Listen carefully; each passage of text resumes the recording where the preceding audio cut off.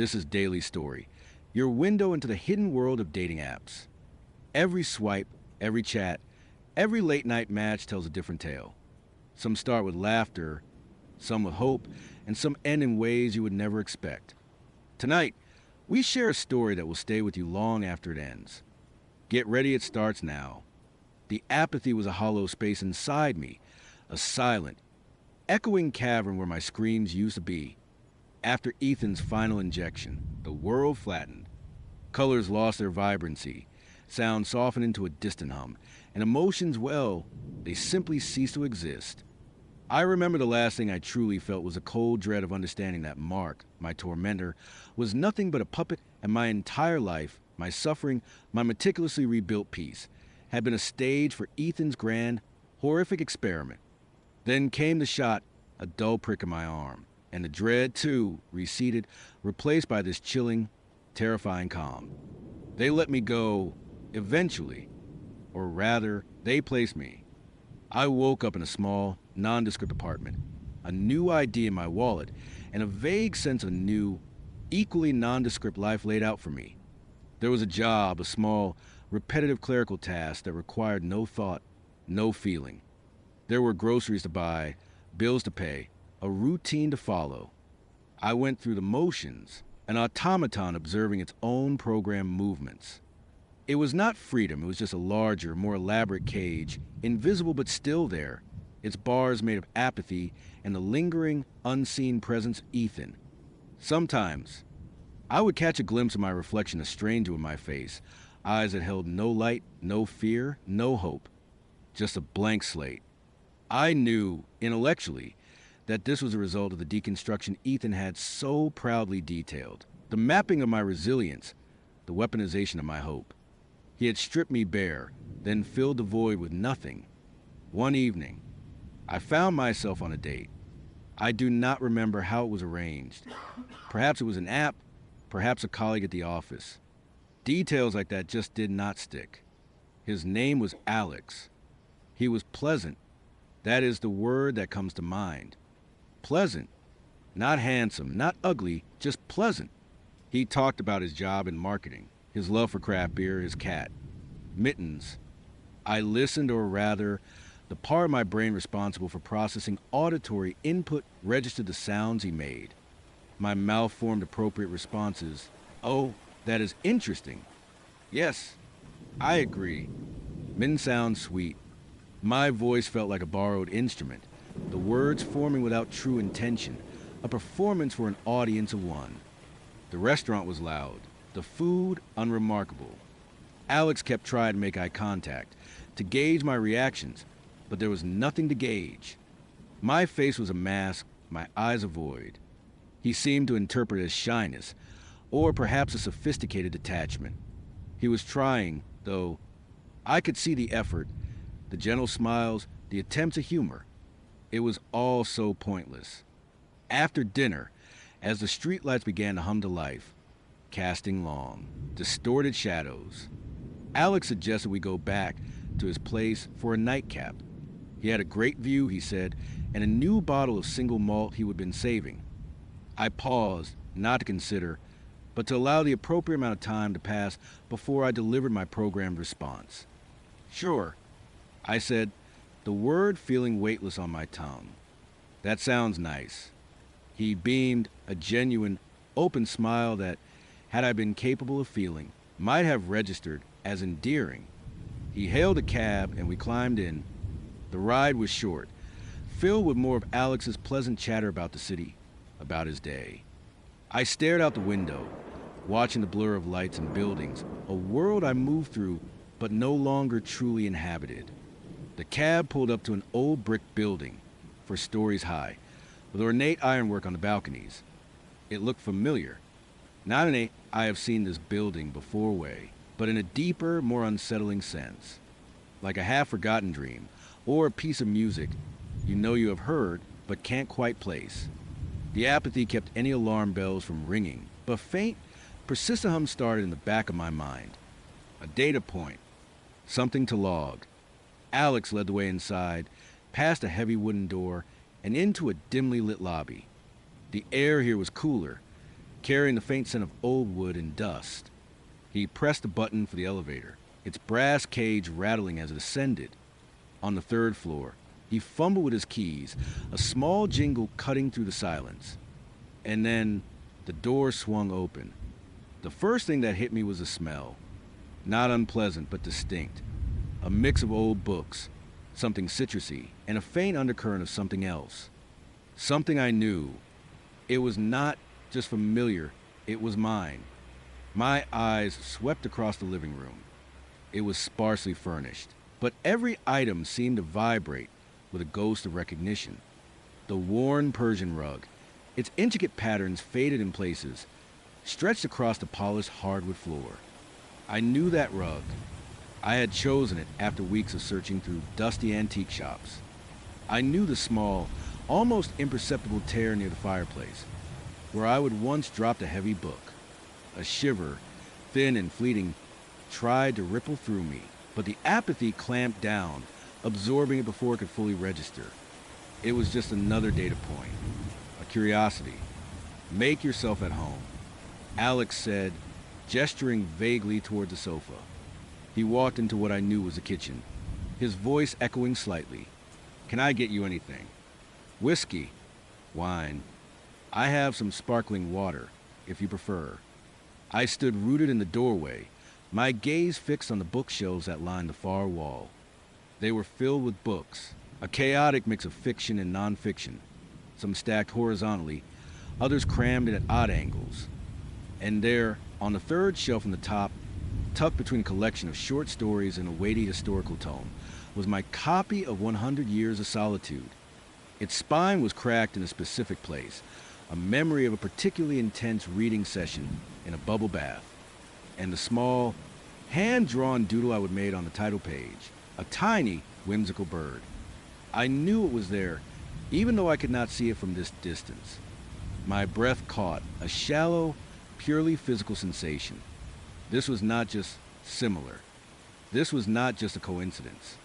Sparkling water would be great. I managed, my voice sounding unnaturally calm, even to my own ears. It was the apathy, a cruel veil that kept me from screaming, from running, from truly feeling the terror that should have been erupting within me. Instead, I observed the horror unfolding, a detached spectator to my own nightmare. I walked further into the living room, my steps slow, deliberate. My fingers, unbidden, traced the cool, smooth surface of the wooden coffee table. A small, almost invisible scorch mark marred its corner, a souvenir from forgotten candle. My candle, my scorch mark. On the wall above the sofa hung a painting. It was an abstract piece, a swirl of blues and greens, evoking the turbulent beauty of the ocean. I had painted it myself years ago, during a period of intense artistic exploration. It was not professional work, just a personal expression. I remember the exact shade of cerulean blue I had mixed, the way the brushstrokes felt against the canvas. I remembered hanging it, struggling with the wire, finally getting it perfectly centered. Alex emerged from the kitchen, holding 2 glasses of sparkling water, oblivious. Nice place, huh? He asked, taking a sip from his glass. I got really lucky with this one. Found it through a friend of a friend. The previous tenant moved out rather suddenly, apparently. Left most of the furniture. 2. Saved me a fortune. Suddenly, the word hung in the air, heavy and loaded. I took the glass from him, my fingers brushing his. His skin was warm. Mine felt cold, clammy. It is very nice, I said, my gaze still fixed on my painting. The blues and greens seemed to ripple, to mock me. Yeah, I love the view, he said, walking over to the large window that overlooked the city. Come here. You can see the river from this angle. I followed, my movement stiff, like a poorly oiled machine. The city lights twinkled in the distance, a sprawling tapestry of human activity. It was the same view I had woken up to every morning for years. The same river, the same buildings, the same distant hum of traffic that was now eerily reminiscent of the hum in my own vacant mind. The previous tenant was a bit of an artist, I think, Alex continued, still gazing out the window, or at least had good taste. A lot of the art was left behind. Like that one, he gestured to my painting. I really like it. Very calming. Calming. The word was a knife, twisting slowly in hollow space where my emotions should have been. My art, my home, my life, now described as calming by a stranger who had unwittingly moved into the shell of my existence. I turned from the window, my eyes scanning the room with a renewed, terrifying clarity. The small ceramic planter on the windowsill, holding a struggling succulent. I remembered buying it on a whim from a street vendor. The small, almost invisible crack on its rim, where I would knock it against the sink. It was there, the worn wooden floorboards near the kitchen entrance. I remembered the faint squeak they made when you stepped on them just right. I took a step, a faint, familiar squeak. My stomach, or what I imagined was my stomach, clenched. It was not just that I knew this place. It was not just that it was my place. It was a sheer, meticulous detail. Every scratch, every scuff, every misplaced item. It was as if someone had taken a snapshot of my life and perfectly recreated it, only to replace me with this empty vessel, observing its own stolen past. Ethan, the name echoed in the silent chamber of my mind. This was him. This had to be him. The deconstruction was not just theoretical, it was practical. He had taken everything. My home, my memories, my very self. And now he was forcing me to witness its desecration, its appropriation, all while I was held captive by this terrifying apathy. "You are very quiet," Alex said, turning from the window, a slight furrow in his brow. He was finally noticing. "Everything okay?" I met his gaze. His eyes were kind, concerned. He had no idea. He was just a pleasant man, enjoying a pleasant evening with a date. Or was he? Was he another mark? Another pawn in Ethan's elaborate, cruel game? Was this entire encounter engineered? Another data point in my reintegration or my further deconstruction? "I am fine," I said, the words coming out flat, devoid of warmth or reassurance. Just admiring the apartment. He smiled, relieved. "Yeah, I love it. It just felt right, you know? Like I was meant to be here." The casualness of his words sent a cold wave through me, a sensation that almost broke through the apathy. Meant to be here. In my apartment, living my life. I walked over to the small, antique writing desk tucked into a corner. It had been my grandmother's. I had polished it countless times, run my fingers over its intricate carvings. And there, in the small, hidden drawer beneath the main surface, was where I kept my emergency cash, a small silver locket, and a dried rose from forgotten anniversary. Only I knew about that drawer. Only I knew the slight trick to opening it, a gentle pressure on the right side. My fingers, guided by an instinct deeper than conscious thought, found the spot. I pressed. The drawer clicked open with a soft sigh. Inside, nestled on a small velvet cloth, was not my cash, not my locket, not my rose. Instead, there was a single, pristine white envelope, unmarked. My hand trembled slightly as I reached for it, the apathy momentarily receding, a tiny crack appearing in its impenetrable facade. I pulled it out. It felt thick, heavy. "What is that?" Alex asked, his voice closer now. He had moved from the window. Curiosity etched on his face. I did not answer. My eyes were fixed on the envelope. It had no return address, no recipient, just a blank, unsettling whiteness. With deliberate slowness, I tore open the seal. Inside, there was a single sheet of paper, folded neatly. As I unfolded it, my gaze fell upon the familiar, elegant script. Ethan's script. The same hand that had annotated my fears, logged my despair, and detailed the deconstruction of my spirit. The message was short, chillingly concise. Subject 7. Phase 3 reintegration. Observe and record. Your apathy is a tool. Use it well. We are always watching. Below the text, there was a small, perfectly rendered diagram. It was a schematic of the apartment. My apartment, but not just the layout. It showed the precise placement of every camera, every microphone, every sensor. Hidden in the walls, disguised as smoke detectors, nestled in the spines of books. Everywhere, my eyes darted to the small, decorative clock on the mantelpiece. The diagram showed a tiny camera lens concealed within its intricate face. Then to the small, seemingly innocuous air vent in the corner of the ceiling. A microphone. The painting on the wall, my painting, had a sensor embedded behind the canvas. This was not just my old apartment. This was my old apartment, turned into a surveillance hub, a new observation chamber, and I was back inside it, not as the inhabitant, but as a subject, the unwitting participant in a new, even more insidious experiment. Alex was standing right beside me now, peering over my shoulder, a puzzled look on his face. "What is that? What is going on?" he asked, his voice tinged with alarm. He reached out as if to take the paper from my hand. I flinched, pulling the paper away, clutching it to my chest. For a fleeting second, a raw, piercing terror tried to break through the apathy. A desperate, primal scream caught in my throat, but it was quickly muffled, swallowed by the vast emptiness inside me. The hum returned, duller, more pervasive. "Who are you?" Alex asked, his pleasant demeanor crumbling, replaced by genuine fear. He looked at the diagram, then back at me, his eyes wide with dawning, terrible understanding.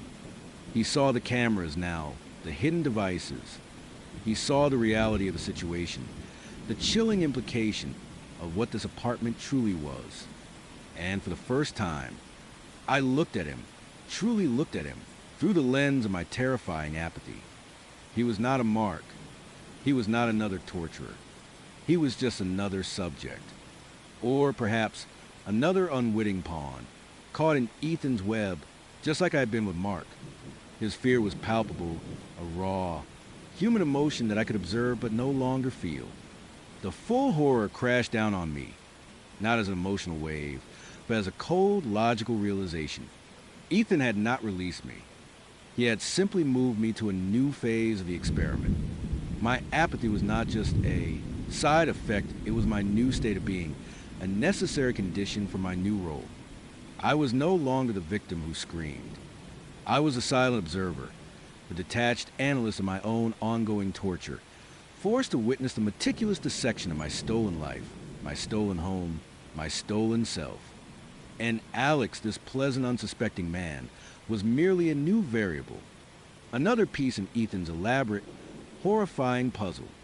And I was trapped with him in my apartment, the silence of my internal void now filled with the chilling hum of hidden cameras, logging every breath, every movement, every flicker of the blankness that was now my soul. Ethan was always watching, and now so was I. It is funny, is not it, how you think you have escaped. You claw your way out of hell. You run until your lungs burn and your muscles scream, and you tell yourself, it is over. I survived. But some things just embed themselves in your bones, in the very marrow. They become a part of you, a shadow that walks behind you, even when the sun is shining directly on your face. It had been nearly a year since Mark, since the House of Bones, since I would face down a monster and live to tell the tale.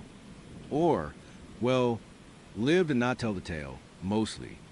The police, the therapy, the endless questions I would try to put all behind me. I would move cities, change my number, even dyed my hair. I was a new person in a new place. Or at least, I was trying to be. Dating was complicated.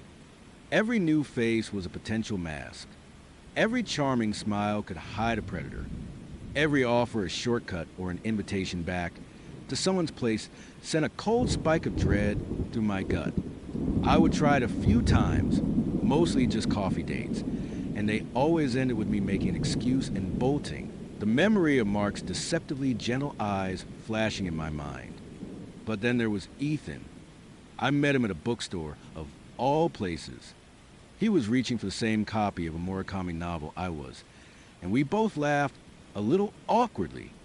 He had kind eyes, a genuine smile, and a laugh that was not forced. He was not overly handsome, not in that chiseled Tinder profile way Mark had been. Ethan was just normal, approachable. He worked as a software engineer, talked about his rescue dog, and seemed genuinely interested in what I had to say. For the first time in a long time, I felt a tiny, fragile spark of something that was not fear. We went on a few dates. Coffee, dinner, a walk in the park. Each time, I braced myself, waiting for the shoe to drop, for the mask to slip. But it never did. He was consistently sweet, thoughtful, and respectful. He listened when I talked about my vague past traumas. I just called him a bad relationship, an A, difficult move, and he did not push for details. He seemed safe. That is a dangerous word. Is not it? Safe. It is a word that lulls you into a false sense of security, right before the trap snaps shut. It was our 5th date. We would gone to a small Italian place, the kind with checkered tablecloths and flickering candles.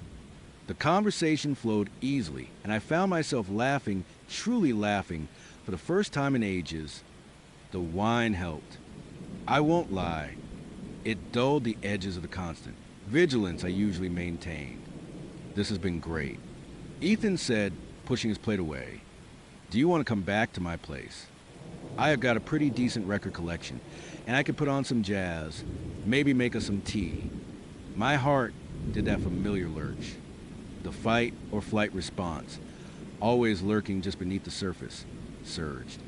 My hand instinctively went to the small, sharp keychain I carried in my pocket, a habit I would picked up since Mark. I could feel the cold metal against my palm. Oh, I do not know. I started already formulating an excuse. It is getting a little late. Ethan's smile did not falter. No pressure, of course. Just thought it might be nice to unwind. I promise I am not some kind of axe murderer, if that is what you are worried about. He chuckled, a light, easy sound. And that is when it hit me. He would said it so casually, almost playfully. But the word axe murderer hung in the air, a discordant note in the otherwise pleasant evening.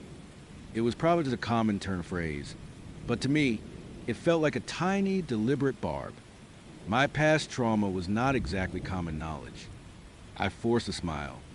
No, nothing like that. Just I am not really a late-night person anymore. It was a lie, but a plausible one. He nodded, still smiling. Fair enough. Well, the offer stands for another time. I will walk you to your car. As he walked me to my car, I felt a strange mix of relief and disappointment. Relief that I had not gone. Disappointment that I was still so broken that even a simple invitation felt like a threat. The next day, he texted, "Still up for that jazz and tea. Maybe we could do a movie night at my place instead, if you are not too tired." I stared at the message. He was persistent, but not pushy. He was giving me an out, but also offering a different, less intimidating scenario. I wanted to say no. Every fiber of my being screamed no. But another part, the part that craved normalcy, that wanted to believe in good people again, whispered yes. I typed back, "Okay, maybe a movie. What time?" My hands were shaking as I drove to his apartment building that evening. It was a modern complex, all glass and steel, nothing like the decaying farmhouse Mark had dragged me to. It felt safe, sterile even. I parked and took a deep breath, trying to calm my racing heart. This is normal. This is fine. You are overreacting. Ethan met me at the lobby, his smile as warm as ever. He led me to the elevator, and we rode up in comfortable silence. He lived on the 5th floor. When the doors opened, he gestured down the hallway. "Just down here, apartment 5B. As we walked, my eyes scanned the hallway. Generic beige carpet, white walls, identical doors. Nothing remarkable. But then, as we approached his door, I felt it, a faint prickle on the back of my neck. a whisper of something familiar. I dismissed it. Anxiety, obviously. My brain was probably just associating apartment hallways with danger now. He unlocked the door and pushed it open, stepping aside to let me in. "Welcome to my humble abode," he said, a touch of self-deprecating humor in his voice. I stepped inside. The first thing that hit me was the smell. Not unpleasant, not overtly bad, but specific. A faint hint of lemon polish, something vaguely metallic, and something else, something deeply ingrained and utterly unsettling. My muscles tensed, my breath catching in my throat. I stood in the entryway, my eyes darting around. It was a typical one-bedroom apartment. Open concept living room and kitchen. A small dining area. Nothing out of the ordinary. And yet my gaze landed on the coat rack by the door. A simple wooden one with 4 hooks. It was identical to the one I would had in my old apartment. The one I would bought at a flea market and painstakingly refinished myself. Coincidence? I told myself. Lots of people have coat racks. Ethan was already moving into the living room. "Make yourself at home. I will put on some music, maybe get us some drinks. Wine. Beer. I have got sparkling water if you're not drinking. Water, please." I managed, my voice a little hoarse. I could not move. My feet felt glued to the polished hardwood floor. My eyes continued their frantic scan. The living room. A beige sectional sofa, a glass coffee table, a flat-screen TV mounted on the wall, a bookshelf filled with books and a few framed photos. All perfectly normal. But then I saw the rug. It was a Persian style rug, muted blues and reds, a distinctive pattern. It was the same rug I would inherit from my grandmother, the one that had been in my living room, the one I would thought was lost when I would been abducted, and my apartment had been cleared out by the police. A cold dread began to seep into my veins, pushing out the wine-induced relaxation. This was not just deja vu. This was not just anxiety. "You okay?" Ethan's voice cut through my thoughts. He was holding 2 glasses of water, looking at me with a slight frown. "You look a little pale." I forced a smile, a shaky, unconvincing thing. "Just a long day." "I am fine." He handed me a glass. His fingers brushed mine, and I flinched, pulling my hand back as if burned. He did not seem to notice, or if he did not comment. I took a sip of water, my eyes still scanning, searching for more evidence, praying I was wrong.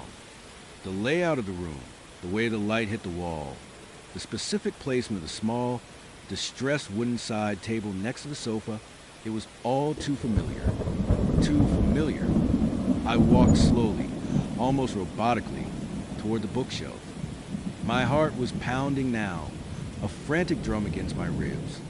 My breath was shallow, ragged. I told myself to be calm, to rationalize. Maybe it was just a popular decor style. Maybe he had similar taste. But then I saw it. Tucked between a stack of thrillers and a biography was a small leather-bound journal. It was dark green, with a slightly scuffed cover and a tiny, almost invisible scratch on the spine.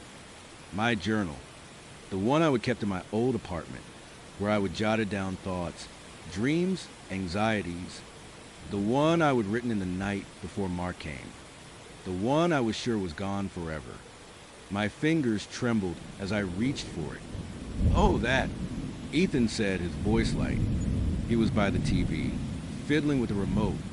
"Just some old journal I picked up at a vintage store. Thought it looked interesting." He glanced at me over his shoulder, a small, knowing smile playing on his lips. A vintage store. A cold, hard knot formed in my stomach. This was not a coincidence. This was not similar taste.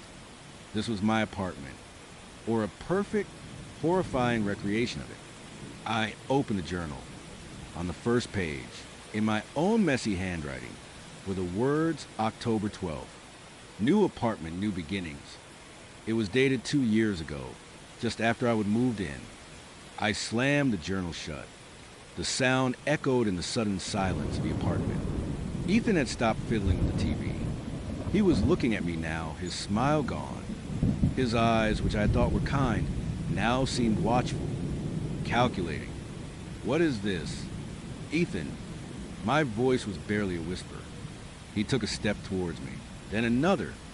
What is what, darling? His tone was soft, almost soothing, but there was an undercurrent of something else. Something predatory. This apartment. I said, my voice rising. This is my apartment. My old apartment. How is this possible? He stopped a few feet away from me.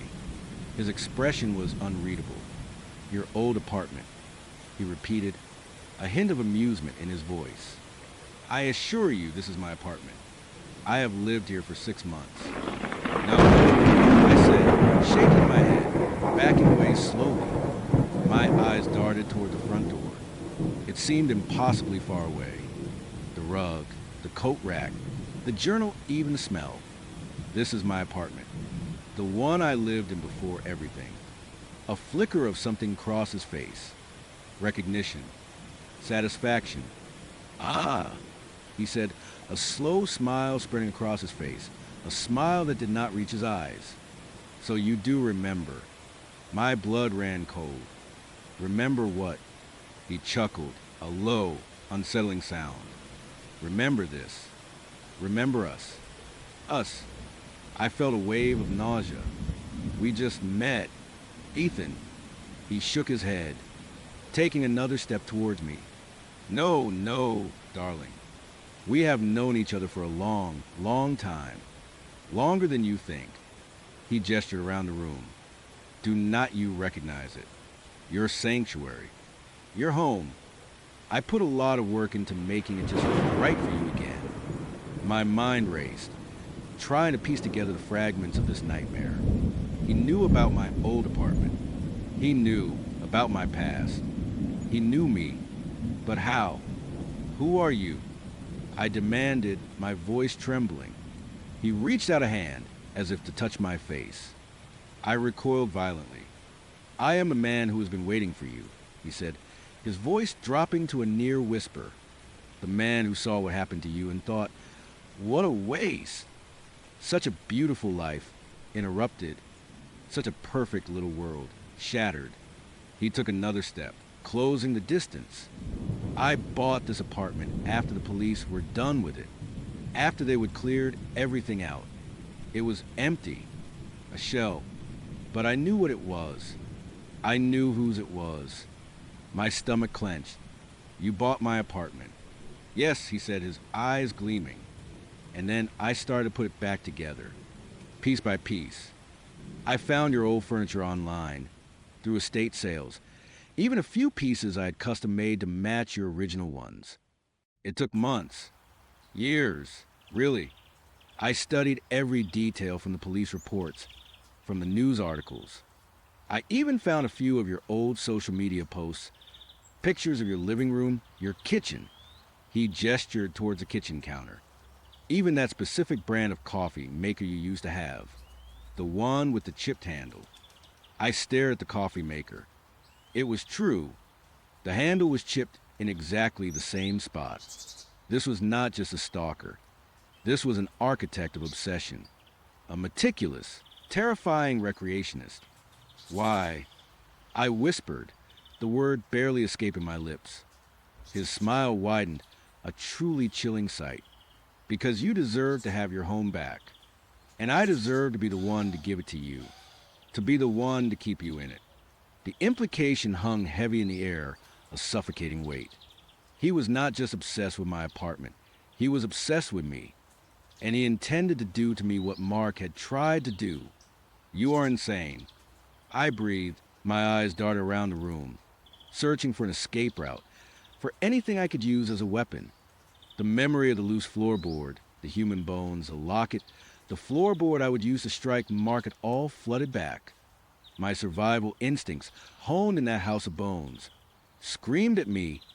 Perhaps, he said, still smiling. But I prefer to think of it as dedication. I have watched you, you know, since you came back to the city.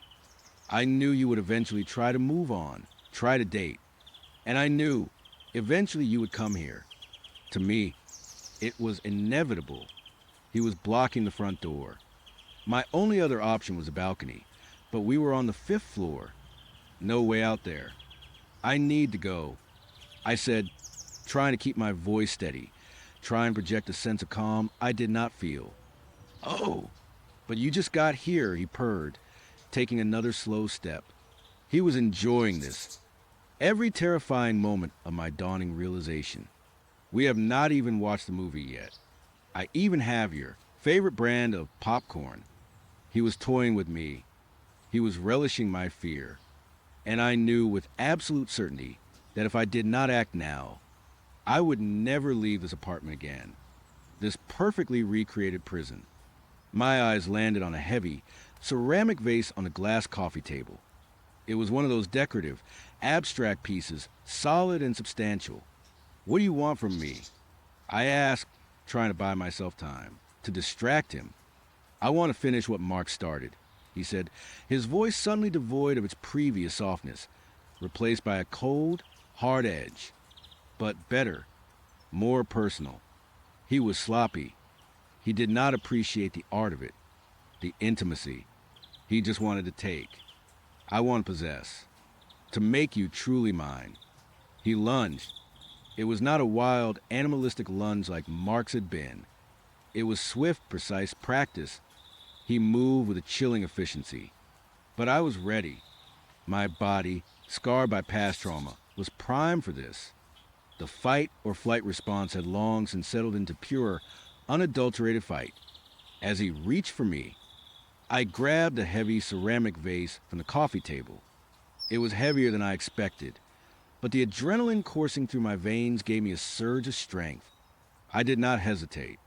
I swung it with all my might, aiming for his head. There was a sickening thud as it connected with his temple. He stumbled back, a gasp escaping his lips, his hand flying up to his head. Blood immediately welled between his fingers. He roared, a sound of pure rage, very similar to the one Mark had made. It sent a fresh wave of terror through me, but it also fueled my resolve. I would not let this happen again. I would not be another victim. He lunged again, this time with a wild, desperate fury. I dropped the broken vase, the shards scattering on the hardwood floor, and kicked out, aiming for his knee. My boot connected with a satisfying crunch.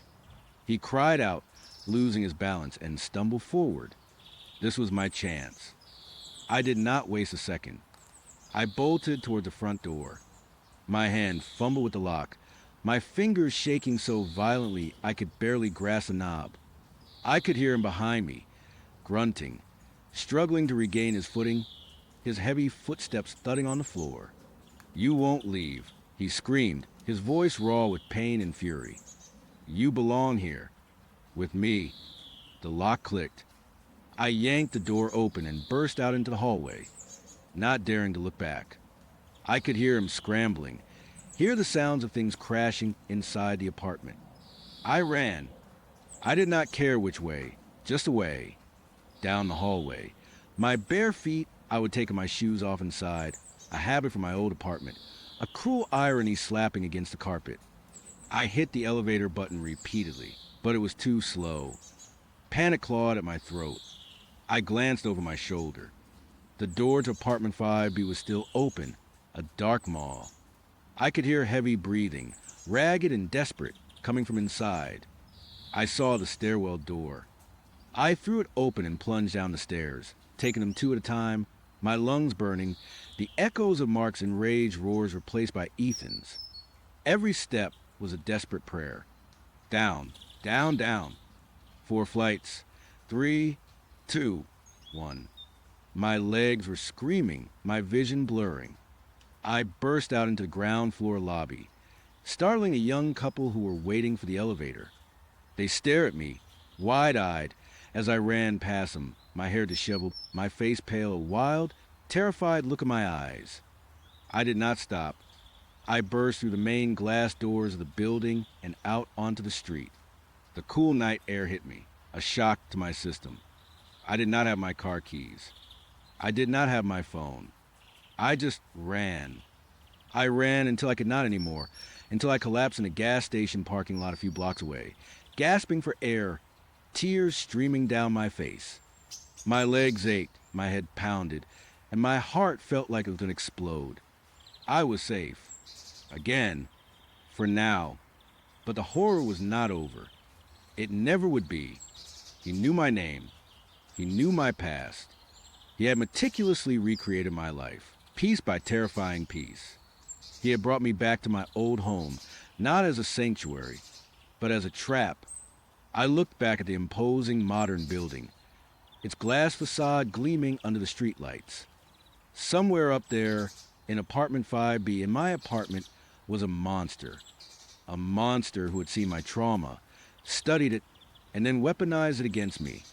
The fear that had been a shadow, a constant companion, now felt like a living thing, intertwined with my very being. I had escaped Mark, the monster in the decaying house. But Ethan was something far worse. He was a monster who lived in the light, who blended in, who knew your history, and who used your past against you. He had violated my most intimate space, not once, but twice. He had stolen my sense of home, my sense of self, and twisted it into a macabre obsession. And I knew, with a chilling certainty, that this was not the last I would see of him. He had spent years building his perfect trap. He would not give up so easily. The world was not safe. My home was not safe. And I would never, ever be truly free again. The click of the recorder was the sound of my life snapping shut, a final, definitive clack that echoed in the mildew-laden air of the shack. My jaw was stretched painfully open by the duct tape, rendering my screams or any coherent plea into pathetic, choked whimpers. Ethan, the man who pretended to be my salvation, now stood over me, his face a mask of chilling fascination, a glinting knife in his hand. "Tell me about Mark," he would say, his voice a low, almost tender rumble that curdled my stomach. "Tell me everything." My eyes darted around the shack, searching for anything, any sliver of hope. There was nothing, just rough-hewn planks, dirt on the floor, and the suffocating smell of decay. My wrists and ankles were chafed raw against the rough ropes, the pain a dull throb beneath the searing terror. This was not just a nightmare, this was a relapse, a cruel, twisted encore of a horror I thought I would finally escape. Ethan watched me, a slow, predatory smile spreading across his lips. He knelt, bringing his face close, his warm breath ghosting over my cheek. "You are trying to scream. Are not you? Try to tell me I am wrong, that you know me, that we have been on dates before." He chuckled, a soft, disturbing sound. "Oh, we have not we? Dinner downtown, a movie, a walk in the park. You thought those were dates." He paused, letting his words hang heavy in the air, each one a nail hammered into my already fractured sanity. "But this, my dear, this is our first real date. And in a way, you have been on a date like this before, have not you? With someone like me." My heart hammered against my ribs, a trapped bird desperate for freedom. He was twisting it, twisting everything. My mind screamed, "No, we have dated. You know me." But the tape held my protest captive. "You are confused," he murmured, stroking the cold blade of the knife along my cheekbone, just enough pressure to make me flinch, but not enough to break the skin. "You think you know me. You think I know you. But I have never truly seen you. Not the real you. The one beneath all the layers you have meticulously built. The one you hid after Willow Creek. I have been watching you, you know, long before Tinder. Long before our dates. I saw the way you moved, the way you flinched at loud noises, the way you scanned room for exits. I saw the fear in your eyes, even when you laughed." His words sent a fresh wave of ice through my veins. He had been watching me. For how long? Was everything a lie? Every kind word, every gentle touch, every shared laugh. It was worse than Mark. Mark was pure, unadulterated evil, a force of nature. Ethan was a meticulously crafted illusion, a wolf in sheep's clothing who had wormed his way into the deepest, most vulnerable parts of my heart. And you, he continued, his eyes gleaming with a disturbing intelligence. You've been on a date with me before. Not me, Ethan, the charming man from Tinder. But me, the one who sees, the one who understands, the one who creates. You have danced this dance before, have not you? With Mark, the butcher of Willow Creek. He stood up, walking slowly around the chair, his footsteps crunching on the dirt floor. The recorder continued to spin, a silent, hungry witness. That is what fascinates me. Your resilience, your ability to rebuild, to pretend, to survive. Most people break. They shatter. But you just kept going. You changed your name, moved 3 states away, built a new life, a beautiful facade. And I want to see what is underneath. He stopped in front of me again, the knife now held loosely at his side. So, let's start our real date. Our blind date, if you will. Because you are blind to what I truly am, and I am about to truly see you for the first time. And for that, I need you to talk. I need you to tell me about Mark, about the House of Bones, about everything you ran from. I want to understand the masterpiece you are. And then, I will create my own. With a slow, deliberate motion, he reached for the duct tape on my mouth. My breath hitched. This was it. This was where the real horror began. He peeled it back, slowly, the adhesive tearing at the sensitive skin of my lips. A sharp sting, and then the suffocating silence was broken by my ragged gasps. Now, he said, his voice firm, tell me, from the beginning, do not leave anything out. Every scream, every smell, every memory. I want to hear it all. He clicked the recorder again, louder this time, a gesture of finality. Consider this your therapy session. Except this time, the therapist has a knife, and he is not interested in healing you. He is interested in understanding your pain, and perhaps making some of his own. My throat was raw, my mouth dry. I tried to speak, but only a croak emerged. He waited, patient, terrifying. My eyes pleaded with him. Searching for any flicker of Ethan, I thought I knew. There was nothing, just cold, calculating curiosity. Water. I managed a rasp, my voice barely a whisper. He smiled. Oh, we will get to that. But first, the story. Remember every detail, or our date gets complicated. He gestured with the knife. I swallowed, the taste of fear thick in my mouth. There was no escape, no choice. I had to tell him. I had to relive it for him, for this monster who had wormed his way into my life. His name was Mark. I began, my voice trembling, raw from disuse and terror. The words felt alien, heavy, like stones dragged from the deepest part of my soul. I met him online, just like you. The irony was a bitter, metallic taste. He seemed normal, charming, a bit intense, maybe, but I thought it was passion. He loved old houses, he said, fixing them up. He had one outside of Willow Creek, isolated.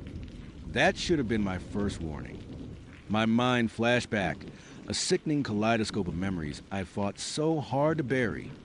The quaint, rustic charm of the house, quickly overshadowed by the unsettling quiet. The way Mark's eyes would linger on me, not with affection, but with an unnerving possessiveness. He invited me to stay for a weekend. I continued, forcing the words out. Said he wanted to show me his project. I was lonely, vulnerable. I went. Ethan leaned forward, his gaze rapt, utterly absorbed. The recorder hummed. The house I struggled, trying to find the right words to convey the creeping dread.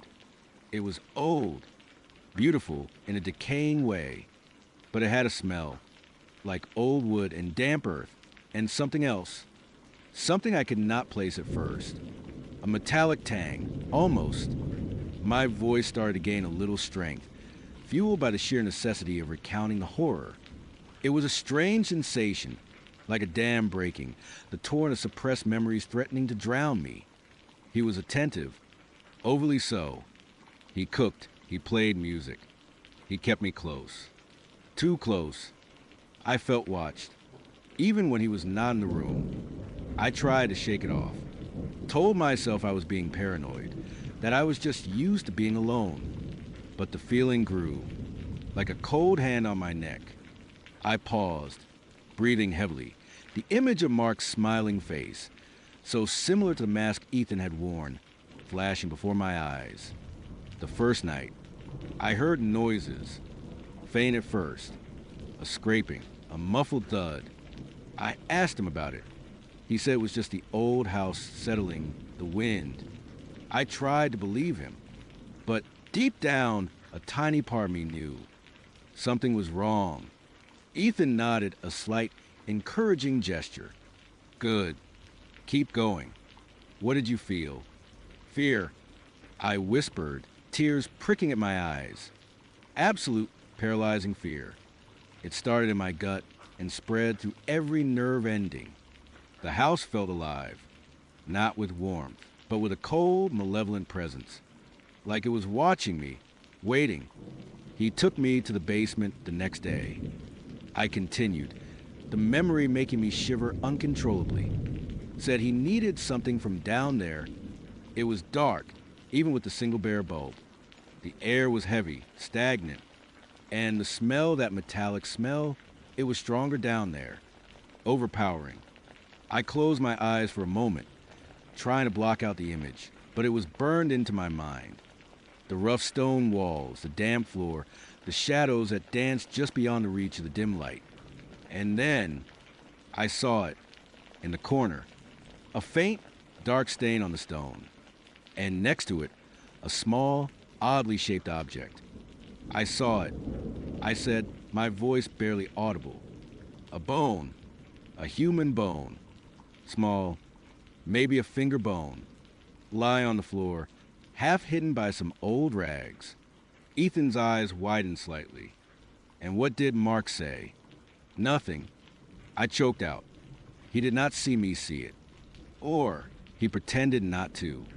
He just grabbed what he needed, and we went back upstairs. I did not say anything. I could not. My mouth was dry. My heart was pounding. I knew then. I knew what kind of house it was. What kind of man he was. The words tumbled out, each one a painful confession. I spent the rest of that day in a haze, pretending everything was fine, laughing at his jokes, even as my stomach churned, planning my escape. I knew I could not just leave. He would not let me. I had to be smart. My mind raced, recalling the meticulous planning, the agonizing wait. I waited until nightfall, until he was asleep. I crept out of bed, my heart a drum in my ears. Every creak of the floorboards sounded like a gunshot. I made it to the front door. It was locked. All the windows were nailed shut. He had trapped me.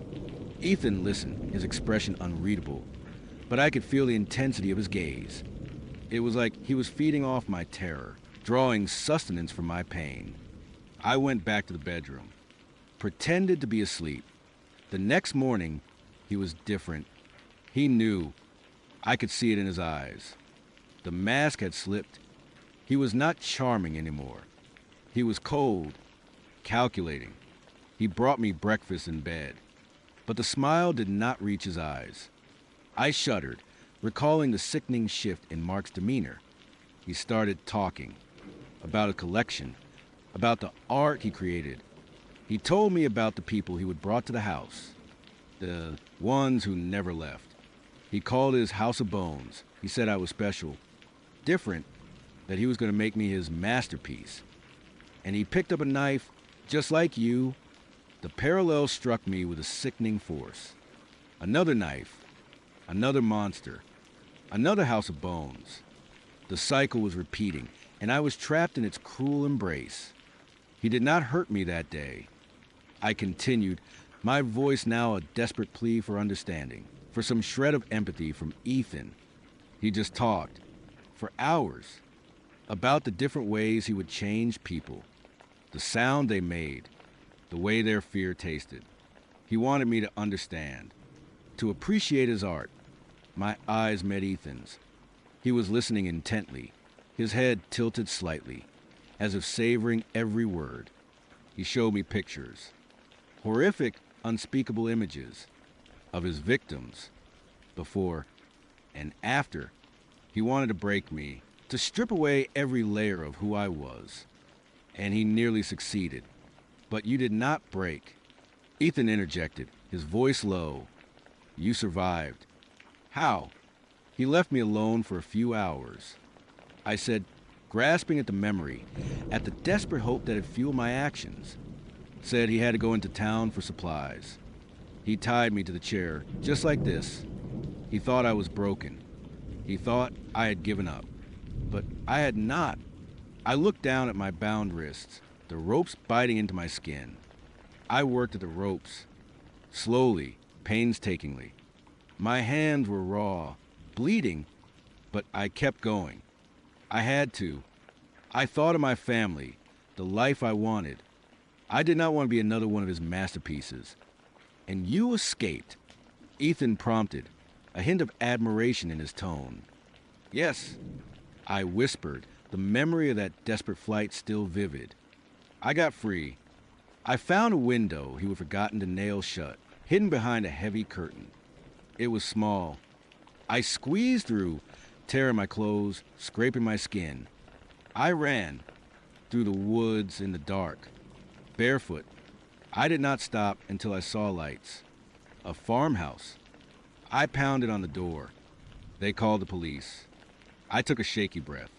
Mark was caught. The house of bones was exposed. They found so many, buried in the yard, in the basement. He was the butcher of Willow Creek. Silence descended, broken only by the hum of the recorder and the frantic pounding of my heart. I had told him. I had bared my soul, relived my worst nightmare, all for this new monster. Ethan slowly picked up the knife again, its polished surface reflecting the dim light. A remarkable story, he said, his voice devoid of any emotion. Truly fascinating. Your resilience, as I said, is extraordinary. You faced pure evil, and you did not just survive, you rebuilt. You created a new identity, a new life. He walked over to a small, rusty metal cabinet in the corner of the shack. He opened it, revealing a collection of tools. Scalpels, clamps, a small saw. My blood ran cold. This was not just about listening to my story. But that is the problem, is not it, he continued, picking up a gleaming scalpel. That new identity, that new life, it is a lie. A beautiful, intricate lie. You are still the same girl who saw that bone in the basement, are not you. The one who ran, terrified. The one who carries the scars, even if they're invisible. He turned back to me, the scalpel glinting menacingly.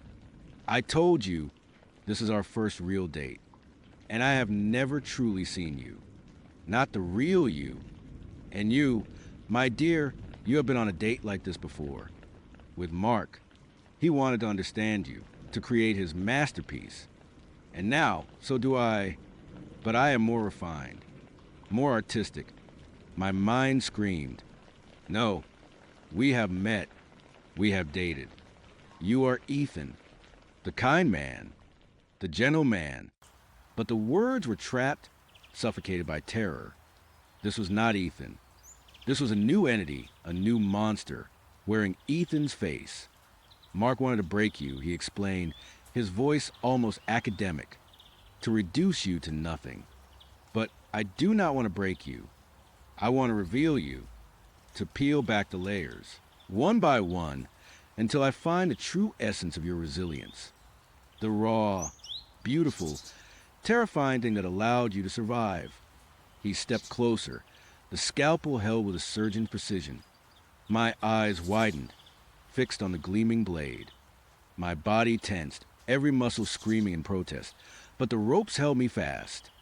You see, he said, his smile returning, colder than ice, You're still wearing that beautiful dress, the one I complimented.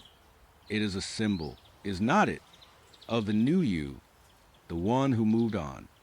But we're going to take that off, not with force, but with understanding. He reached out, not with a scalpel, but with his free hand, and gently ran his fingers over the silk of my dress.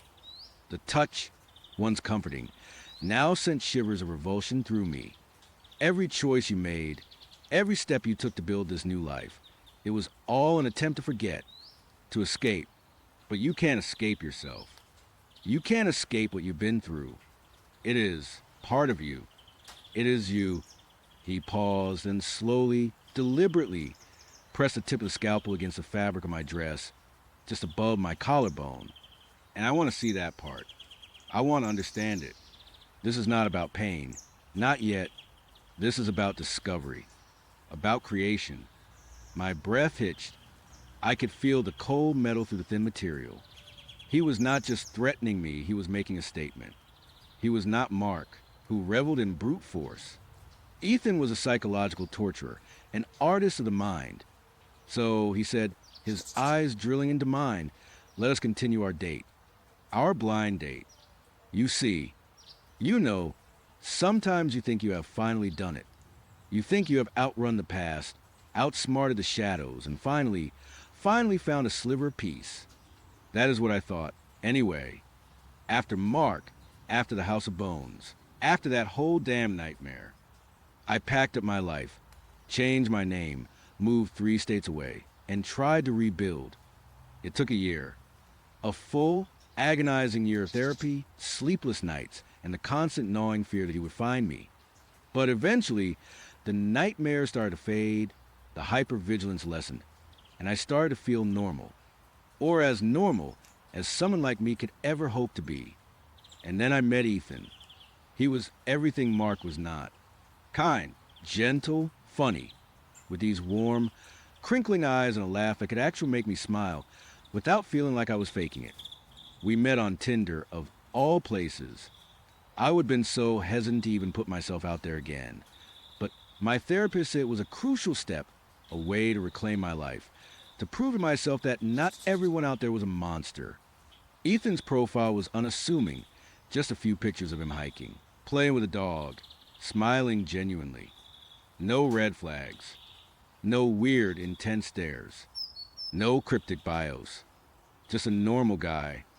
We started talking, and it was easy, effortless.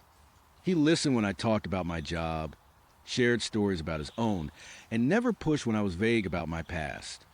He just seemed to understand, or at least respect, that I had boundaries. We went on a few dates, coffee, a movie, a walk in the park. Each time, I would brace myself for the other shoe to drop, for that flicker of darkness, that shift in his eyes that would remind me of Mark. But it never came. He was consistently good, consistently kind. I slowly, cautiously, let my guard down.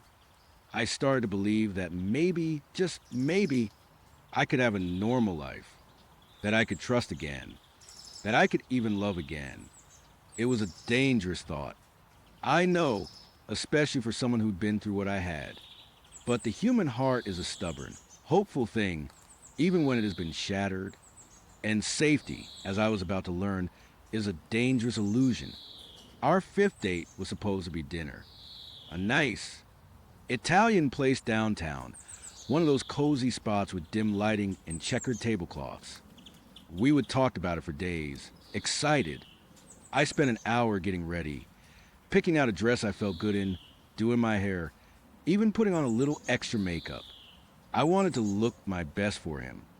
I wanted to feel beautiful and cherished, something I had not felt in so long. When he pulled up to my apartment building, he was already smiling. He got out of the car, a sleek black sedan I had not noticed before. Usually he drove an older, beat-up SUV, and opened the passenger door for me. Such a gentleman. He even complimented my dress, his eyes lingering for just a moment, making me blush. Everything felt perfect. We chatted easily as he drove. The usual stuff, how our days were. A funny story about a co-worker, plans for the weekend. The city lights began to blur past the windows, painting streaks of red and white on the darkening sky. I was relaxed, humming along to the indie rock station he had on, completely at ease. Then I noticed it. We were not heading downtown. "Hey," I said, a little laugh in my voice, "are you taking a scenic route? I thought that Italian place was off Elm Street, and this feels like we are going east." Ethan chuckled, a low, easy sound that usually made me feel warm. "Oh, yeah. I just remembered there is a shortcut this way. Cuts out a lot of the evening traffic. Do not worry, we will be there in no time." A shortcut. Okay, that made sense. Downtown traffic could be a nightmare. I shrugged and went back to looking out the window, watching the familiar urban landscape give way to something less familiar. The buildings thinned out, replaced by more open spaces, smaller businesses, and then, slowly, patches of trees. "Wow," I said, "this really is a shortcut. I do not think I have ever been this far out on this side of town." "Yeah, it is a bit of a hidden gem," Ethan said, his voice still light. He reached over and briefly squeezed my knee, a gesture of affection that was usually comforting. Tonight, it felt a little possessive, but I pushed the thought away. Paranoia, I told myself. Old habits. The road became darker. The streetlights grew fewer and farther between. Soon, they disappeared entirely, replaced by the occasional, distant glow of a porch light from a house set far back from a road. We were out of the city now, properly out. The air felt cooler, heavier, and the scent of damp earth and pine needles started to filter through the vents. My unease began to prickle at me. "Ethan, seriously, where are we going? This does not look like any road that leads downtown. Are you sure about this shortcut?" He glanced at me, his smile still in place, but it felt a little tighter now. "Almost there, darling. Just trust me. Trust me." The words echoed in my head, a cold whisper of memory. Mark had said those words. Countless times. And each time, they would lead me deeper into his particular brand of hell. My heart started to pound, a frantic drum against my ribs. "No, Ethan, I do not like this. This road looks like it is leading into the woods. The restaurant is downtown. Can we please turn around?" My voice was higher now, a little shaky. He did not answer immediately. His eyes were fixed on the road ahead, his knuckles white on the steering wheel. The easy-going facade was starting to crack, revealing something beneath, something I could not quite place, but that sent a chill down my spine. "Ethan," I pressed, my voice now laced with genuine fear. "Pull over. Right now. I want to go home." He finally turned his head, his gaze meeting mine. His eyes, those warm, crinkling eyes, were different. They were cold, flat, devoid of any of the kindness I would grown to associate with him. The smile was gone.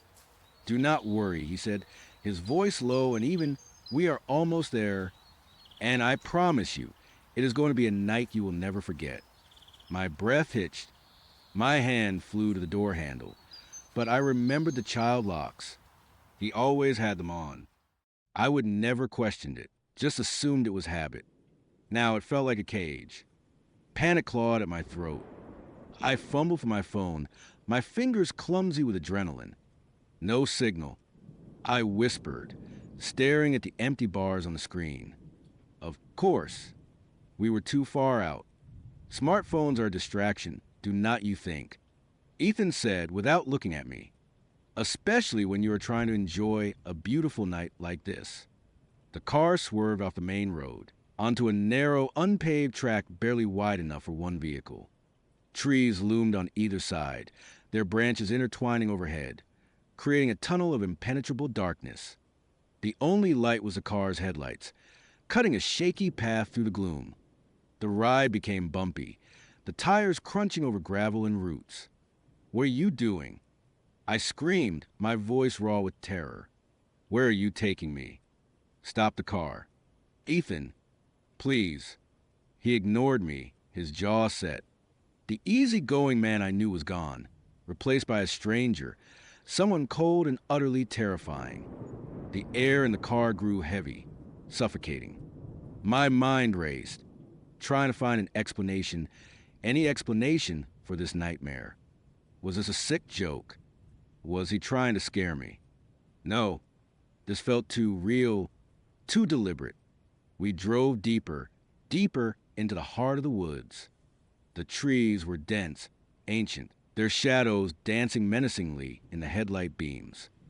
I pressed myself against the passenger door, my eyes darting frantically, searching for any sign of another car, a house, anything. There was nothing, just trees. And us. Finally, after what felt like an eternity, the car slowed and then stopped. We were in a small clearing, surrounded on all sides by an impenetrable wall of trees. The engine died, plunging us into an oppressive silence, broken only by the chirping of crickets and the frantic pounding of my own heart. Ethan turned to me, and in the dim light filtering through the canopy, I saw his true face. It was not the kind, gentle face I would fallen for. It was a mask, and behind it, something utterly predatory gleamed in his eyes. "We are here," he said, his voice a low purr that made my skin crawl. "Here. Here where?" I stammered, my voice barely a whisper. "There is nothing here. Ethan, just trees." He leaned in closer, and I recoiled, hitting my head against the window. "Oh, but there is, darling. There is so much here, and it is all for you." He reached into the glove compartment and pulled out something long and thin, a roll of duct tape. My blood ran cold. This was not a joke. This was not a misunderstanding. This was happening. Again. No. I whimpered, scrambling to unlock the door, but it was useless. "No, please. Ethan, do not do this. I do not understand." "Why?" He just smiled, a wide, unsettling grin that stretched his lips taut. "Because you are special. Clara, so very special. And I have been looking for someone like you for a long, long time." He moved fast, surprisingly so for a man who usually seemed so relaxed. Before I could even process what was happening, he had my hands bound together with the tape, securing them tightly around my wrists. I struggled, screamed, kicked, but he was stronger than he looked. He quickly taped my mouth shut, the rough adhesive pressing painfully against my lips. My screams were muffled, reduced pathetic whimpers. Tears streamed down my face, hot and stinging. This could not be happening. Not again. I had escaped. I had rebuilt. I was supposed to be safe. He got out of the car, and for a terrifying moment, I thought he was going to leave me there. But then he opened my door, pulling me out roughly. My legs were wobbly, and I stumbled, falling to my knees on the damp earth.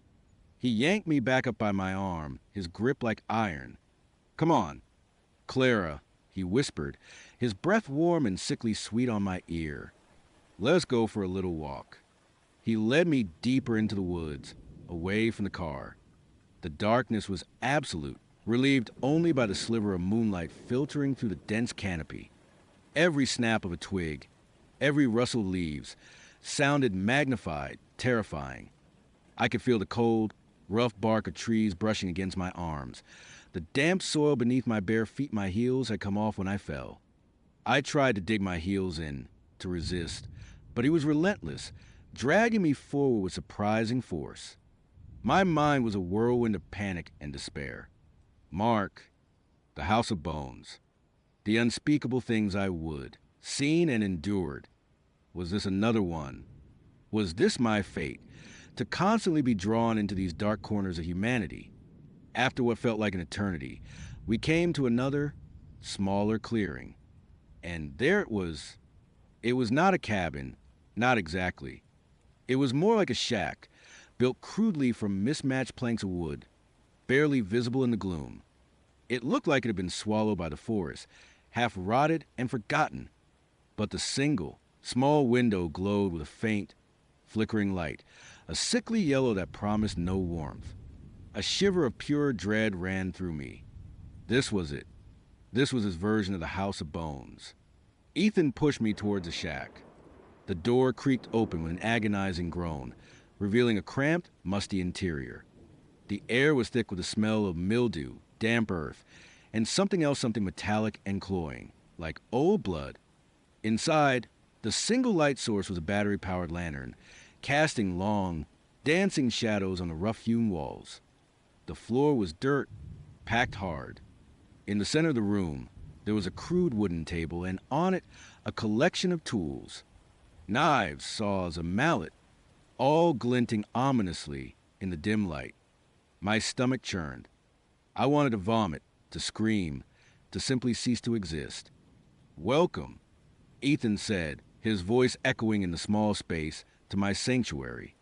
He pushed me toward a corner where a single, rickety chair sat. He forced me into it, then began to secure my ankles to the chair legs with more duct tape. As he worked, he started to talk, his voice a low, steady drone that was more terrifying than any shout. "You know, Clara, I have been watching you. For a while now, ever since you moved to this city. You are quite resilient, are not you? After everything you went through, most people would have just given up. But not you. You fought. You survived. That is what makes you so interesting." My eyes widened. He knew. He knew about Mark. He knew about my past. The realization hit me like a physical blow. This was not just some random monster. This was someone who had deliberately sought me out, someone who had studied my trauma, who saw it not as a reason for empathy, but as a qualification. He finished taping my ankles, then stood back, admiring his work. His eyes lingered on my bound hands, my terrified face. "You must be wondering how I know," he said, as if reading my mind. "It is simple, really. The internet. News archives. You were a minor celebrity for a while. Clara, the girl who escaped the butcher of Willow Creek. A survivor. A testament to the human spirit. They called you." He chuckled, a dry, humorless sound. "I saw the articles, the interviews. I saw the fear in your eyes, even when you were trying to be brave. And I knew, right then, that you were the one." He picked up a small, gleaming knife on the table, testing its edge with his thumb. My eyes were glued to it, my breath catching in my throat. "You see," he continued, "most people, they break. They wither. But you adapted. You learned to live with the fear. You learned to be strong. And that, Clara, is a rare and beautiful thing. A truly beautiful thing." He took a step closer, the knife held loosely in his hand. My entire body was trembling, involuntarily shaking. "I am not like Mark," he said, as if sensing my thoughts. "He was messy, unprofessional. He just took. I, on the other hand, appreciate the process, the anticipation, the understanding of what truly makes a person tick." He paused, his gaze fixed on my eyes. "And I want to understand you. Clara, every single facet of your resilience." He reached out, and with the tip of the knife, he gently traced a line of my jaw. The cold steel against my skin sent a jolt of pure terror through me. I squeezed my eyes shut, tears forcing their way past my taped mouth. "Do not worry," he murmured. "I won't hurt you, not yet. First, we talk. We get to know each other. I want to hear your stories. All of them. And then, well, then we will see what kind of masterpiece we can create together." He moved to the table, picking up a small, handheld recorder. He clicked it on, and a faint red light began to blink. "So," he said, his voice suddenly shifting back to that familiar, gentle tone, "tell me. Clara, tell me about Mark. Tell me about the House of Bones. Tell me everything." I opened my mouth, but only a choked sob escaped. The duct tape pressed against my lips, silencing me. He frowned slightly. "Oh, right. The tape." He walked back over to me, and my heart leaped with a desperate, foolish hope. Was he going to remove it? Give me a chance to speak, to beg. to try and reason with him. He knelt down, his face close to mine. His eyes, those cold, flat eyes, stared into mine. I can't have you screaming. Clara, not yet, but I do need you to answer my questions. So, let's try this. He reached for the tape, but instead of peeling it off, he adjusted it, pulling it tighter, making sure it was firmly secured. Then, with a slow, deliberate movement, he pressed his thumb against my chin, pushing my jaw upwards, forcing my mouth to open slightly beneath the tape. It was an excruciating, agonizing stretch. My jaw ached, my teeth pressed against each other. There, he said, a satisfied smirk spreading across his face. Now, you can still whisper. You can still tell me your secrets. But you can't scream. It's not that clever. He stood up, picked up the knife again, and began to slowly, methodically clean under his fingernails with the tip of the blade. The metallic scraping sound filled the silence of the shack. So, Clara, he began again, his voice soft, almost conversational. Let us start from the beginning. Tell me about the night you met Mark. I stared at him, my eyes wide with terror and despair. My body was numb, my mind reeling. The air was thick with the smell of blood and damp earth. Outside, the crickets chirped, oblivious of the horror unfolding within the shack. I was trapped, again, in another house of bones, with another monster who saw me not as a person, but as a project. And this time, I knew, with a chilling certainty that settled deep in my soul, that there would be no escape. Not for a long, long time. And even if I did survive, I would never, ever be whole again. The illusion of safety was shattered, replaced by the chilling reality that some nightmares, once they find you, never truly let you go. They just change their face. He listened, rapped, then picked up a scalpel. He was not like Mark, who sought to break me with brute force, with the blunt instruments of a butcher. No, Ethan, with his calm demeanor and the way his eyes tracked my every tremor, was a different kind of monster entirely. Markham the clumsy, blood-soaked brute Ethan was a surgeon, the artist, the one who saw the intricate workings of fear and suffering and sought to dissect them with precision. The scalpel, gleaming under the single bare bulb that swung precariously from the shack ceiling, was not a threat of immediate messy violence, but something far more chilling. It promised a calculated, deliberate unraveling. My breath hitched, a ragged sound in the suffocating silence. The metallic tang in the air, a ghost of Mark's house, suddenly intensified, making my stomach churn.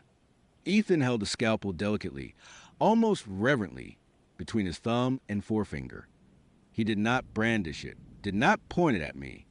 He simply admired it, tilting it so the light caught its impossibly sharp edge. No, not like Mark at all, he murmured, his voice soft, almost conversational, a stark contrast to the terror seizing my throat. Mark was an amateur, a primitive. He saw the meat, the bone, the potential for destruction, but he did not see the art. He looked up then, his gaze piercing, stripping away every last shred of my carefully constructed composure. You, though, he continued, taking a slow step closer, the scalpel still poised. You were his masterpiece, were not you, his magnum opus, the one who got away, carrying the scars of his grotesque ambition. He paused, a strange, almost wistful smile playing on his lips. And now you are mine. The words hit me like a physical blow, stealing the air from my lungs. Mine. The possessiveness in his tone was sickening, wrapping around me like a shroud. This was not just about information for him, not about some twisted curiosity regarding Mark. This was personal. This was about me. You told me about the House of Bones, he said, his voice dropping to a low, intimate whisper, as if sharing a secret. The smell, the discovery, the escape. A truly remarkable tale of survival. Most would have crumbled. Most did crumble. He just led vaguely with the scalpel, as if indicating Mark's other victims. But you fought. You clawed your way out. You rebuilt. You became an inspiration. An inspiration. The word felt like a fresh wound, twisting the knife of my fear. My new life, the one I would fought so hard to build, the one where I was just me, not the girl who escaped the butcher, felt like a cruel joke. Every moment of peace, every laugh, every quiet evening I would enjoyed had been tainted, watched, consumed by this man. He took another step, and I instinctively flinched, straining against the unseen bonds that held my wrists to the rough wooden chair. The duct tape, still clinging to my ankles, and a strip across my mouth that he would peel back, felt like a physical representation of the way my past had reasserted its hold. "Do not worry," he said, misinterpreting my fear, or perhaps enjoying it. "This is not for what Mark did. Mark sought to break the body. I seek to understand the spirit, to truly see the survivor." He leaned in, his breath warm against my cheek, carrying the faint, unsettling scent of antiseptic and something sweet like old potpourri. And to do that, I need to see everything. My eyes, wide and unfocused with terror, darted around the grimy shack. The bare bulb cast long, dancing shadows, making the crude walls seem to pulse. That is, when I saw them. Not immediately, not all at once, but as my vision adjusted, as my brain struggled to process the unfolding nightmare, they began to emerge from the gloom. On the wall directly opposite me, tacked haphazardly but meticulously arranged, were photographs. Hundreds of them. My photos. My breath caught again, a strangled gasp that tore at my throat. It was like looking into a distorted mirror of my own life, a grotesque, unauthorized autobiography. There were pictures of me from years ago, faded Polaroid, a younger, more carefree version of myself, laughing with friends at college party, oblivious of the darkness that would soon consume my world.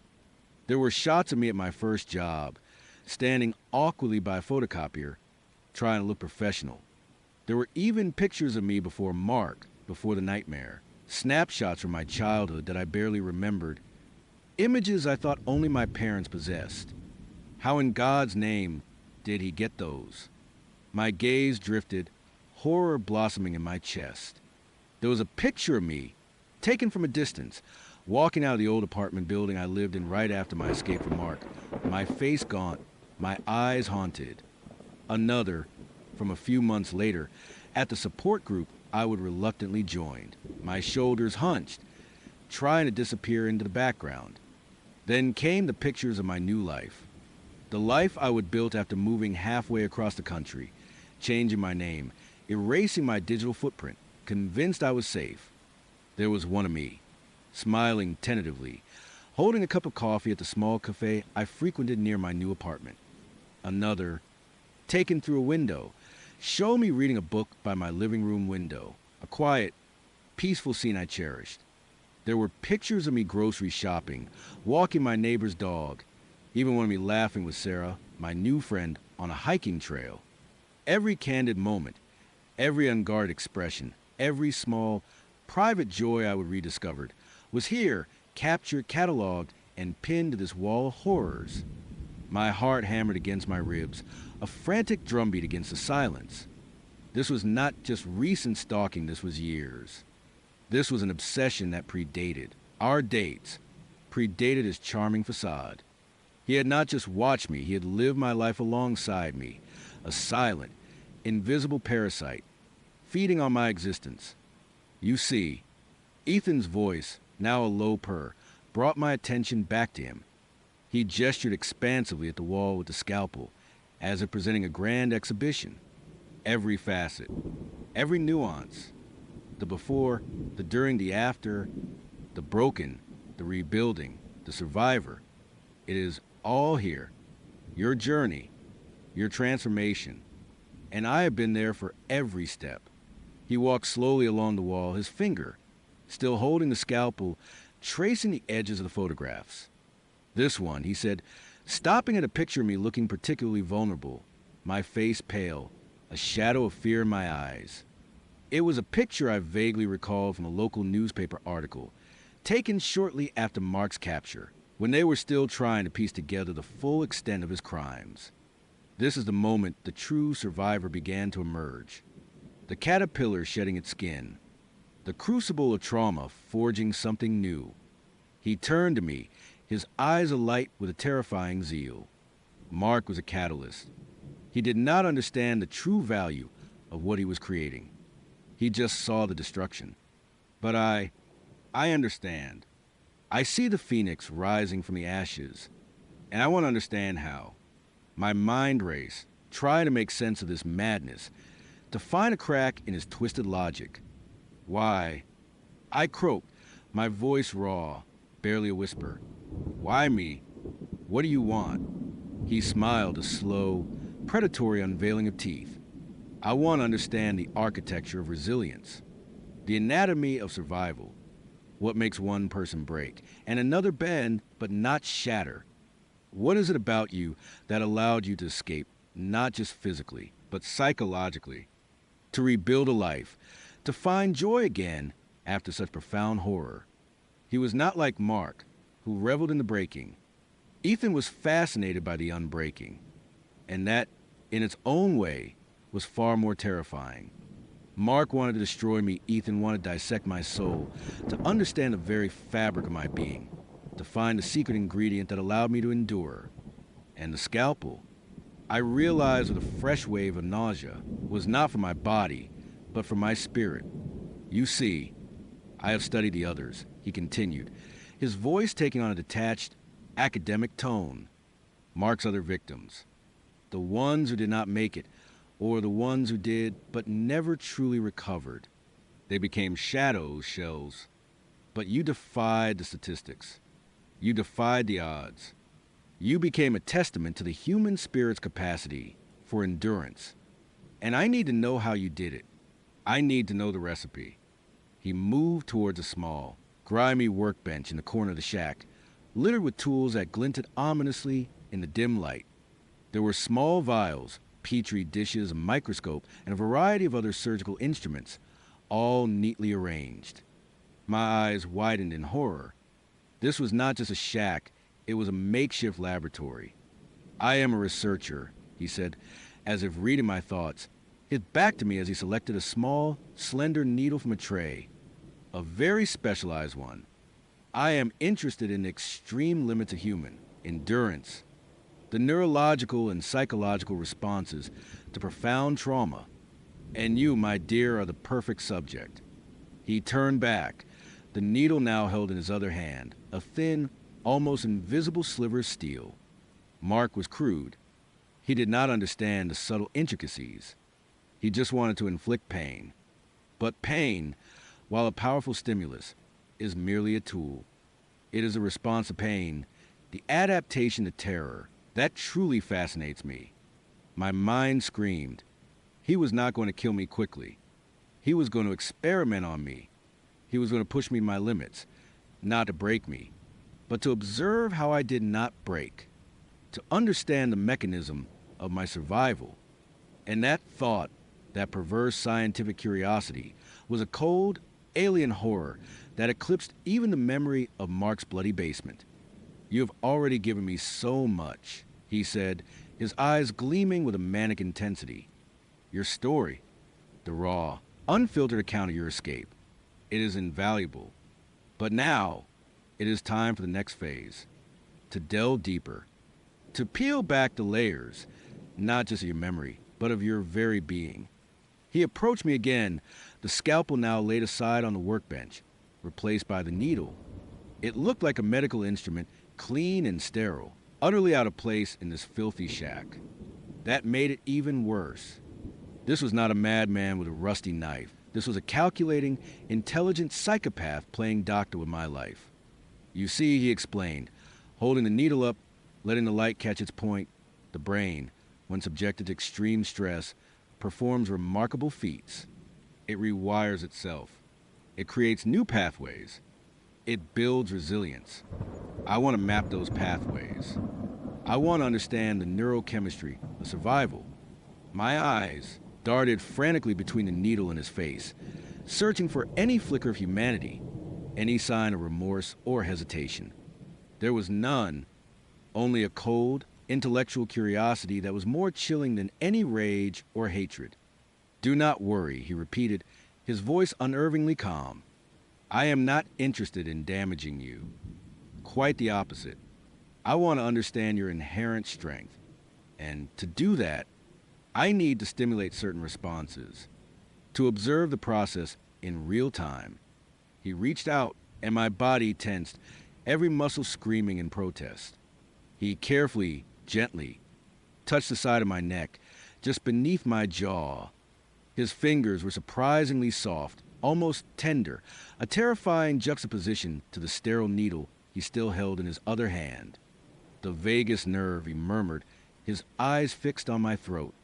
A fascinating bundle of fibers, responsible for so much of our fight or flight response, our emotional regulation. I suspect yours is exceptionally well developed. He moved closer, the needle hovering inches from my skin.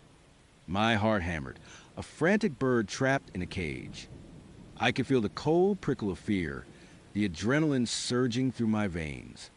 My breath came in shallow, ragged gasps. I wanted to scream, to thrash, to fight, but the tape held me fast and the terror paralyzed me. It is a simple procedure, he assured me, his voice a low, soothing hum that did nothing to calm my racing mind. A small, localized stimulus, just enough to observe the neurological cascade, to see the patterns of your resilience emerge. He was going to torture me, not for pleasure, but for data. He was going to systematically dismantle my psychological defenses, not to break me, but to study how I put them back together. It was a horrifying, scientific rape of my mind. My gaze flickered back to the wall of photos. My life, laid bare, analyzed, categorized. Every moment, every emotion, every private struggle, now reduced to a data point in his twisted research. The coffee date, the charming smile, the casual conversation, it had all been a carefully orchestrated prelude to this. He had not been interested in me as a person. He would have been interested in me as a specimen. You are a marvel, he whispered, his eyes gleaming with a zealot's fervor. A true survivor. Mark created a monster, but you became something greater. And I intend to unlock the secrets of that transformation. The needle glinted. I squeezed my eyes shut, a silent scream tearing through my soul. The air was thick with the metallic smell of fear, the antiseptic tang of his instruments, and the sickening scent of old potpourri. This was not just a relapse, it was an evolution of horror, a scientific nightmare far more insidious than anything Mark could have conceived. The butcher had wanted my body, Ethan wanted my very essence. And with the scalpel, the needle, and the chilling array of photos, he was ready to begin his work. The first prick was barely perceptible, a tiny pinprick just below my ear, near the curve of my jaw. It was not painful, not in the way Mark's blows had been. It was sharp, precise, and sent a jolt of pure, unadulterated dread through my entire being. My body seized, an involuntary spasm against the ropes. Good, Ethan murmured, his voice a low hum of satisfaction. Excellent initial response. The sympathetic nervous system is already activated. Adrenaline surge, increased heart rate, pupil dilation, textbook fight or flight. He was narrating my terror, dissecting it as it unfolded. It was like being trapped in a horror movie where the villain was also the detached scientific commentator. My mind, reeling from the initial shock, tried to latch onto anything, any memory, any thought that was not this immediate, suffocating fear. I remembered our first date.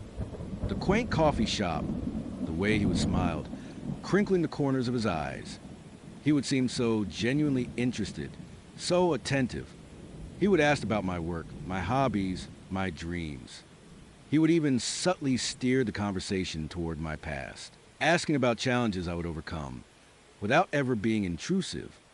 I would thought, for a fleeting, foolish moment, that I would finally met someone who saw me, truly saw me, beyond the ghost of Mark. How horribly wrong I had been. He had seen me, but not in the way I would hoped.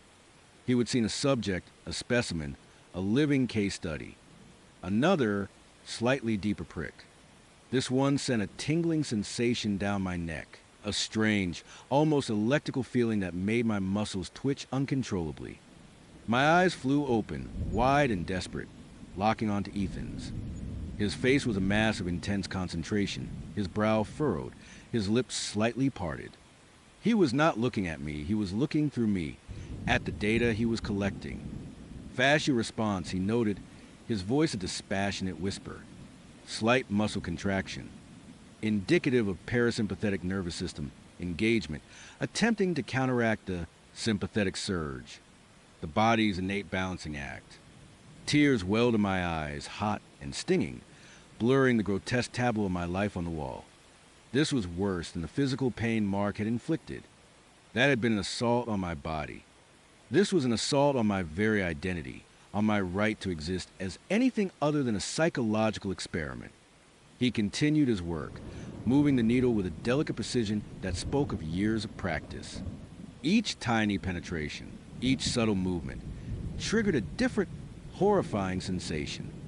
Sometimes it was a dull ache, sometimes a sharp, fleeting sting, sometimes a strange, numb pressure.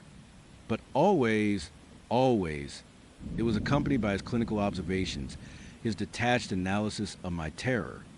Observe the micro tremors in the hands, he dictated, as if to an invisible assistant, a classic sign of acute stress.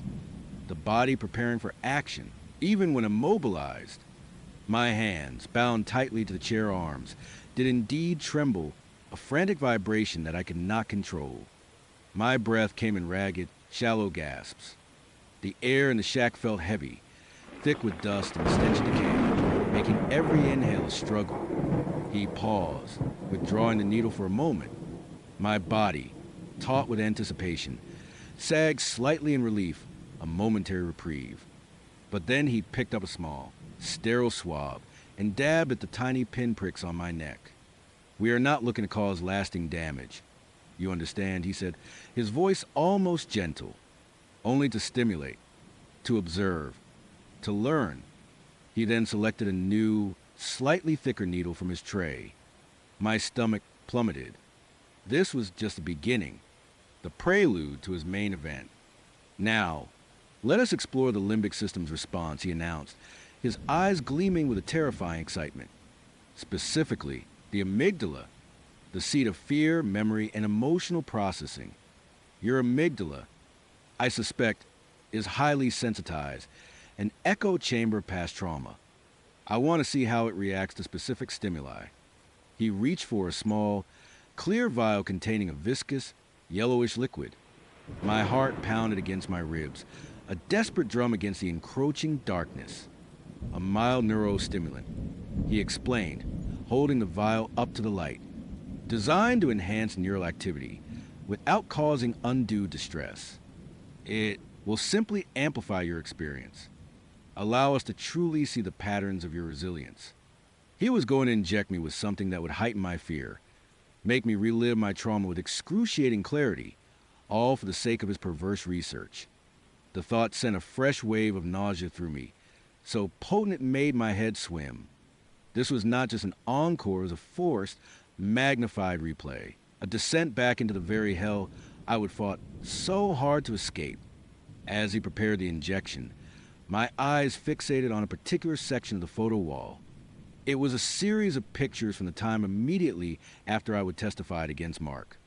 My face, pale and drawn, but with a flicker of defiance in my eyes. Then months later, a picture of me laughing with Sarah, my new friend, a genuine, unburdened laugh. He had captured it all, the slow, agonizing process of healing, the tentative steps toward a new life. And now, he was going to systematically dismantle it. You have been through so much, he said, his voice strangely sympathetic, almost paternal. As he approached me again, the syringe now filled with a yellowish liquid. The trauma of Mark, the arduous journey of recovery. It is all testament to your extraordinary fortitude. And that fortitude is what I seek to understand. He found a vein in my arm with practice. Ease, his touch surprisingly light. I closed my eyes again, bracing myself, the metallic taste of fear coating my tongue. The cold prick of the needle the slow, burning sensation as a liquid entered my bloodstream. It was not agonizing, but the psychological horror of what it represented, what it was meant to do, was far worse than any physical pain. Within moments, a strange, disorienting sensation began to creep over me. My senses sharpened, becoming almost painfully acute. The dim light of the bulb seemed to intensify, casting stark, exaggerated shadows. The faint smell of decay in the shack grew stronger, more pungent, making my stomach clench. Every creak of the old wood, every rustle of dust, sounded amplified, echoing in my ears. And then the memories began.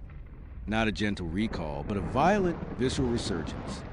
The metallic tang in the air suddenly was not just a ghost, it was the overpowering stench of Mark's basement, the coppery scent of fresh blood, the sickly sweet smell of decay. I could hear Mark's heavy footsteps above me, the chilling thud of the meat cleaver, the muffled whimpers of his other victims. My heart rate skyrocketed, a frantic, desperate rhythm against my ribs. Excellent. Ethan's voice cut to the surging terror, sounding distant, almost ethereal, despite his proximity. The stimulant is working. The amygdala is fully engaged. Observe the rapid eye movement, the shallow, hyperventilating breaths. The body is reliving the trauma, even without external triggers. He was right. I was reliving it. The cold, damp concrete floor. The flickering bulb above, identical to this one. The crude tools, the human bone I would stumble upon. The sheer, overwhelming panic of realizing I was trapped in a house of horrors.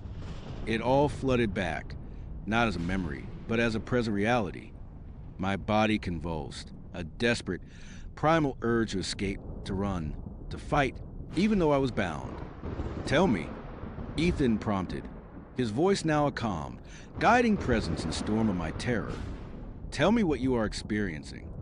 Describe the sensations, the fear, the desperation, the sheer, visceral terror of that moment." He wanted me to narrate my own torture, to provide a running commentary on my descent back into hell. The ultimate act of psychological violation. My throat was tight, choked with fear, but the stimulant seemed to loosen something, to force the words out. The smell. I choked out, my voice raw, trembling. The iron, the damp, the cold, his footsteps. I heard them. So heavy.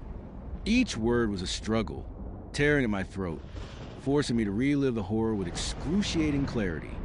"Good," he encouraged, a strange, almost gentle satisfaction in his tone. "Excellent. Keep going. Focus on the details. The fear, the adrenaline. What did it feel like knowing you were trapped?" The memories intensified, becoming almost hallucinatory. I could see Mark's shadow falling across the basement door, his massive frame blocking the light. I could feel the clammy sweat on my skin, the icy dread gripping my stomach. My entire being was screaming, trapped in a loop of pure, unadulterated terror. "Trapped," I whispered, tears streaming down my face, blurring the images on the wall. No escape. The bone. I saw the bone. A femur. Human. I knew then. I knew what he was.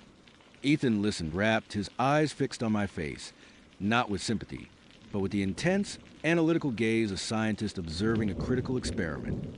He was taking notes, scribbling furiously on a small pad, occasionally glancing at a series of monitors I had not noticed before, displaying graphs and numbers that I could not comprehend. My brain was a canvas for his macabre art, my suffering the pigment.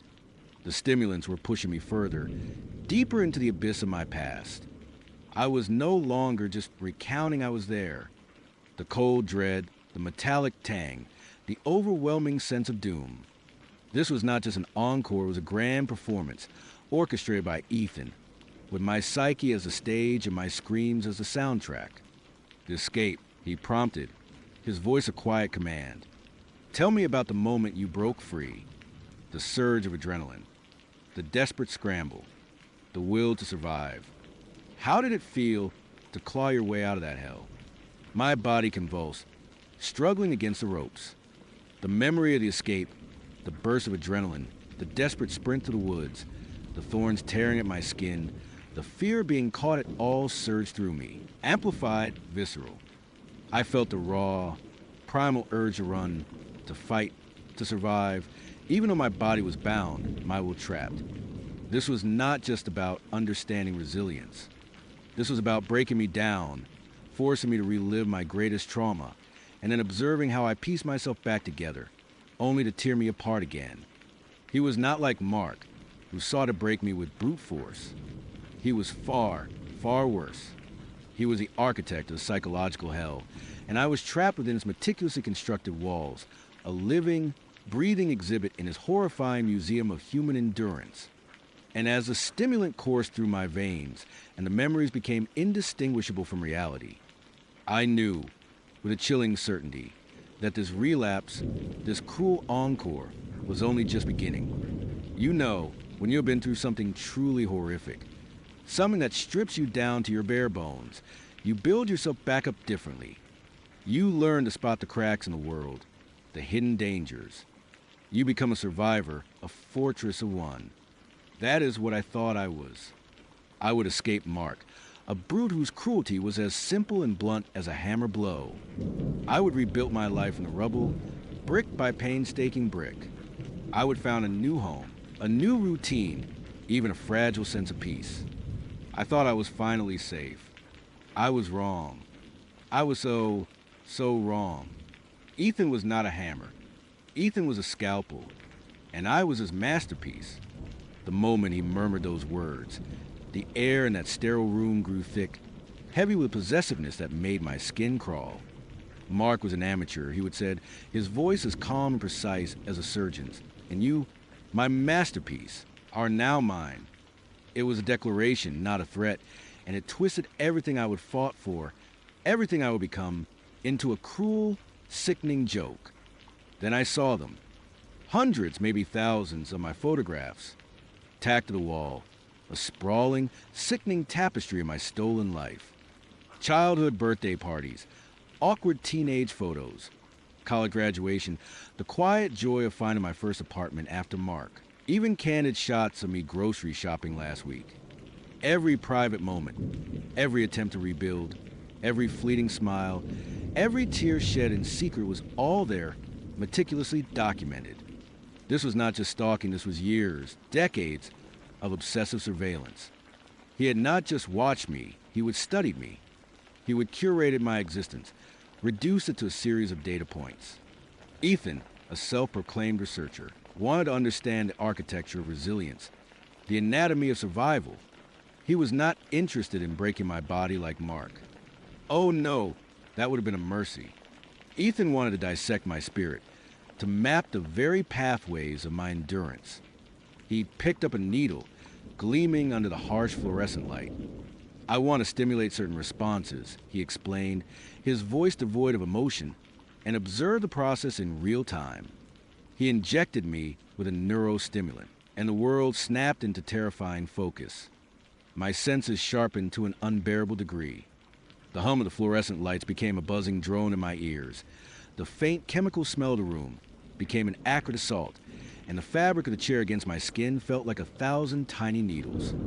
My heart hammered against my ribs, a frantic drumbeat that echoed in my skull. And then, the memories of Mark's basement flooded back. Not just memories, but vivid, visceral replays. The damp, cold concrete, the metallic tang of fear in the air, the guttural roar of Mark's voice, the sickening thud of impact, the suffocating darkness. It was not an encore, it was a forced reliving, a scientific nightmare.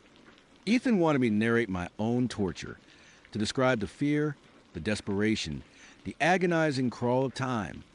He wanted my essence, not just my body. Begin, he instructed, his gaze unwavering. He had a small, sleek tablet in his hand, his thumb occasionally tapping at the screen, logging my every breath, every tremor. Start with your first memory of Mark's. Confinement. My voice was a ragged whisper, a stranger's voice as I recounted the terror. The stimulant made it impossible to lie. impossible to soften the edges. Every detail was there, raw and bleeding. The stench of stale beer and unwashed clothes. The way the light from the single bare bulb in the basement flickered, making the shadows dance like mocking specters. The cold chain against my wrist, the ache in my joints from being forced into unnatural positions. I described the gnawing hunger, the desperate thirst, the way my mind would try to escape, building elaborate fantasies of rescue, only to have them brutally shattered by the sound of heavy footsteps on the stairs. Ethan listened, his head tilted slightly, like a scientist observing a particularly fascinating specimen. He did not interrupt, did not show an ounce of pity or disgust, just pure, unadulterated observation. He asked follow-up questions, not about the physical pain, but about the psychological impact. When you felt despair, describe its texture. Was it heavy, suffocating, or sharp, cutting? Did it feel localized, or did it permeate your entire being? He wanted to dissect the very fabric of my emotional landscape.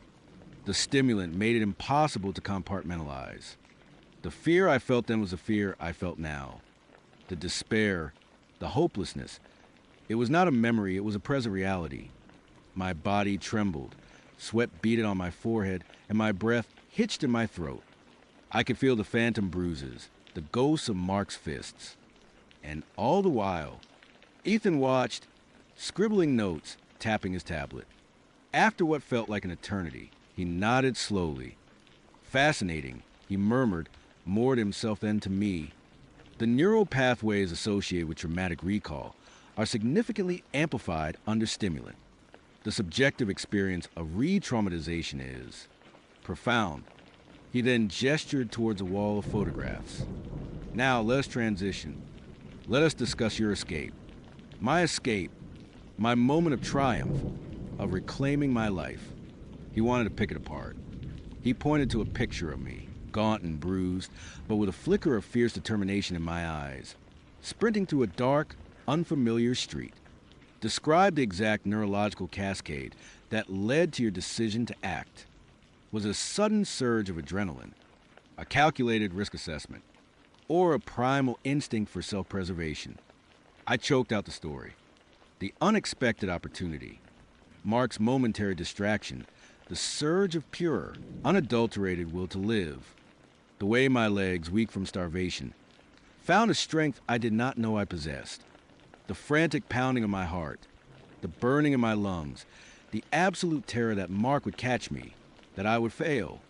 But beneath the terror, a tiny, blazing spark of hope, a desperate, irrational belief that I could make it. Ethan's eyes seemed to gleam. Hope, he repeated, savoring the word. An intriguing variable. How did you sustain it? Was it a conscious choice, or an emergent property of your neurochemistry? He was not interested in the story of my escape, not really. He was interested in the mechanisms behind it. He wanted to understand the wiring of my spirit, the blueprint of my resilience, not to admire it, but to understand how to dismantle it. He moved on, his finger tracing a path through the photographs, a timeline of my recovery. A picture of me, months later, smiling tentatively at a small coffee shop. Another, me laughing with a new friend. A quiet moment, reading a book in my new apartment. He paused at each one, his questions dissecting my attempts at normalcy. Describe the process of reintegration. How did you establish trust? What were the cognitive strategies you employed to suppress intrusive thoughts? How did you define safety? The stimulant made my responses agonizingly honest. I told him about the nightmares that still plagued me, the sudden flashes of fear, the constant vigilance. I told him about the careful, deliberate steps I took to rebuild my world, the small victories, the moments of genuine connection. I told him about the therapy, the slow, painful work of patching together a shattered psyche. And with each admission, I felt a piece of myself being exposed, not just to him, but to myself under his cold, analytical gaze. And here, he said, his finger landing on a recent photograph.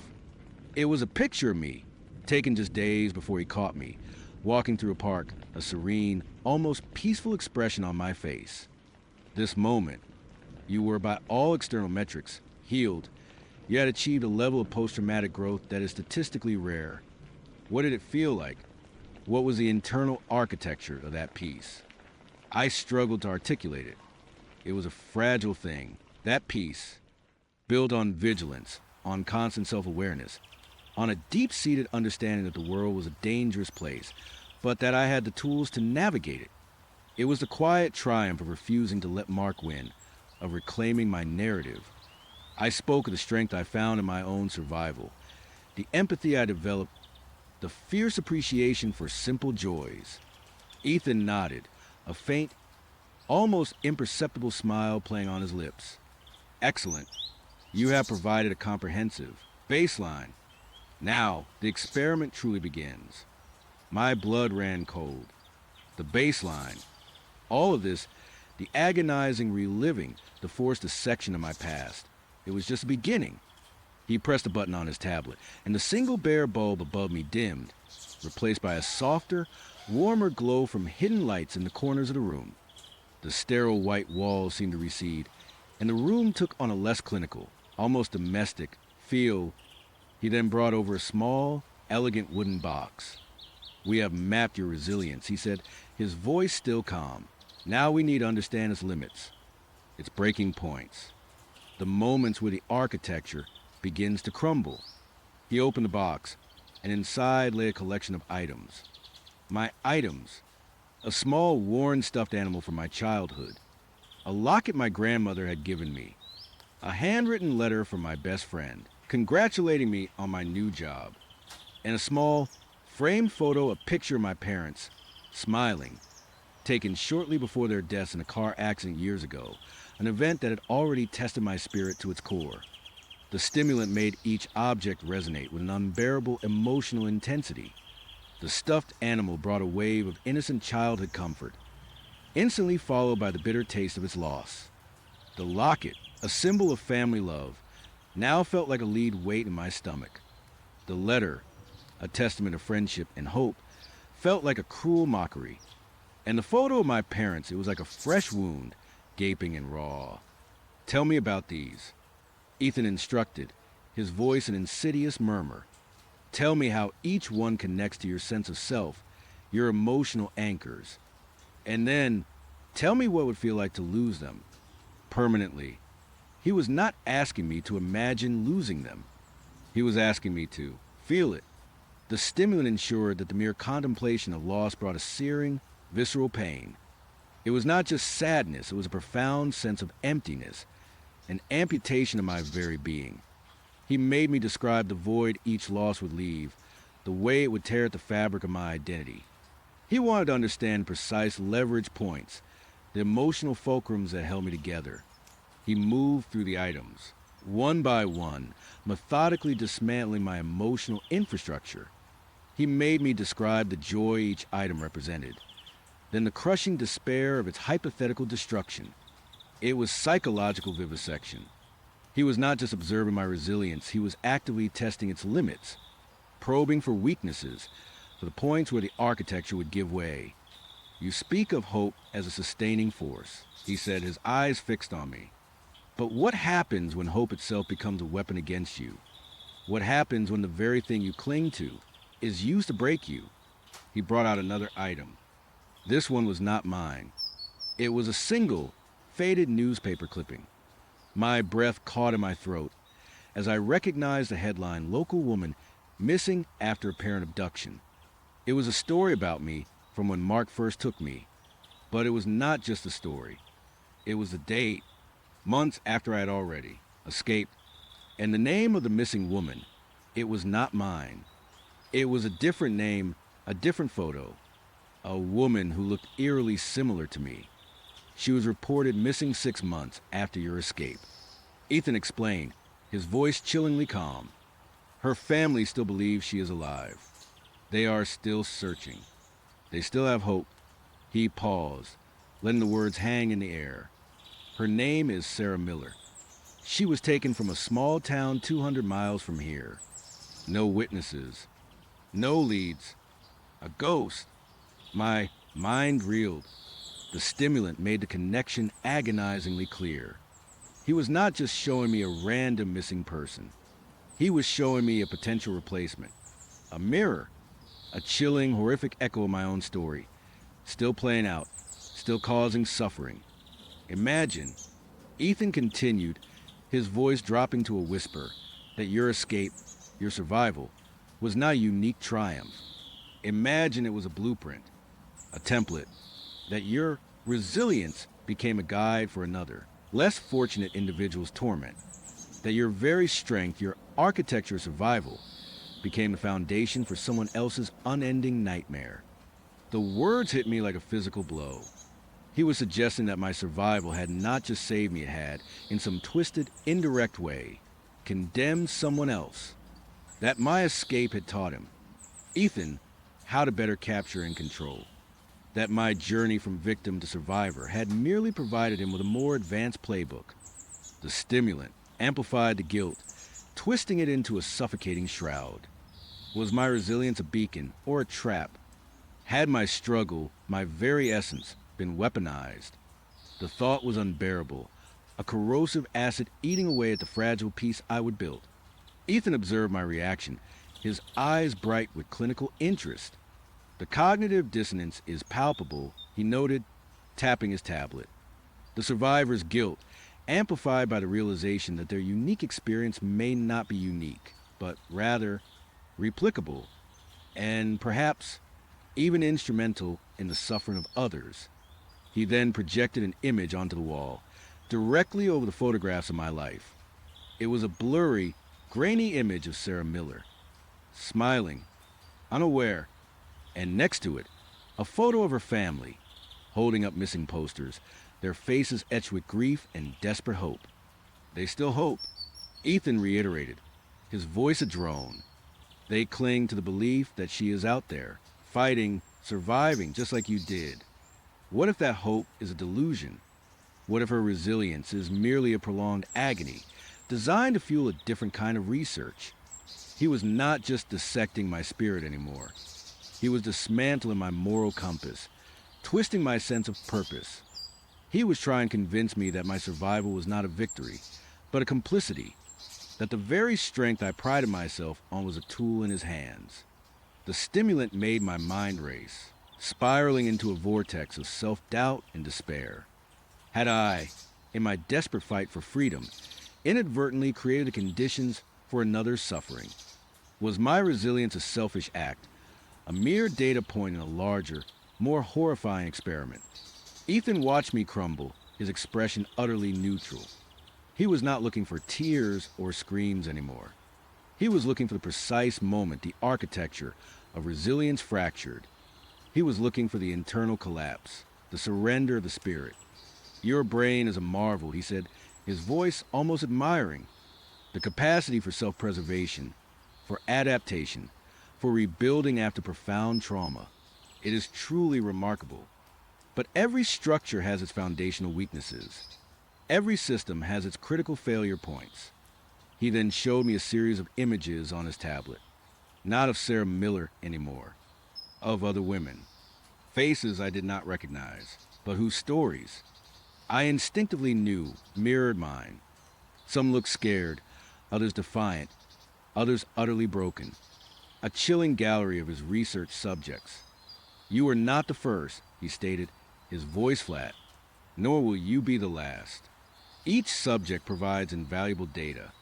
Each narrative, each struggle, each moment of resilience helps refine the model, helps us understand the precise mechanics of human endurance, and, more importantly, how to systematically deconstruct it. The stimulant made the implication unbearable. I was not a unique masterpiece. I was just one in a long line of experiments. My struggle, my pain, my hard-won freedom, it was all just data. My entire existence had been reduced to a variable in his monstrous equation. He picked up the needle again, a fresh, gleaming one. We have established the parameters of your resilience. We have identified the key emotional anchors and the cognitive strategies you employ. Now, we will begin the active phase of deconstruction. My heart pounded. A frantic bird trapped in a cage. Deconstruction. He was not just observing. Anymore, he was going to actively break me. The previous stimulant merely amplified recall and emotional response. He explained, his voice calm, clinical. This one is designed to induce a profound sense of cognitive dissonance and emotional detachment. We will systematically dismantle your sense of self, your perception of reality, and your capacity for hope. He injected me again. This time, the effect was different. Instead of sharpening my senses, it began to dull them, to blur the edges of reality. The vibrant colors of the room seemed to fade. The sharp sounds became muffled. A strange, unsettling calm began to settle over me, a terrifying apathy. First, Ethan began, his voice now sounding distant, as if coming from behind a thick pane of glass. We will address your memories. You hold on to them as anchors, as proof of your past, your survival. But what if those memories are unreliable? What if they are merely constructs, narratives your brain fabricated to cope with trauma? He started showing me the photographs again, but this time he altered them. A subtle change in lighting, a slight blurring of a face, a small, almost imperceptible detail added or removed. And with each altered image, he would offer a different narrative. Are you sure Mark wore that shirt? Or was it this one? Are you certain that was the expression on your friend's face? Or was it a trick of the light, a projection of your own longing? The stimulant made it impossible to trust my own perception. My mind, usually so sharp, felt like a sieve. The memories, once so vivid and concrete, began to feel fluid, shifting. The certainty I had in my own history began to erode, replaced by a gnawing doubt. Was it possible? Had my brain, in its desperate attempt to survive, rewritten parts of my past? He moved on to my escape. You believe you made a choice. But what if your choice was merely a predetermined response, a programmed reaction to a specific set of stimuli? What if your freedom was not an act of will, but a calculated release, part of a larger, ongoing experiment? The words were insidious, weaving their way into the fabric of my being. The apathy induced by the new stimulant made it harder to fight back, harder to cling to my own truth. My triumph, my hard-won freedom. Was it all just an illusion? A puppet show, with Ethan pulling the strings. Your sense of identity, he continued, his voice a hypnotic drone, is predicated on your unique experiences, your journey.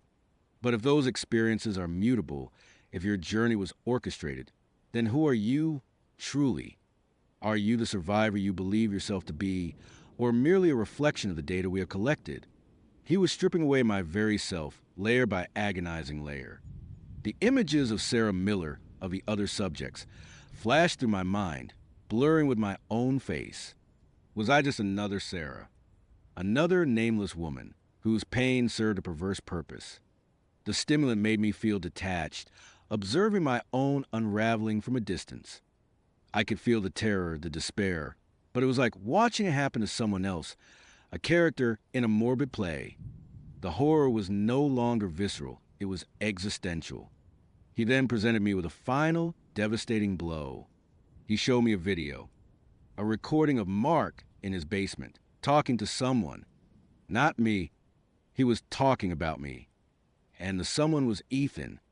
She is a fighter, this one. Mark slurred, his face bruised and swollen, clearly having been beaten. Real stubborn. You sure she is the one you want? She ain't gonna break easy. And Ethan, calm and composed, stood opposite him. Her resilience is precisely why she is valuable. Mark, your methods are crude, but they serve a purpose in establishing a baseline. Continue as instructed.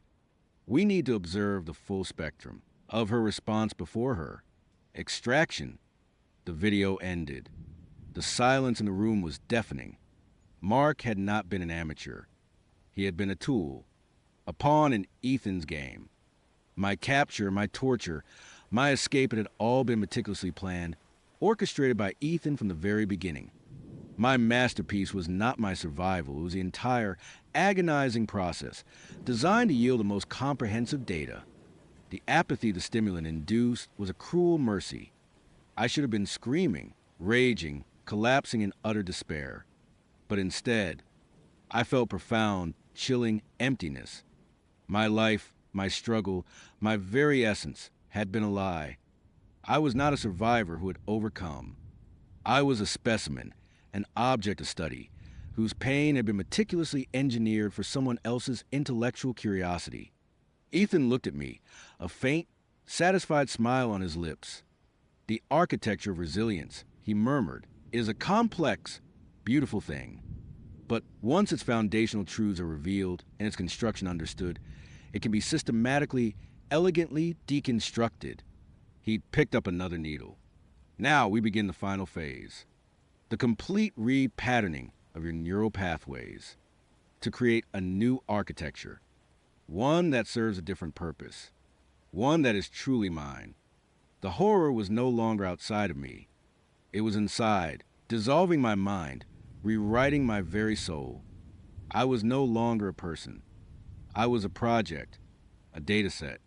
And the most terrifying thing of all, as he raised a needle, a part of me, dulled and disconnected by the stimulant, felt almost curious to see what new architecture would be built upon the ashes of my shattered self, to observe the process in real time, just like Ethan wanted. And that, more than anything, was the real horror, the final, absolute victory of the surgeon of fear. You know, sometimes you just want things to be normal again. You want to believe that the worst is behind you, that you have outsmarted the monster, and that the world will just reset. But some monsters do not have a reset button. They just keep playing, and you are always the main character. It had been weeks since Alex and I tumbled out of those woods, onto that deserted rural road. Weeks since I faked terror, since we smashed up his car, since we ran until our lungs burned, all to give Ethan a show. My apathy, that cold, quiet detachment, had been my greatest asset then.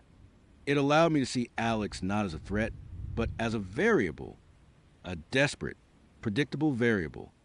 And it allowed me to twist his desperation into a means of escape. Alex, he did not last long after that. We walked for miles, eventually flagging down a beat-up pickup truck, whose driver did not ask too many questions as long as we had cash for gas. We made it to a small town, just a speck on the map, far from the city. We got a cheap motel room, 2 beds, 2 strangers united by a shared, terrifying secret. Alex was a wreck. He could not stop shaking, could not stop replaying the knife, the simulated struggle. He kept muttering about Ethan, about how he was being watched, how he was next. I just listened, my mind cataloging his breakdown, noting the precise moment his was seen to snap. I tried to tell him that we were still in it, that this was just a pause, not an ending, but he could not hear me. He was too deep in the fear that I, for some reason, could not feel. He thought he was free, but his mind was still Ethan's gilded cage. He started talking about going to the police, about exposing Ethan. I knew that was a death sentence. Ethan was not someone you exposed. He was someone you survived. One morning, I woke up and Alex was gone. His bed was neatly made, his few belongings gone. He had not even left a note, just disappeared. Part of me wondered if he would finally snap and try to run, truly run, from Ethan. Another part, the logical, dispassionate part, suspected Ethan had simply retrieved his pawn. I did not feel relief, or sadness, or even curiosity. Just another data point. Alex was gone. The game continued. I spent the next few weeks in a haze. I moved from town to town, always small ones, always paying in cash, always looking over my shoulder. I got a low-wage job in a diner, washing dishes, fading into the background. I tried to blend in, to become a ghost. But every new face, every unexpected phone call, every shadow that moved a little too quickly felt like a spotlight. I knew Ethan was out there. He had not just let me go. He was waiting for the next test. The apathy was still there, a constant hum beneath my skin, preventing panic, But it did not stop the gnawing paranoia. It was a cold, logical paranoia. Mind you, not a screaming, irrational one. I needed to make it look like I was trying to live a normal life, to give Ethan something to observe. So, against every fiber of my logical being, I agreed to a blind date. My coworker, Brenda, a sweet but relentlessly optimistic woman, had set it up. You need to get out more. Mark, she would said, oblivious to the existential dread that was my constant companion. Laura's a really nice girl, and she is cute. I almost laughed. Cute. Nice. These were variables I had not accounted for in my survival algorithms. But I played along. I needed to appear normal. I needed to appear reintegrated. This was the next act in Ethan's play. The restaurant was one of those dimly lit, slightly overpriced Italian places that tries too hard to be romantic. I got there a few minutes early because punctuality, I would learn, was a good cover for observation. I picked a table in a corner with a clear view of the entrance and the exits. Old habits, you know. Laura arrived a few minutes later. Brenda had not been wrong. She was pretty in a quiet, unassuming way. Dark, wavy hair, soft eyes, a hesitant smile. She wore a simple dress and carried a small purse. She looked normal, unnervingly normal. She spotted me, or rather, she spotted the awkward guy in the corner trying to look casual while simultaneously scanning the room for threats. She walked over, her smile widening slightly. "Mark," she asked, her voice soft, a little shy. "Laura," I replied, standing up. We shook hands. Her hand was warm, a little clammy. A normal human reaction to a blind date, I supposed. We sat down and the small talk began. Where are you from? What do you do? The usual dance. I kept my answers vague, carefully constructed to reveal nothing of substance. I was a freelance consultant. I lived around here. I enjoyed reading in quiet walks. Generic, inoffensive, boring. Perfect. Laura, on the other hand, talked easily. She was a librarian, loved old books, hated loud noises. She had a cat named Muffin. She seemed genuinely sweet, genuinely normal. Too normal, almost. My internal alarm bells, usually a muted hum, started to pick up a faint, almost imperceptible frequency. Then, about halfway through our appetizers, she paused, a forkful of bruschetta halfway to her mouth. She looked at me, her head tilted slightly, a strained expression on her face. It was not confusion or recognition, not exactly. It was something else. Pondering. You know, she said, her voice a little lower now, this is so strange. It feels like we have done this before. I blinked. My smile, which I realized had been plastered on my face, probably looked more like a grimace. I do not think so. Laura, I said, my voice carefully neutral. Brenda said this was a first for both of us. She chuckled, a light, airy sound that did not quite match the intensity in her eyes. No. I know it is a first blind date, but the conversation, the way you just looked at the waiter, it is so familiar. My stomach, which usually remains stubbornly unaffected by stress, gave a slight lurch. I would have been observing the waiter, yes, noting his movements, his attention to other tables, his general demeanor. It was a habit I had not been able to shake. It was a habit no one should notice. I am sorry, I said, trying to sound genuinely apologetic. I tend to zone out sometimes. Must be my consultant brain always analyzing. She shook her head, still smiling, but the smile was now a little too wide, a little too fixed. No, it is not that. It is the whole thing. The dimly lit restaurant, the Italian food, the way you are holding your fork, even your shirt. I swear I have seen you wear that exact shirt before. I looked down at my shirt. It was a simple, dark blue button-down. Nothing remarkable. I had several just like it.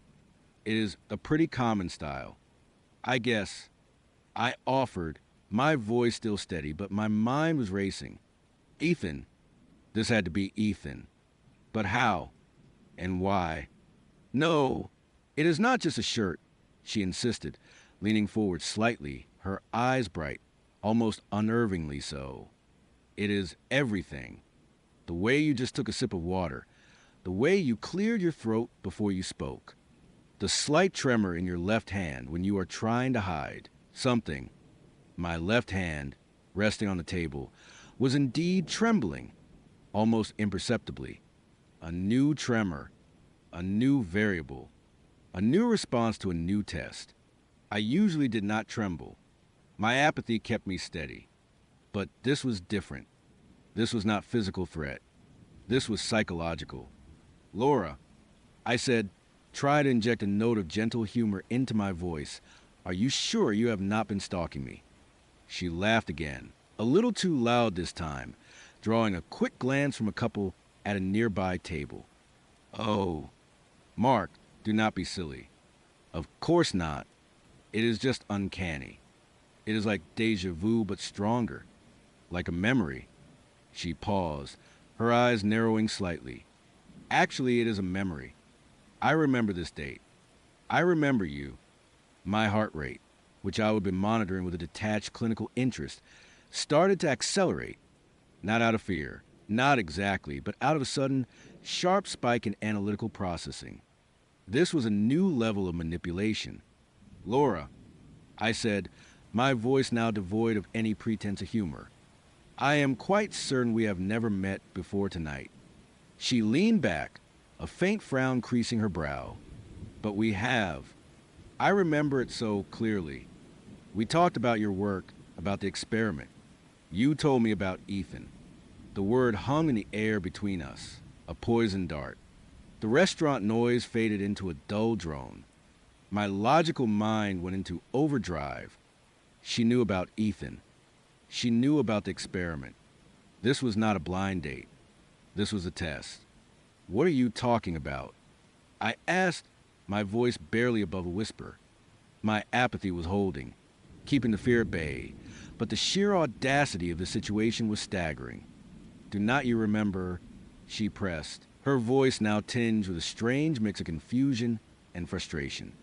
You told me you were Subject 7. You told me about the apathy, how it was a tool, how it allowed you to survive. You talked about Alex, your date, who turned out to be a pawn. You even described the woods, the fake struggle, the disabled car. My blood ran cold. She was describing the recap from my previous story. My exact previous story. Details that only I, and perhaps Ethan, could know. How do you know all this? I demanded, my voice low and dangerous. I was no longer playing the part of the charming blind date. I was Subject 7, cornered, assessing the threat. Laura's expression shifted again. The confusion seemed to melt away, replaced by a deep, unsettling sadness. Because I was there. Mark, I was the one you were talking to. I was the one who listened. I was the one who tried to help you. Help me, I scoffed, my mind scrambling for an explanation. Was she another one of Ethan's subjects? Another pawn? Or was she just completely insane? Help me how? By pretending we have met before and recounting my life story. She reached across the table, her hand resting lightly on mine. Her touch felt strangely familiar, despite my certainty that I would never felt it before. No, Mark, not pretending. I do remember. And I was helping you then, just like I am trying to help you now. You do not remember me. I would remember someone who knew about Ethan. I stated flatly. I would remember someone who knew I was Subject 7. You would not, she said, her eyes fixed on mine, unwavering. Because every time the experiment resets, you lose certain memories. The memories of me. This was a new wrinkle, a memory wipe, a reset. It sounded like something out of a bad sci-fi movie, but given Ethan, it was entirely plausible. What do you mean? Resets. I asked, my voice barely a whisper. The apathy was still my shield, but it felt like the edges were fraying. Ethan, she explained, her voice gaining a quiet intensity. He is not just observing. He is refining. He is running simulations. He puts you through these tests, these reintegration scenarios, to see how you adapt, how you survive. And when he gets the data he needs, he rewinds. I repeated, the word sounding absurd, impossible. He resets the timeline. She clarified, her gaze never leaving mine. He puts you back at a certain point, with certain memories intact, but others are erased. Specifically, the memories of certain encounters, certain people, who might help you break out of his loop. And you are one of those people. I asked, the pieces of a truly horrifying puzzle starting to click into place. She nodded slowly. I am always the blind. Date, Mark, or the new coworker, or the chance encounter at the coffee shop. I am always there, trying to warn you, trying to make you remember. A tear welled up in her eye, but it did not fall.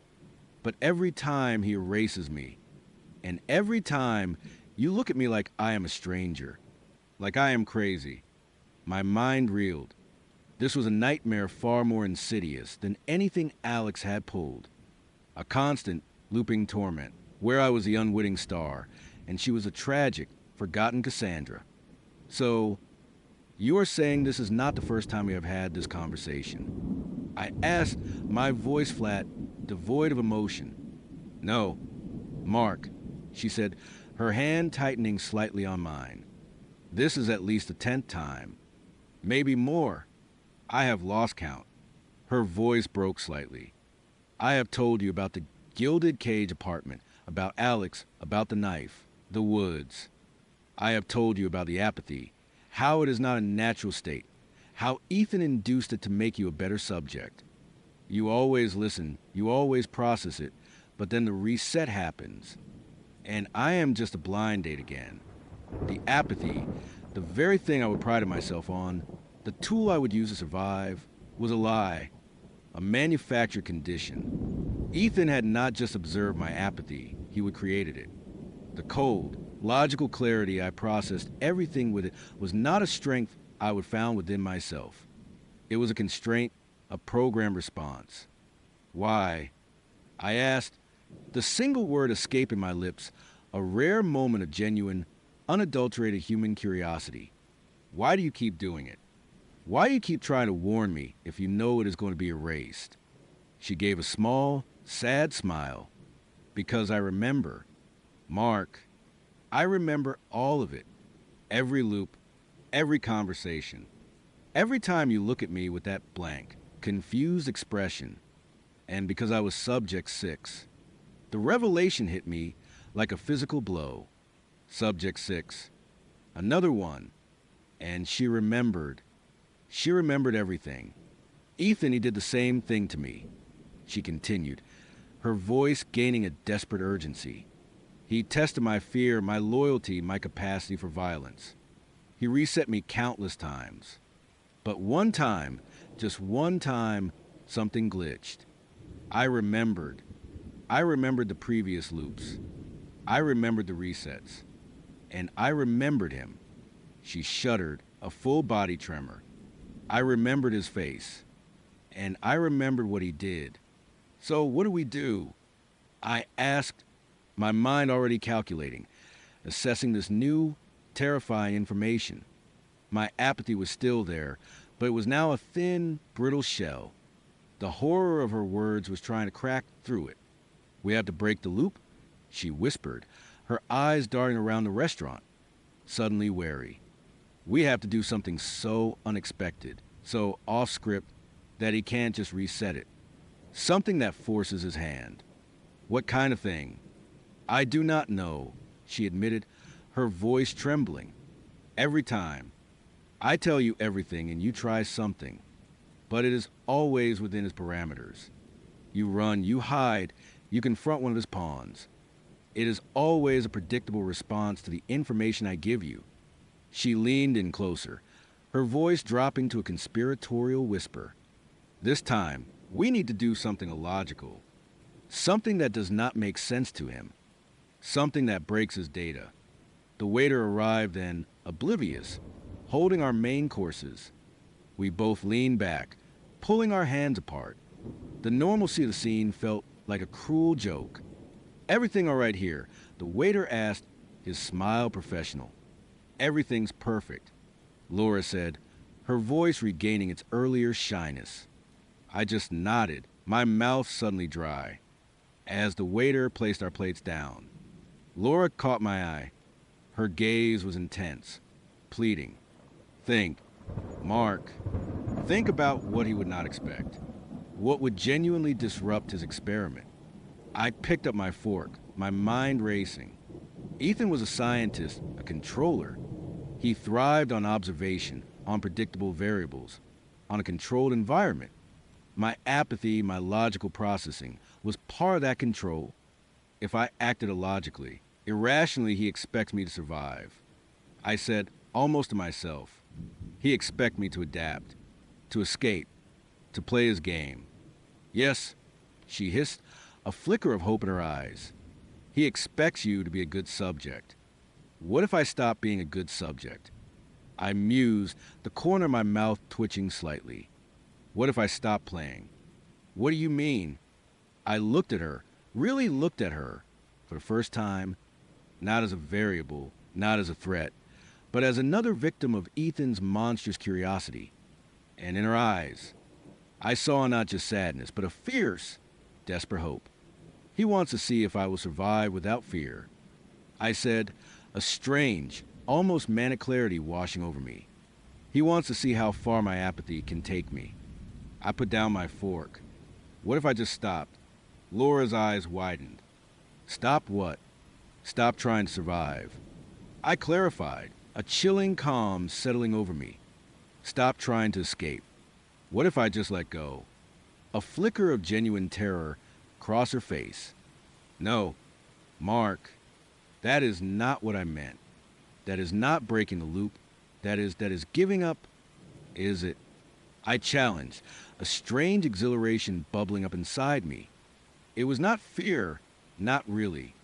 It was a cold, calculated defiance. He expects me to fight. He expects me to run. He expects me to use my apathy, to navigate his tests. But what if I simply refuse to engage? He will just reset you again, she whispered, her face pale. Or, I countered, leaning in, my voice dangerously low. It will be the one variable he can't account for. The one outcome he has not programmed. What if the true test is not whether I can survive without fear, but whether I can survive without caring? I looked around the restaurant. The soft lighting, the distant chatter, the clinking of silverware, it all felt like a stage set, a carefully constructed illusion. And I, Subject 7, was the lead actor. Mark, please, Laura pleaded, her voice barely audible. There has to be another way. We can expose him. We can find a way to escape together, permanently. I shook my head. You have tried that, have not you, in previous loops. You told me about it. It always ends in a reset. He is too powerful, too intelligent, too far ahead. I picked up my knife. It was a simple butter knife, harmless, but in my hand, it felt like a symbol. He is watching us right now, is not he? He is observing this conversation, cataloging our reactions. Laura nodded, her eyes wide with dread.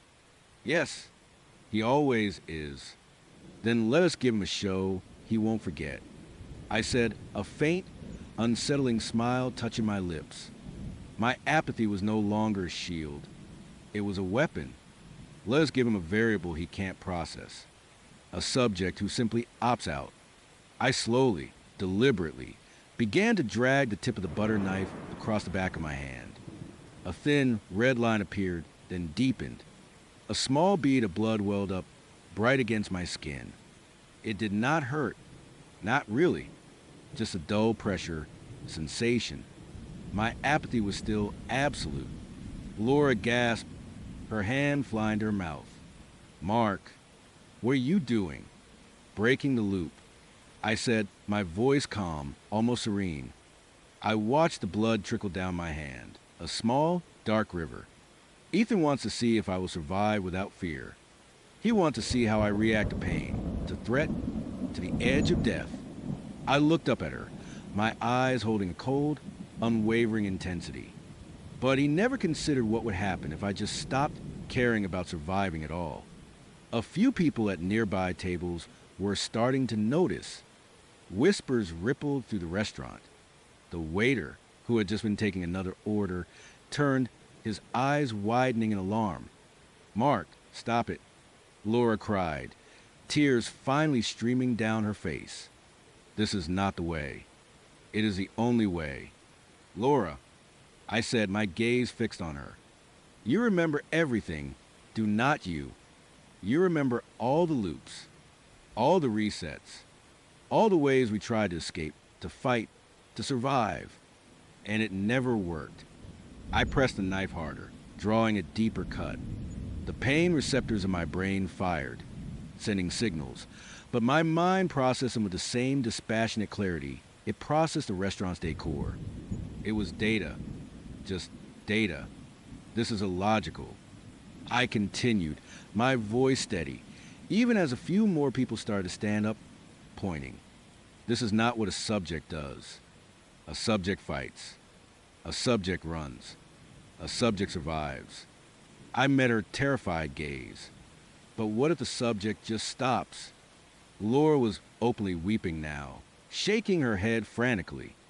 No, Mark, please. He will make it worse. He will punish you. Perhaps.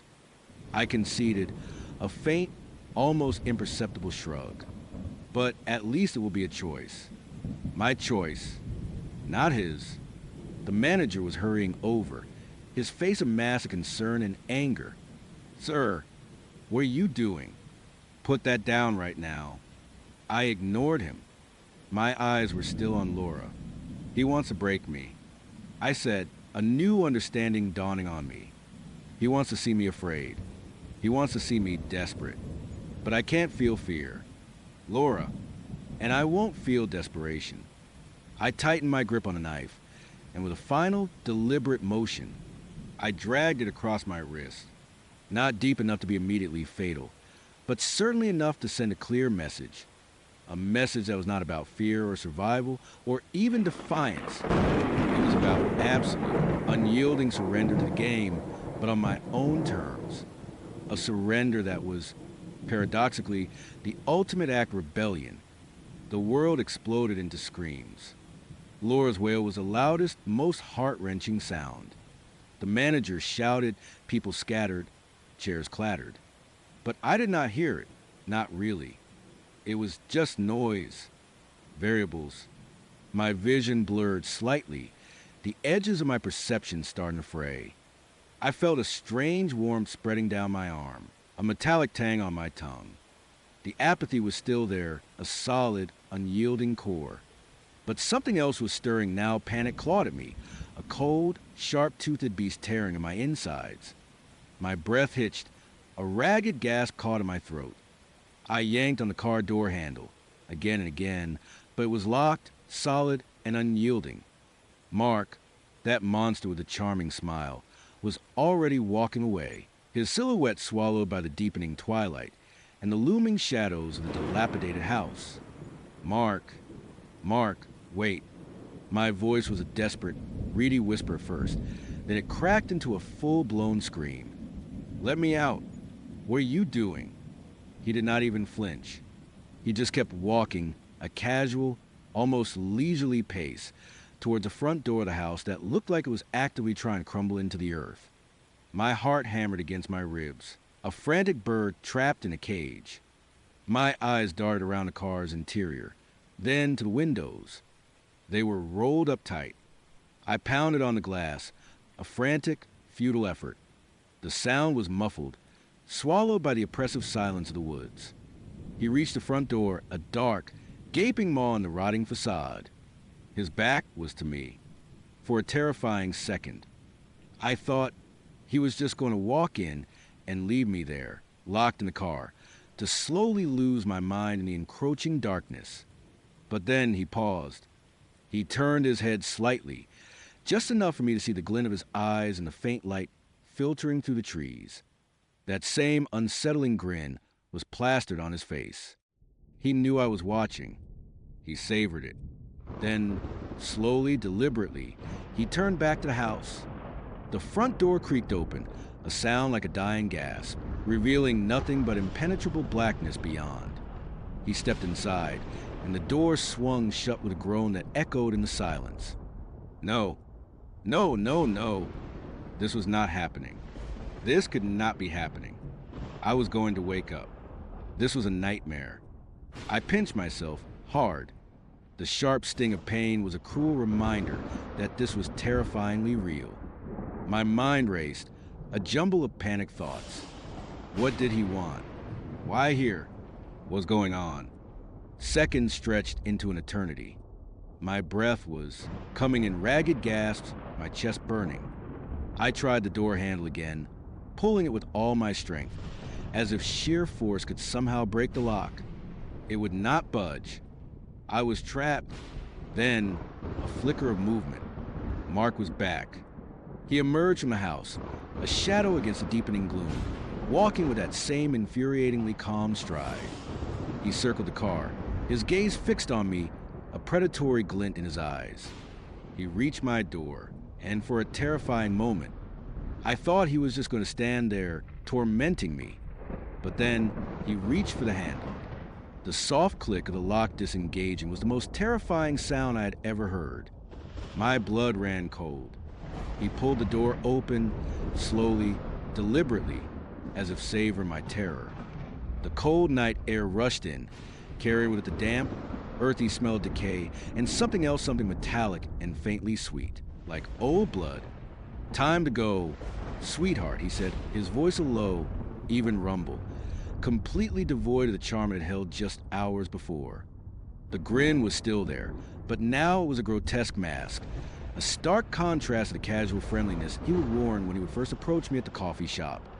I recoiled, pressing myself as far back into the seat as I could, my eyes wide with terror. "No, I am not going anywhere with you. Let me go. Mark, please." His hand, surprisingly gentle but firm, closed around my wrist. It was not a painful grip, but it was inescapable. My skin crawled at his touch. He tugged, and I stumbled out of the car, my legs feeling like jelly. I tried to pull away, to twist free, but his grip tightened just enough to convey the futility of resistance. "Do not make this difficult, darling," he murmured, his voice still calm, almost soothing, which only made it more terrifying. "We are just going inside. It is cold out here." He steered me toward the house, his hand still clamped around my wrist. My eyes darted frantically, searching for any sign of life, any light, anything that was not the suffocating darkness of these woods.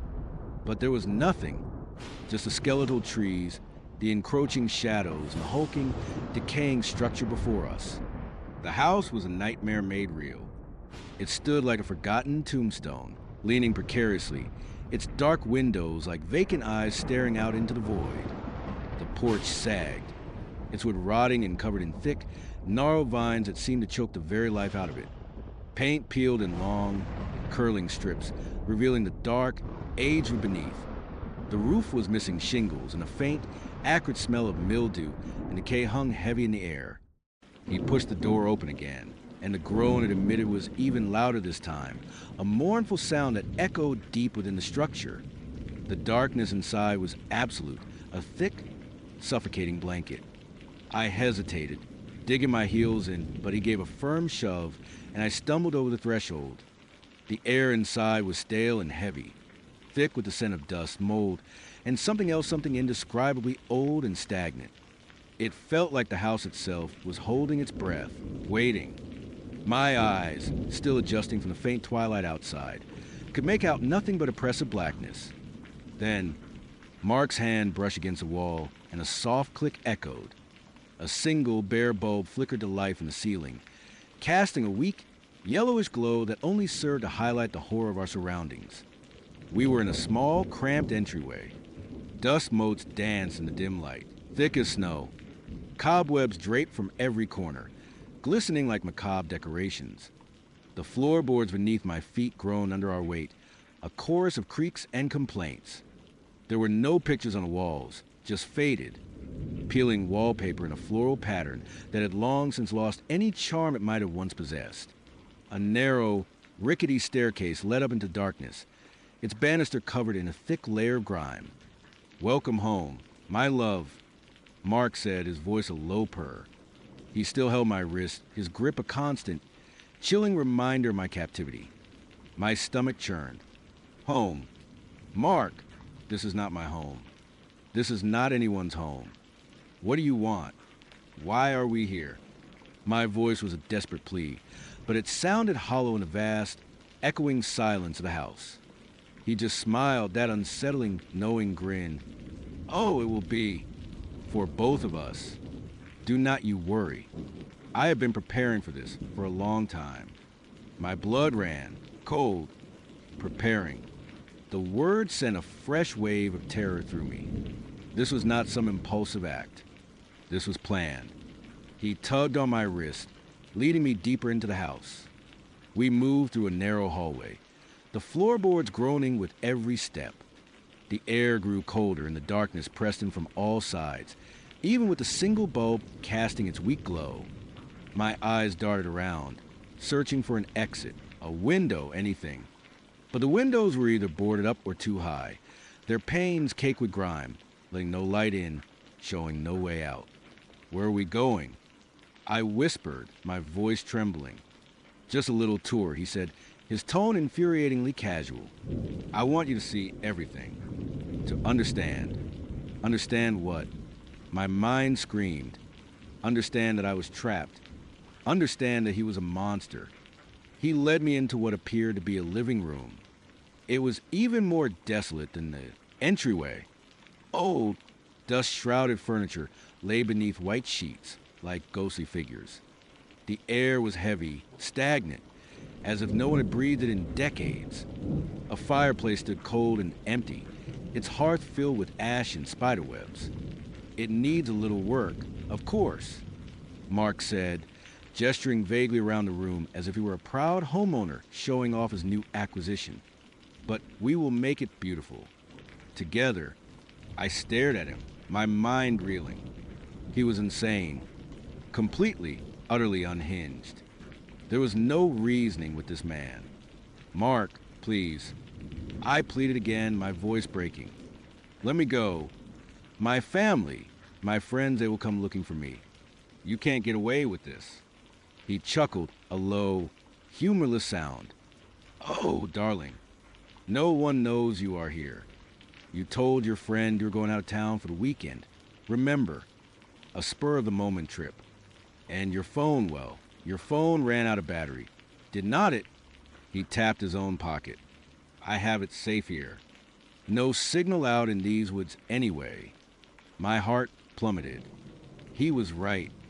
I had told my friend I was taking a spontaneous trip. I would even made a joke about going off the grid. And my phone had died just before he picked me up. He had planned everything, down to the smallest detail. A cold, heavy dread settled deep in my stomach. He pulled me towards the staircase. That dark, foreboding ascent. Each step creaked under our combined weight, a mournful symphony in the silence. The banister felt rough beneath my fingertips, splintered and grimy. The air grew colder with every step, and the shadows seemed to deepen, pressing in from all sides. At the top of the stairs, a narrow landing stretched out, leading to several closed doors. The single bulb from downstairs barely reached here, casting long, dancing shadows that made the hallway seem alive with unseen horrors. "Up here," Mark announced, his voice filled with an unsettling excitement, "is where we will truly begin our new life." He stopped in front of the door at the very end of the hallway. It was slightly ajar, a sliver of darkness visible within. He still held my wrist, But now he shifted his grip, his fingers sliding down to entwine with mine, a sickening parody of affection. My skin crawled. "I think you will like this room," he whispered, his eyes gleaming in the dim light. "I spent a lot of time on it. Just for you." My stomach clenched. A room just for me. The words were a vile, twisted promise. He pushed the door open, revealing a deeper darkness within. There was no light in this room. He still held my hand, pulling me forward. I resisted, digging my heels in, but he was stronger. He pulled me over the threshold, and the door swung shut behind us with a soft click, plunging us into complete blackness. A wave of claustrophobia washed over me, thick and suffocating.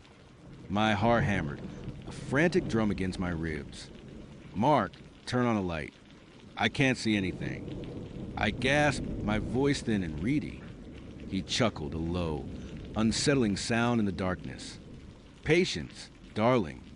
The reveal is always better in stages." Then, I heard the faint click of a switch. A soft, warm glow spread through the room, not from a bare bulb, but from several small lamps placed strategically around the space. My eyes blinked, adjusting to the sudden, gentle illumination. And then I saw it. My breath caught in my throat. A cold, crushing wave of horror washed over me, stealing the air from my lungs. My blood ran to ice. The walls, every single surface of the room was covered, not with wallpaper, not with paint, but with pictures. Pictures of me. Thousands of them. My mind reeled, trying to process the sheer volume, the impossible detail. They were not framed or neatly arranged. They were tacked up haphazardly, overlapping, creating a grotesque mosaic of my life. There were photos from my social media, blown up and printed with startling clarity.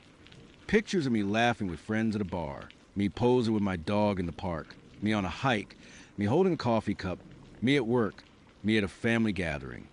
But these were not just the public photos. There were others, ones I did not recognize. Candid shots, me walking down the street, head down, absorbed in my phone. Me waiting at a bus stop, looking bored. Me getting groceries out of my car. Me sitting alone at a coffee shop, reading a book. Me leaving my apartment building. They were everywhere. My face, my life, meticulously documented, observed, and printed. My eyes darted from one photo to another, each one a fresh stab of terror. He had been watching me. For how long? And it was not just photos. On a small, dusty table in the corner, carefully arranged, were items that made my stomach churn with revulsion. A coffee cup, the exact brand from the cafe where Mark and I had first met. A small, cheap trinket I would mention liking during our conversation. Something I would seen in a store window. A ticket stub from a concert I would gone to last month. A dried flower, one I would accidentally drop from a bouquet I was carrying a few weeks ago. It was all there. A shrine. A horrifying, meticulously curated shrine to me. I felt a scream building in my throat, but it was choked off by the sheer, overwhelming horror. My knees buckled. I would have fallen if Mark had not still been holding my hand, his grip now a lifeline in a sea of terror. "See," he whispered, his voice soft, almost reverent, as he gestured around the room with his free hand. "Is not it beautiful? I have watched you for so long, darling. I know everything about you. Your favorite coffee, the way you crinkle your nose when you are thinking, the little scar on your left knee from when you fell off your bike as a kid." My blood ran cold. The scar on my knee. How could he possibly know that? It was hidden, barely visible. The realization hit me like a physical blow. He had not just been watching from a distance. He had been close. He had been everywhere. "You are sick." I choked out, the words barely a whisper. My voice was hoarse, raw with terror. "You are a monster." He sighed, a sound of gentle disappointment. "No, my love, I am not sick. I am just dedicated. I have known, ever since I first saw you, that we were meant to be, that you were the one. I just had to make you see it too. He let go of my hand, and I stumbled back, my eyes wide with revulsion. My gaze was fixed on a particular photo, a close-up of my face, taken from across the street, my expression completely oblivious. I looked happy, carefree. The contrast with my current state was sickening. I know it is a lot to take in, he said, his voice still unervingly calm, as if he were discussing the weather. But you will get used to it. We will be so happy here. Just the two of us. No more lonely nights. No more superficial conversations with people who do not truly understand you. I understand you. Better than anyone. He took a step towards me, and I instinctively recoiled, bumping into a small, wobbly table. A stack of papers slid off, scattering across the dusty floor. My eyes darted down. They were not just papers. They were printouts, schedules, my work schedule, my gym schedule, a map of my usual jogging route with notes scribbled in the margins. My mind screamed. He had mapped out my entire life. He had been stalking me for months, maybe even years. Do not touch those, Mark said, his voice suddenly sharper, a hint of steel beneath the calm. He knelt down, gathering the papers with meticulous care. Those are important. They are our future. As he knelt, my eyes darted to the door. It was still closed, but it was not locked. It was my only chance. My heart hammered, a frantic drum. I had to try. Every fiber of my being screamed at me to run. My legs, still trembling, somehow found strength. I lunged to the door, my hand reaching for the knob. No. Mark's voice was a sudden, guttural roar, completely different from his calm demeanor. He moved with surprising speed, a blur of motion. Before my hand could even touch the knob, his arm shot out, blocking my path. His hand, no longer gentle, clamped down on my arm, twisting it behind my back. A sharp cry of pain escaped my lips. He shoved me back hard, sending me stumbling across the room. I landed against the wall with a sickening thud, the impact jarring my teeth. One of the photo frames, a cheap plastic one, clattered to the floor, shattering. "You are not leaving," he said, his voice low and dangerous now, all pretense of gentleness gone. His eyes, in the soft lamplight, held a chilling intensity. Not ever. My breath hitched. This was it. The monster was fully revealed. He stepped towards me, his shadow looming large and menacing. I scrambled sideways, desperate to put distance between us, my eyes darting around for anything, any weapon, any means of escape. The room was full of my face, mocking me, watching me. My gaze fell on a heavy, ornate lamp on a nearby nightstand. It looked sturdy, made of some kind of ceramic. It was my only hope. As he closed the distance, his hand reaching for me, I snatched the lamp, lifting it with a surge of adrenaline. I swung it, not aiming for his head, but for his arm, hoping to disorient him, to buy myself a second. The ceramic connected with his forearm with a dull thud. He grunted, a sound of surprise and pain, and recoiled slightly. It was not enough to stop him, but it bought me a split second. I bolted. My legs were still weak, but the adrenaline surged through me, giving me unnatural speed.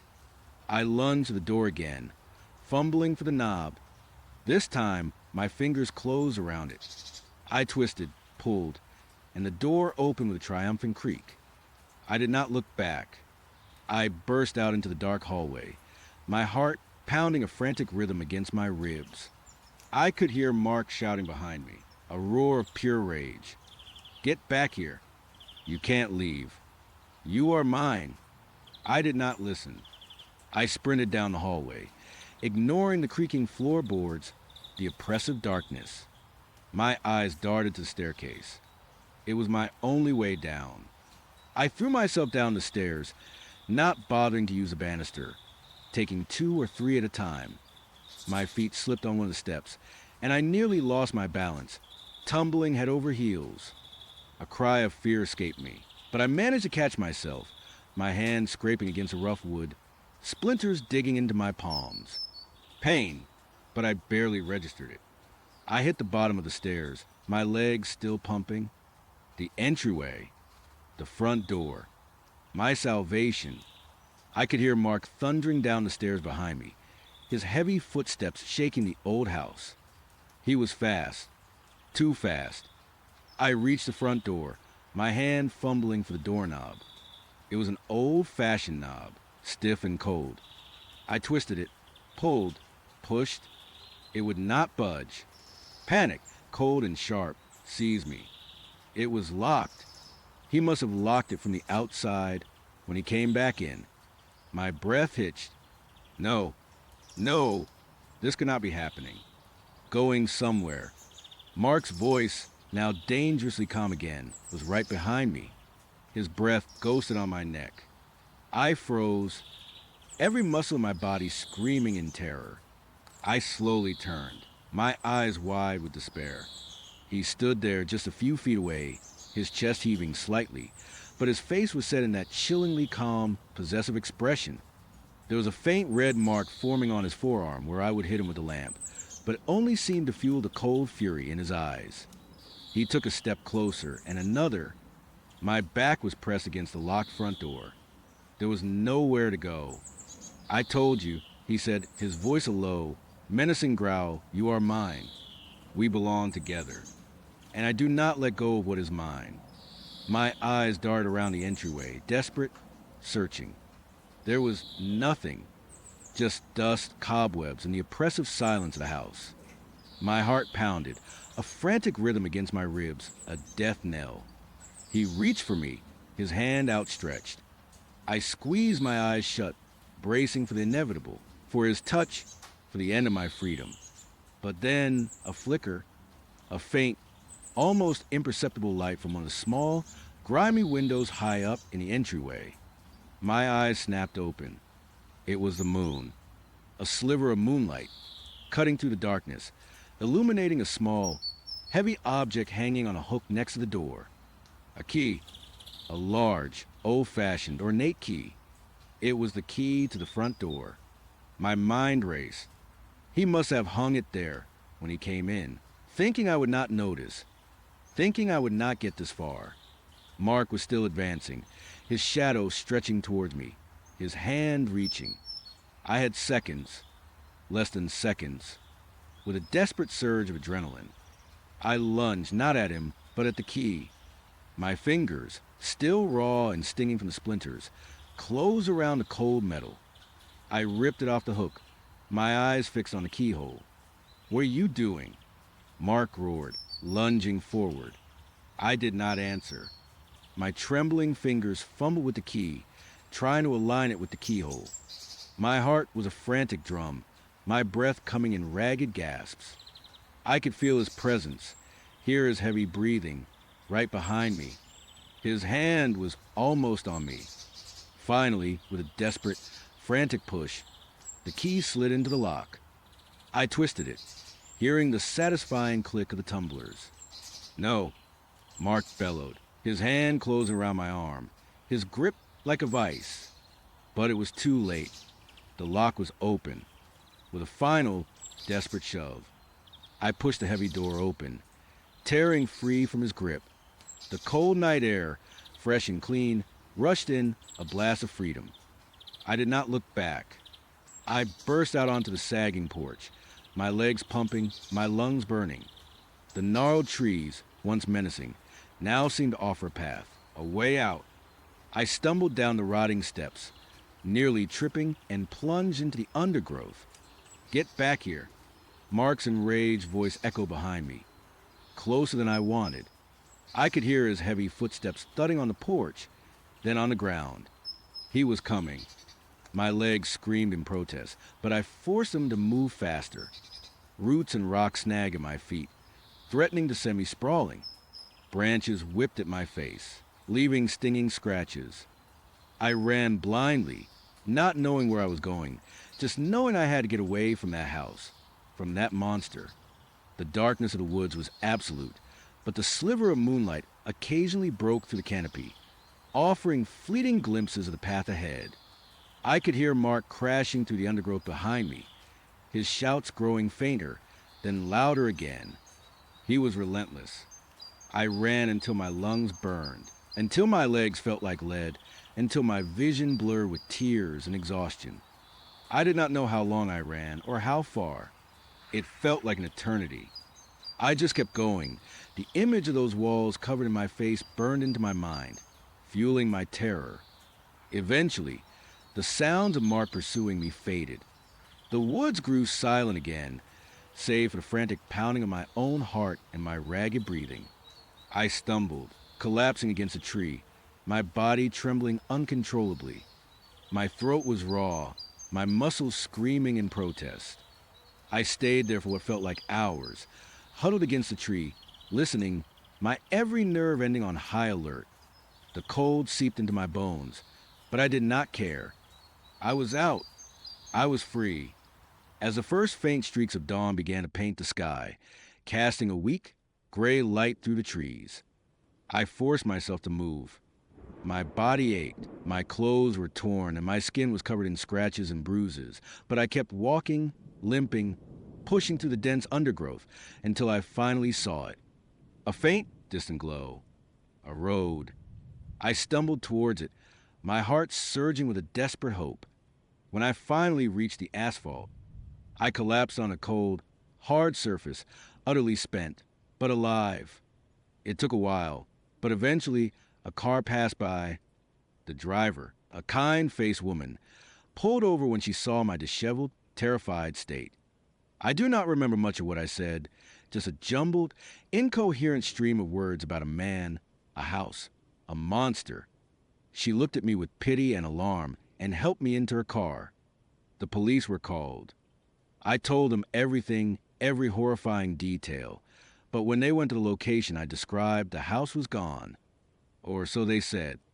They found an old, dilapidated structure, yes, but it was completely overgrown, empty, and showed no signs of recent occupancy. No photos on the walls, no disturbing trinkets, no evidence of Mark or his twisted obsession. They said it must have been an old hunting cabin, long abandoned.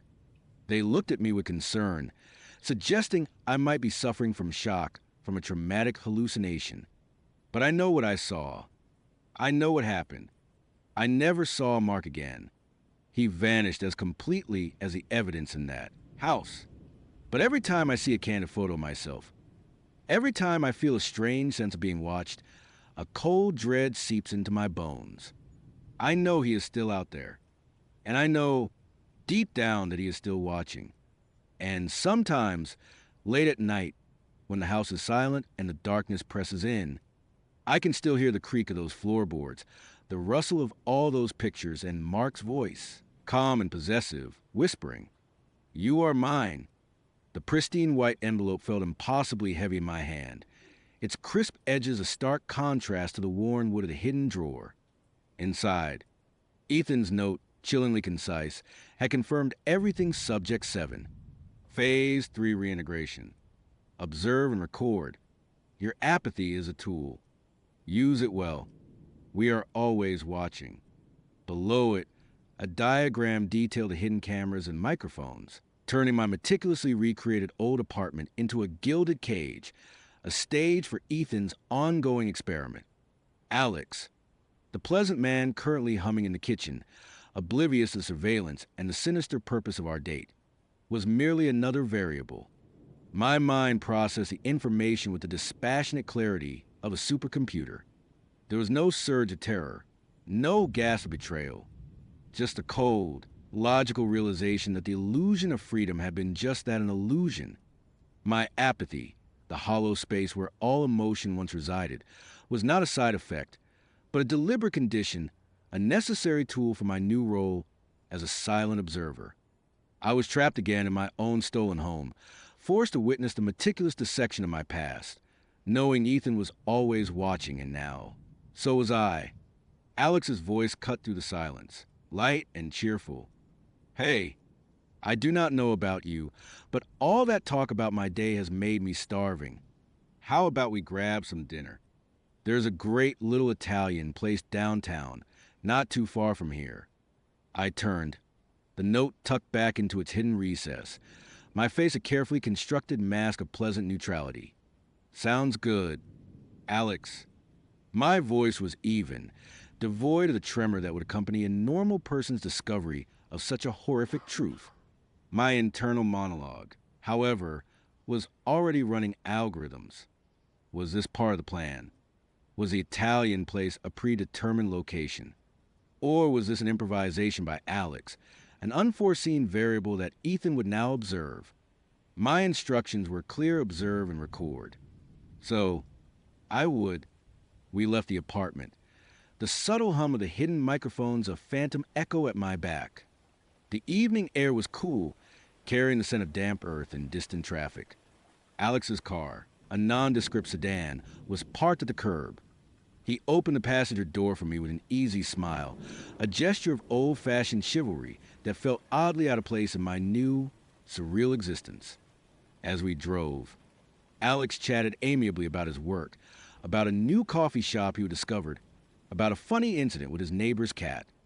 I offered appropriate, measured responses, my mind cataloging every detail of his speech patterns, his body language, the way his eyes occasionally flickered to the rearview mirror. Was he checking on me, or just being a cautious driver? My apathy was a lens, sharpening my observational skills, stripping away the emotional noise that might cloud judgment. I saw Alex not as a charming date, but as an object of study, a complex data point in Ethan's grand experiment. He took a right turn that seemed to deviate from the most direct route to downtown.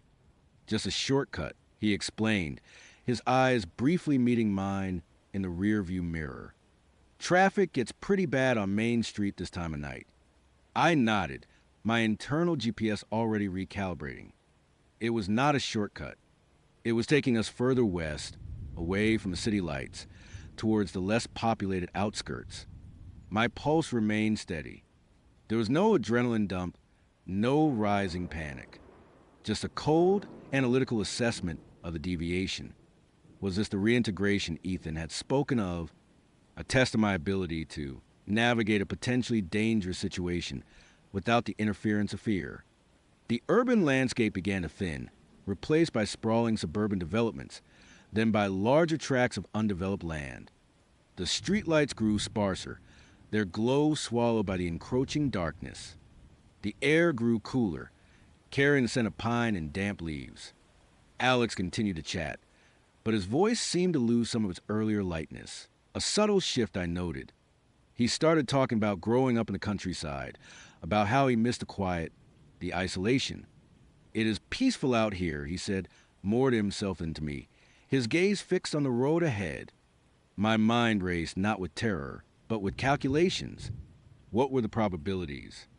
Was he a serial killer, a kidnapper, or was this an elaborate setup by Ethan, a controlled environment designed to push me, to observe my reactions under extreme duress? The latter seemed more likely, given my current predicament.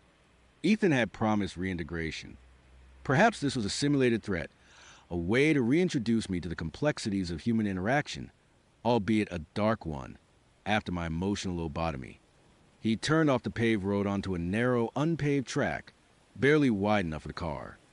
The gravel crunched loudly under the tires, the sound amplified by the sudden silence within the vehicle. Alex had stopped talking. The trees, once distant, now loomed on either side, their branches intertwining overhead, creating a tunnel of near total darkness. The headlights cut through the gloom, illuminating a path riddled with potholes and overgrown foliage. "Alex," I said, my voice calm, level, "this is not the way to the Italian restaurant." He chuckled, a low, guttural sound that was entirely different from his earlier, pleasant laugh. "No, it is not." I changed my mind.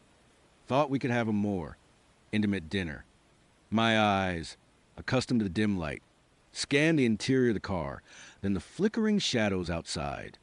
There was no one else. No hidden cameras that I could immediately discern, though I knew better than to assume their absence. This was real. Or, at least, it was presented as real. The chilling apathy held firm. preventing any emotional response, but my logical mind screamed danger. Where are we going? I asked, my voice still steady. I noted the slight tremor in his hands gripping the steering wheel, the tension in his jaw. He was nervous. Was it because he was about to commit a crime? Or because he was performing a role under pressure from Ethan? He pulled the car to a stop in a small clearing, surrounded on all sides by dense woods. The engine died, plunging us into an unnerving silence, broken only by the chirping of crickets and the rustling of leaves in a faint breeze. The air was thick with the smell of pine needles and damp earth. Moonlight filtered through the canopy, casting eerie, shifting patterns on the forest floor. "We're going to have a little chat," Alex said, turning to face me. His smile was gone, replaced by a grim, determined expression. His eyes, which had seemed so kind earlier, now held a disturbing glint. "About Ethan. And about you." Subject 7. My internal algorithms crashed, then rebooted with a terrifying new directive. He knew. This was not a random predator. This was part of Ethan's plan. Or Alex was a renegade. Another piece on Ethan's chessboard attempting to break free, or perhaps to take advantage. "What do you know about Ethan?" I asked, my voice still betraying no emotion, a feat that felt both alien and empowering. Alex leaned back against the headrest, a sigh escaping his lips. "Everything and nothing. He is a ghost, a shadow, but he pays well. And he promised me protection." He paused, his gaze fixed on me, searching for a reaction I could not give. "He told me about your condition. Your apathy. He said it makes you unique. Predictable in a way. He said you would not panic." He was right. I stated a simple fact. Alex laughed again, a harsh, humorless sound. "That is good. That makes my job easier. He wants you to experience a true test. He wants to see if your tool is effective under real pressure." He pulled something from his jacket pocket.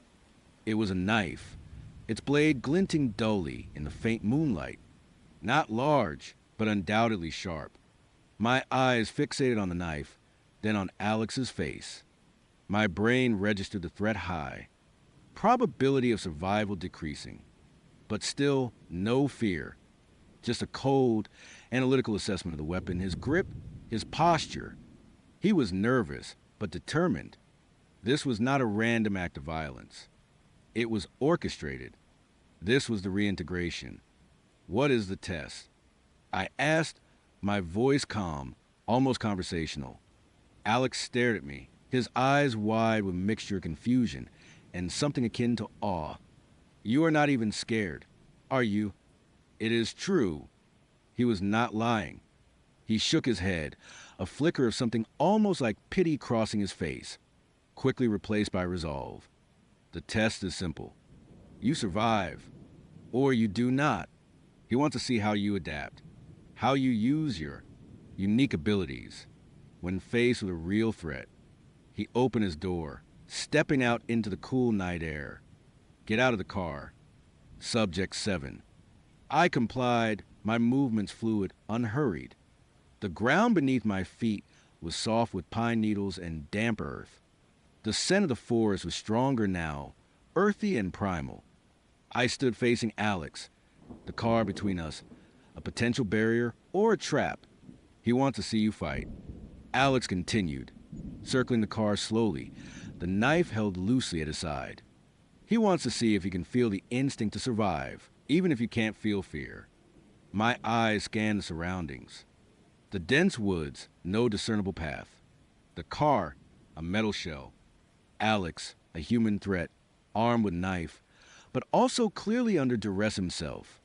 He was a pawn just like me, but a dangerous pawn. "What happens if I pass?" I asked. Alex scoffed. "You think there's a pass? There is just more. He never lets anyone go. He just changes the parameters." His voice was bitter. "He promised me freedom if I did this. If I brought you out here and tested you. But I know him. He will just find another test. A flicker of an idea, a cold, logical calculation, formed in my mind. Alex was desperate. Desperate people could be manipulated. He is watching us now, is not he?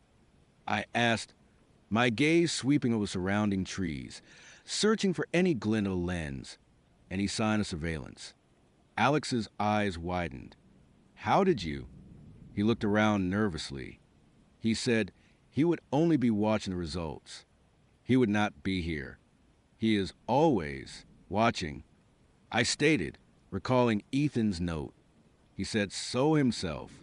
We are always watching. He has cameras everywhere. He has probably got drones, hidden sensors. He is observing every breath, every movement. He is observing you right now. Alex, he is observing your desperation. He is observing how you handle this test, as much as he is observing me. Alex's bravado wavered. His grip on the knife tightened, but his eyes darted around, betraying a rising paranoia. He would not. He promised. He lies. I said simply, he lied to me. He is lying to you.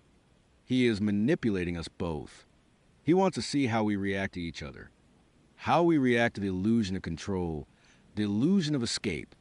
My voice was a monotone, a flat statement of fact. He wants to see if you will truly kill me, Alex, or if you will break under the pressure of his observation. Alex looked at the knife, then at me, then back into the darkness of the woods. The idea that Ethan was watching him, judging his performance, seemed to rattle him more than the prospect of harming me. His fear was not for me, but for his own fate at Ethan's hands. What do you want? He whispered, his voice hoarse. I want to survive. I replied, and I suspect you do too. Ethan does not want me dead. Not yet. He wants to see me reintegrate. He wants to push me to the edge, but not over it. Not permanently. This was an assumption, a gamble, but a logical one. Ethan's experiment was about observation, not termination, at least not at this stage. Then what? Alex asked, his eyes desperate. What do? We give him a show. I said, my voice chillingly calm. We give him exactly what he wants to see. We make him believe we are playing his game. But we play it our way. Alex stared at me, his mind clearly struggling to process my detached logic. What do you mean? He wants to see us struggle. I explained. He wants to see me fight for my life. He wants to see you test me. So we give him that. But we do not hurt each other. Not really. He looked at the knife in his hand, then back at me. How? He will know. He will know if we do not sell it. I corrected him. We have to make it convincing. We have to make him believe that you are truly a threat and that I am truly fighting for my life. But we do it in a way that ensures neither of us is permanently damaged. We make it look good for the cameras. And then we escape. Together. A flicker of hope, or perhaps just a desperate clinging to any alternative, crossed Alex's face. Escape where? Anywhere but here. I said, we create an incident that forces us to flee this location. We make him think we have gone rogue, that his experiment has gone off the rails, at least for a moment. It buys us time. It buys us leverage. Alex hesitated, his gaze still darting around the dark woods. The idea of defying Ethan, even symbolically, was terrifying. But the alternative of a lifetime as Ethan's pawn, or worse, was equally bleak. How do we do it? He asked, his voice barely a whisper. My mind was already constructing scenarios, calculating risks and rewards. You need to make it look like you are attacking me. I need to make it look like I am defending myself. We need to create enough commotion to suggest a struggle, enough damage to the car to suggest a desperate escape. But we do it without serious injury. I pointed to a large, jagged rock partially hidden by brush near the edge of the clearing. You throw the knife into that rock. Make it stick. It looks like you missed, or I dodged. It shows intent without actual harm. Then you grab me. I struggle. I hit you. Not hard enough to cause injury, but hard enough to make it look like a fight. We stumble into the trees. We create noise. And then we make a run for it, away from the car, away from this clearing. Alex looked at the rock, then at the knife, then at me. His eyes were still full of fear, but now there was a spark of something else, a desperate cunning. And the car, we need to disable it. I said, my gaze falling on the tire. If we escape on foot, he will assume the car is no longer an option. A flat tire, a broken headlight. Something that indicates a violent, unplanned departure. He nodded slowly, a grim determination setting in. Okay. I get it. A show. For Ethan. Exactly. I affirmed. Are you ready? He took a deep breath, his knuckles white around the knife hilt. As I will ever be. Good. I said, on 3. 1, 2, 3. On 3. Alex lunged. It was a clumsy, desperate movement, but it served its purpose. He threw the knife with a grunt, not at me, but at the rock I would indicated. It struck with a dull thud, embedding itself just as I would predicted. The sound echoed in the silent woods, a jarring punctuation mark. Then he grabbed me. His hands were surprisingly gentle, but his grip was firm. I let out a sound, not a scream of fear, but a sharp, guttural cry of effort, making it sound more convincing than any real scream I could have managed. I struggled against him, twisting, pushing, pulling. My movements were precise, designed to look frantic, without actually causing harm. I brought my knee up, not into his groin, but against his thigh, a sharp impact that would leave a bruise but no lasting damage. He grunted convincingly. Let me go. I snarled, injecting a raw, desperate edge into my voice that I did not feel. It was a performance, and I was committed.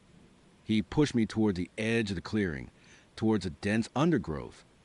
I stumbled, playing the part of a terrified victim, then regained my footing, fighting him every step of the way. We crashed into the trees, breaking branches, rustling leaves. I heard him curse, a low, frustrated sound. I aimed a punch, not at his face, but at his shoulder, a solid impact that would be audible to any microphones Ethan might have hidden. You will regret this, I hissed, channeling every ounce of my cold fury into performance. We thrashed through the undergrowth for what felt like an eternity, creating a chaotic symphony of struggle for Ethan's unseen audience. I knew we were moving deeper into the woods, away from the car, away from the clearing. Alex, for his part, was an effective partner in this macabre dance. He pulled my hair, not hard enough to rip it out, but enough to convey violence. He pushed me against a tree, a controlled impact that left me breathless, but unharmed. Finally, we broke free of the thickest part of the woods, emerging onto a slightly more open area, still deep in the forest, but with a faint, almost imperceptible glow in the distance that might have been the lights of a distant town or road. Now, I whispered, my voice raw from the exertion of performance. We run, and we do not stop. Alex nodded, his face pale, streaked with dirt and sweat. He pulled the knife from a rock, then plunged it into one of the car's tires with a vicious hiss of escaping air. Then he smashed a headlight with the butt of the knife, sending shards of glass scattering. For Ethan, he muttered, a grim satisfaction in his voice. We ran. We ran through the dark woods, the sounds of our footsteps muffled by the soft earth, our breathing ragged. We ran until the distant glow became a little brighter, until the faint hum of traffic grew a little louder. We ran until our lungs burned and our legs ached, not from fear, but from the sheer physical exertion of our desperate performance. My apathy, my cold, logical mind, had been my greatest asset. It had allowed me to analyze, to plan, to execute, without the debilitating interference of terror. I had played Ethan's game, but I had bent the rules. I had made an ally out of a threat, and together, we had created a narrative of escape, a narrative of defiance. Eventually, we stumbled out of the woods onto a deserted rural road. The moon was high now, casting long shadows. We were miles from Alex's car, miles from my apartment, miles from anything familiar. But we were alive, and we were, for the moment, free of Ethan's immediate gaze. We walked for what felt like hours, our bodies aching, our minds reeling from the simulated trauma. We did not speak much, the shared experience a silent bond between us. Finally, we saw the faint lights of a gas station in the distance, a beacon of civilization. As we approached, Alex stopped, turned to face me. His eyes were still wary, but a flicker of something new, something akin to grudging respect, was there. What now? Subject 7. Now, I said, my voice still devoid of emotion, but with a newfound certainty. Now, we figure out how to survive Phase 4. Because I knew, with the chilling clarity of my induced apathy, that this was not an end. It was merely a brief intermission. Ethan was still watching. He had seen our performance. He had recorded our escape. And he was already planning the next stage of his experiment, the next test of my reintegration. The woods had been just another elaborate cage, another variable in his meticulous dissection of my stolen life. And the true horror was not the threat of Alex, but the inescapable knowledge that Ethan was still out there, pulling the strings, always watching, always waiting for his next show to begin. My apathy was a tool, and I had used it well. But the question remained for whose benefit, and to what ultimate, terrifying end. I remember scrolling through Tinder that night, not really looking for anything serious, just a distraction. It had been a long week, and honestly, a little validation would not hurt. My fingers swiped past countless faces until I landed on Mark. His profile picture was innocuous enough of smiling, slightly blurry shot of him by what looked like a lake, maybe fishing. He had a decent job listed, a few interests that seemed normal, and a bio that read, looking for good conversation and maybe a laugh or two. Nothing screamed red flag, which in hindsight was probably the biggest red flag of all. We matched. His message came quickly. Hey there, you've got a great smile. Standard, a little cheesy, but harmless. We chatted for a couple of days. He seemed attentive. Asked about my day, remembered little details I would mention, and had a knack for making me laugh with self-deprecating jokes. He suggested dinner. There's this new Italian place downtown. Heard great things about their carbonara. You like Italian? I did. It sounded perfect. We set a date for Saturday night, 7 p.m. He offered to pick me up, which felt a little old-fashioned, but also kind of sweet. I agreed, giving him my address. Saturday rolled around, and I was actually looking forward to it. I spent way too long picking out an outfit, a simple black dress, not too fancy, not too casual. I did my hair, put on some makeup, the whole 9 yards. By 6:50 p.m., I was pacing my living room, checking my phone every 30 seconds. My stomach had that familiar flutter of first date nerves. At exactly 7 p.m., my phone buzzed. A text from Mark here. I grabbed my small clutch, took a deep breath, and headed out. His car was a dark sedan, maybe a Honda Accord or something similar, relatively new and clean. He was already out of the car, leaning against the driver's side door, a polite smile on his face. In person, he looked a little different from his photos. His eyes were a darker shade of brown than I remembered, and there was a certain intensity to them that had not come across on screen. His smile, though, was friendly enough. "Hey," he said, opening the passenger door for me. "You look great."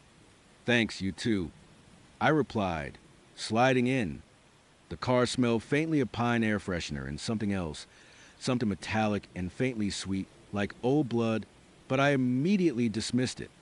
Probably just my imagination, or maybe something from his job. He got in, closed the door, and started the engine. The initial conversation was easy enough.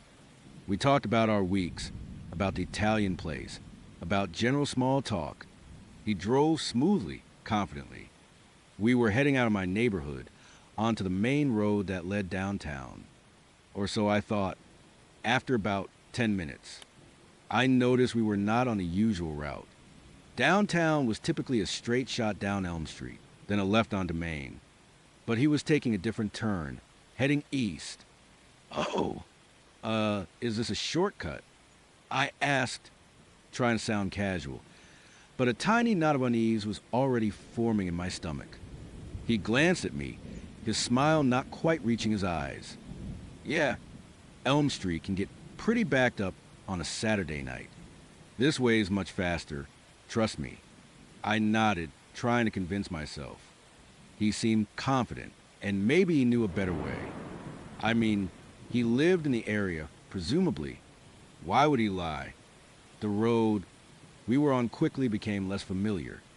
The streetlights thinned out, replaced by the occasional flickering bulb from an old gas station or a dimly lit convenience store. The buildings became more spread out, and soon we were passing by stretches of dense trees, the kind that line the edge of our city before it truly becomes countryside. So, what kind of movies are you into? He asked, attempting to restart the conversation after a lull.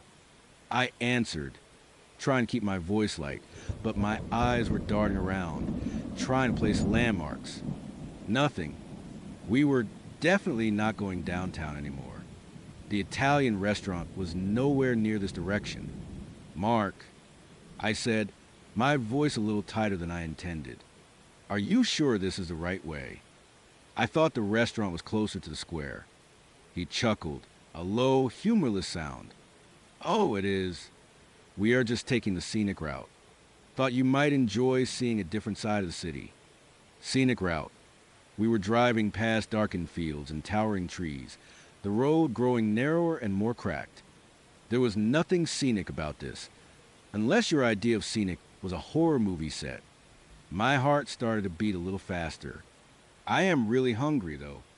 I tried, forcing a polite laugh. Maybe we should just stick to the quickest way. I am starving for that carbonara. He did not respond immediately. His grip on the steering wheel seemed to tighten. The silence of the car stretched, thick and uncomfortable. The only sound was the hum of the engine and the occasional crunch of gravel under the tires as we veered onto an even smaller, darker road. My breath hitched. This was not a shortcut. This was not a scenic route. This was something else. Mark, I said, my voice barely a whisper now. Where are we going? He finally turned his head, his dark eyes meeting mine for a split second. The smile was gone. His expression was utterly blank. We are going where we need to go. My blood ran cold. Every single alarm bell in my body screamed. This was it. This was the moment in every true crime documentary where the victim realizes too late. Stop the car. I demanded, my voice trembling, but trying to project authority. Stop the car right now. He ignored me. The car picked up speed, the trees on either side of the road blurring into an impenetrable wall of darkness. My mind raced. What do I do? Jump out. Scream. My phone. I fumble for my clutch, pulling out my phone. The screen lit up, a beacon of hope. No signal. Of course. We were too far out. Give me my phone. I said, try again, my voice shaking uncontrollably now. He did not even look. One swift, practiced motion. His hand shot out, snatched the phone from my grasp, and tossed it into the back seat. You won't be needing that. Panic, hot and sharp, clawed its way up my throat. This was real. This was happening. I was in a car with a stranger, being driven God knows where, deep into the woods, and he had just taken my lifeline. Let me out. I screamed, my hands flying to the door handle. It was locked. I tried the window, fumbling with the switch. Nothing. Child locks. He had thought of everything. Tears welled to my eyes, blurring the already terrifying darkness outside. I pounded on the dashboard, on his arm. Anything to make him stop. Please, just let me go. I won't tell anyone. I promise. Just let me out. He remained silent, his gaze fixed on the road ahead. His face was a mask, emotionless, chillingly calm. It was the calm of a predator, utterly focused on its prey. The car finally slowed, turning off the gravel road onto what looked like nothing more than a deer trail, overgrown with weeds and barely visible in the faint moonlight. We bumped and jostled for a few more yards, deeper into the thicket, until the trees closed in completely around us. He cut the engine. The sudden silence was deafening, broken only by the chirping of crickets and the frantic pounding of my own heart. It was pitch black outside, save for the sliver of moon filtering through the dense canopy. The air was cold, damp, and smelled of decaying leaves and rich earth. He turned to me then, his face illuminated by the faint glow of the dashboard. His eyes, those dark, intense eyes, were fixed on me, and for the first time, I saw the flicker of something truly disturbing behind them. Not anger, not lust, but something colder, more calculating. Like a scientist observing a specimen. "Get out," he said, his voice flat, devoid of any warmth. I did not move. My body was frozen, rigid with terror. I just stared at him, tears streaming down my face. He sighed, a sound of mild annoyance. "Do not make this harder than it has to be." He reached over, unlocked my door, and pushed it open. The cold night air rushed in, carrying with it the scent of pine and something else, something wild.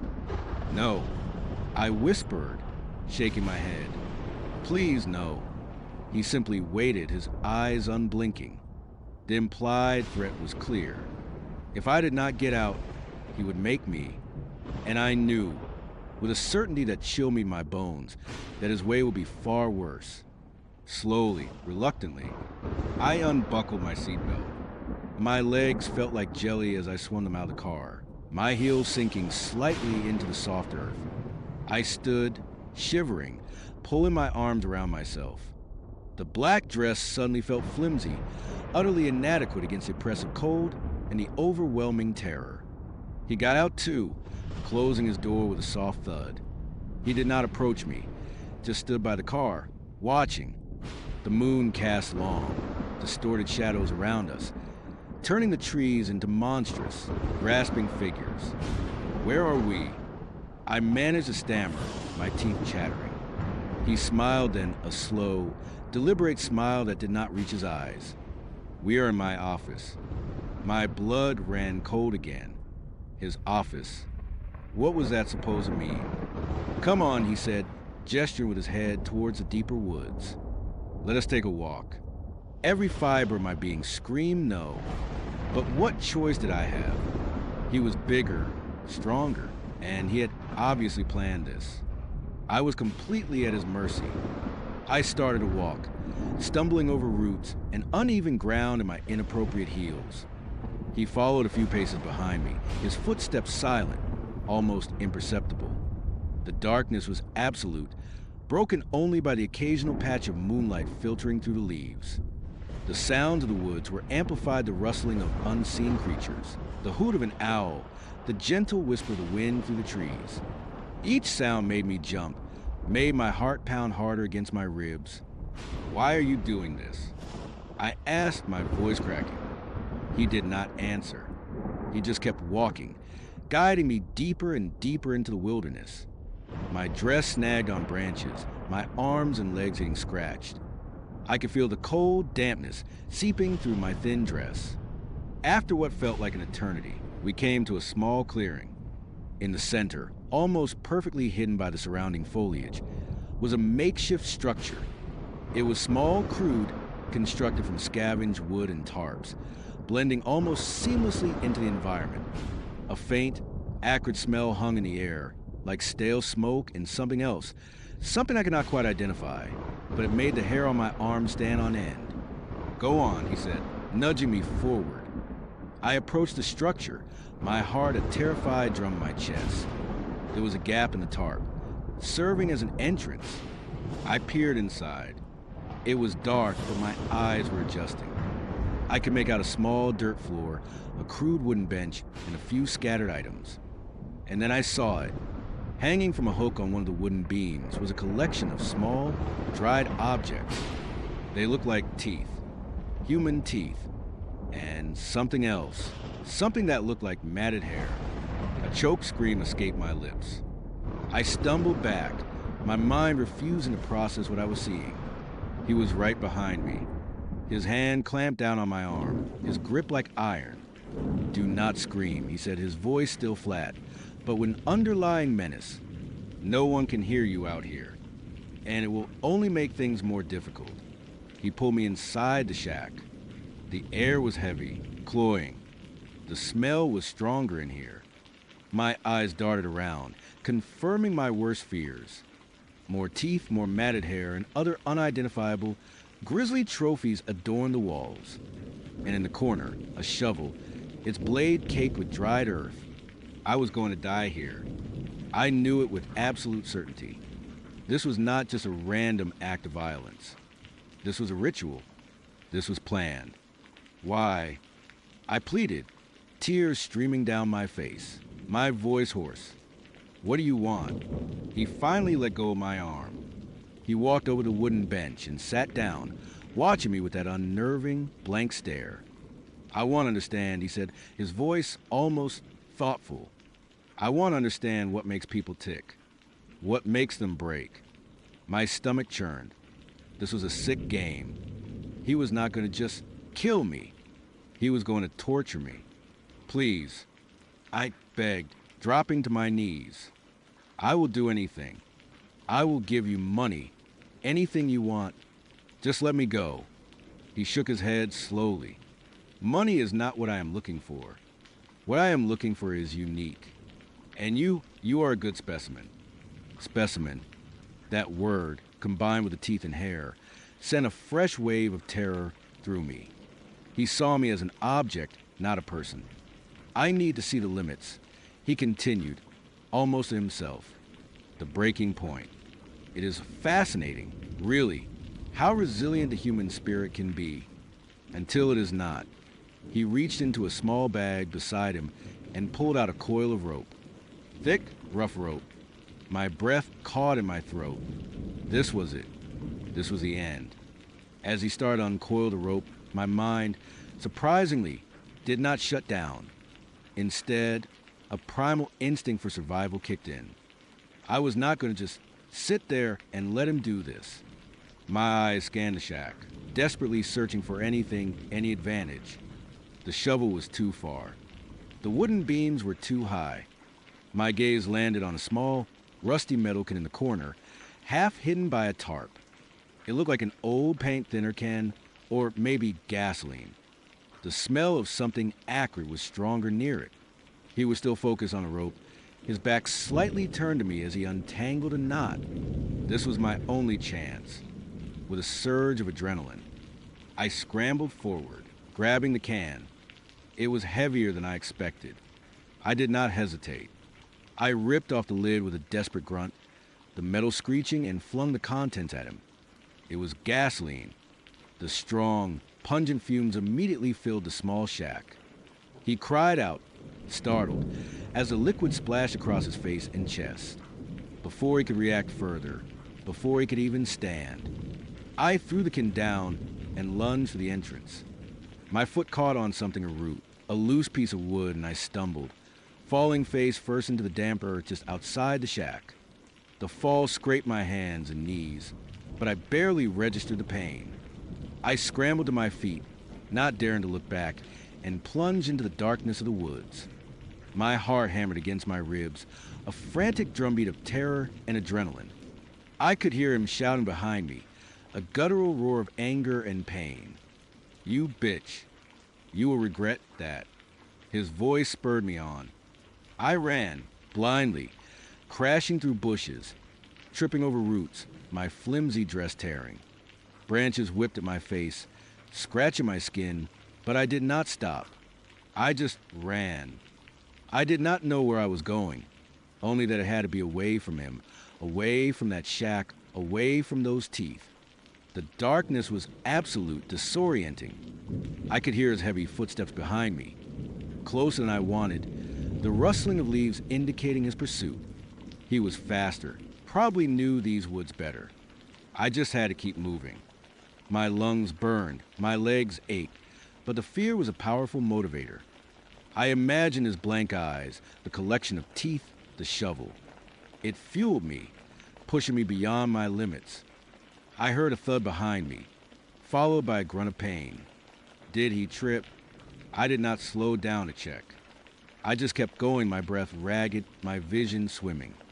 Suddenly, a faint, almost imperceptible light pierced through the dense canopy ahead. A distant glow.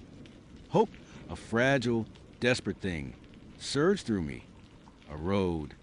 A house. Anything. I pushed harder, ignoring the burning in my muscles, the sharp sting of thorns. The light grew a little brighter, a steady, yellowish glow. It was not the moon. It was artificial. I burst out of the tree line, tripping one last time and landing hard on pavement. The rough asphalt scraped my palms, but I did not care. I was on a road, a real road. The light was coming from a distant farmhouse, a small, isolated beacon in the vast darkness. I could hear the faint, comforting hum of electricity. I scrambled to my feet, my eyes darting back to the woods. No sign of him. Not yet. But I knew he was there, watching, waiting. I had to get to that house. I started running again, my legs screaming in protest, my bare feet pounding on the asphalt. The farmhouse seemed miles away, but I focused on it, on the promise of safety it represented. I did not dare look back. I just ran, my ragged breathing the only sound in the oppressive silence of night, save for the distant chirping of crickets and the frantic pounding of my own heart. Finally, after what felt like an eternity, I reached the farmhouse. It was an old, two-story structure, a porch light casting a warm, inviting glow. I stumbled up the steps, my hand shaking, as I pounded on the door, screaming, "Help! Please, help me!" A light flickered on inside, and then the door opened a crack. An elderly woman, her face wrinkled with sleep and confusion, peered out. Her eyes widened when she saw me disheveled, scratched, covered in dirt and tears, a wild, terrified look in my eyes. "Child, what in God's name?" she began, but I cut her off. "He is coming. He is in the woods. Please call the police." Her initial shock gave way to concern, then alarm. She pulled me inside, slamming and locking the door behind us. The warmth of the house, the smell of old wood and lavender, was a stark contrast to the cold, acrid air of the woods. She led me to a worn couch, her hand surprisingly gentle as she helped me sit. "Who is coming? Dear, what happened?" I tried to explain, but the words tumbled out in a jumbled mess of terror and adrenaline. Tinder Mark would shack teeth gasoline, she understood enough. Her face hardened, and she immediately went to an old rotary phone on the wall. I heard her calm voice, surprisingly steady, relaying the information to the dispatcher. I just sat there, shaking, staring at the locked door, convinced I could still hear his footsteps outside, still feel his eyes on me from the darkness. The police arrived what felt like an hour later, but was probably only 20 minutes. 2 officers, their flashlights cutting to the darkness, their serious faces asking questions. I told them everything, every terrifying detail, my voice still trembling, my body still shaking uncontrollably. They searched the woods for hours. They found the crude shack. They found the disturbing collection of teeth and hair, the shovel, the gasoline can. They found signs of a struggle, but they did not find Mark. He was gone, disappeared into the vast, unforgiving wilderness, as if he had simply melted into the shadows. They took me to the hospital. My scratches were cleaned, my minor injuries treated. They gave me a sedative, but it did little to calm the storm raging inside my head. The image of his blank face, the smell of gasoline, the sight of those dried teeth, it was all burned into my memory. The next few days were a blur of police interviews, questions, and the chilling realization that my attacker was still out there. They released an alert, a composite sketch based on my description, but he seemed to vanish without a trace. It was like he was a ghost, a phantom that only appeared to snatch unsuspecting women from their mundane lives. I never used Tinder again. I barely left my apartment for weeks. Every shadow seemed to hold a threat. Every unexpected sound made me jump. I saw his face in strangers, in the dark corners of my room. The woods, once a place of natural beauty, became a symbol of unimaginable terror. Even now, years later, the memory is as vivid as if it happened yesterday. I still check my locks 3 times before bed. I still avoid isolated roads, especially at night. And I still get a cold, sickening feeling in my stomach when I hear about someone going missing in the woods, or when I see a news report about an unidentified body found in a shallow grave. They never caught Mark. He is still out there somewhere, a ghost in the trees, perhaps still searching for his next specimen. And sometimes, late at night, when the wind howls just right, I swear I can hear his voice echoing through the darkness, telling me, we are going where we need to go.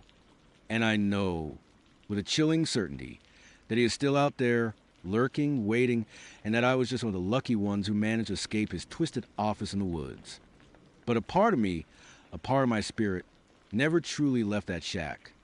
It is still there, forever trapped in the dark, cold heart of the wilderness. The last thing I remembered was the glint of the butter knife under the restaurant's fluorescent lights, the rough texture of the plastic handle in my sweating palm, and Laura's desperate plea echoing in my ears. Do not. Please, do not. But I had to. I had to choose the illogical, the absolute surrender, to break his game.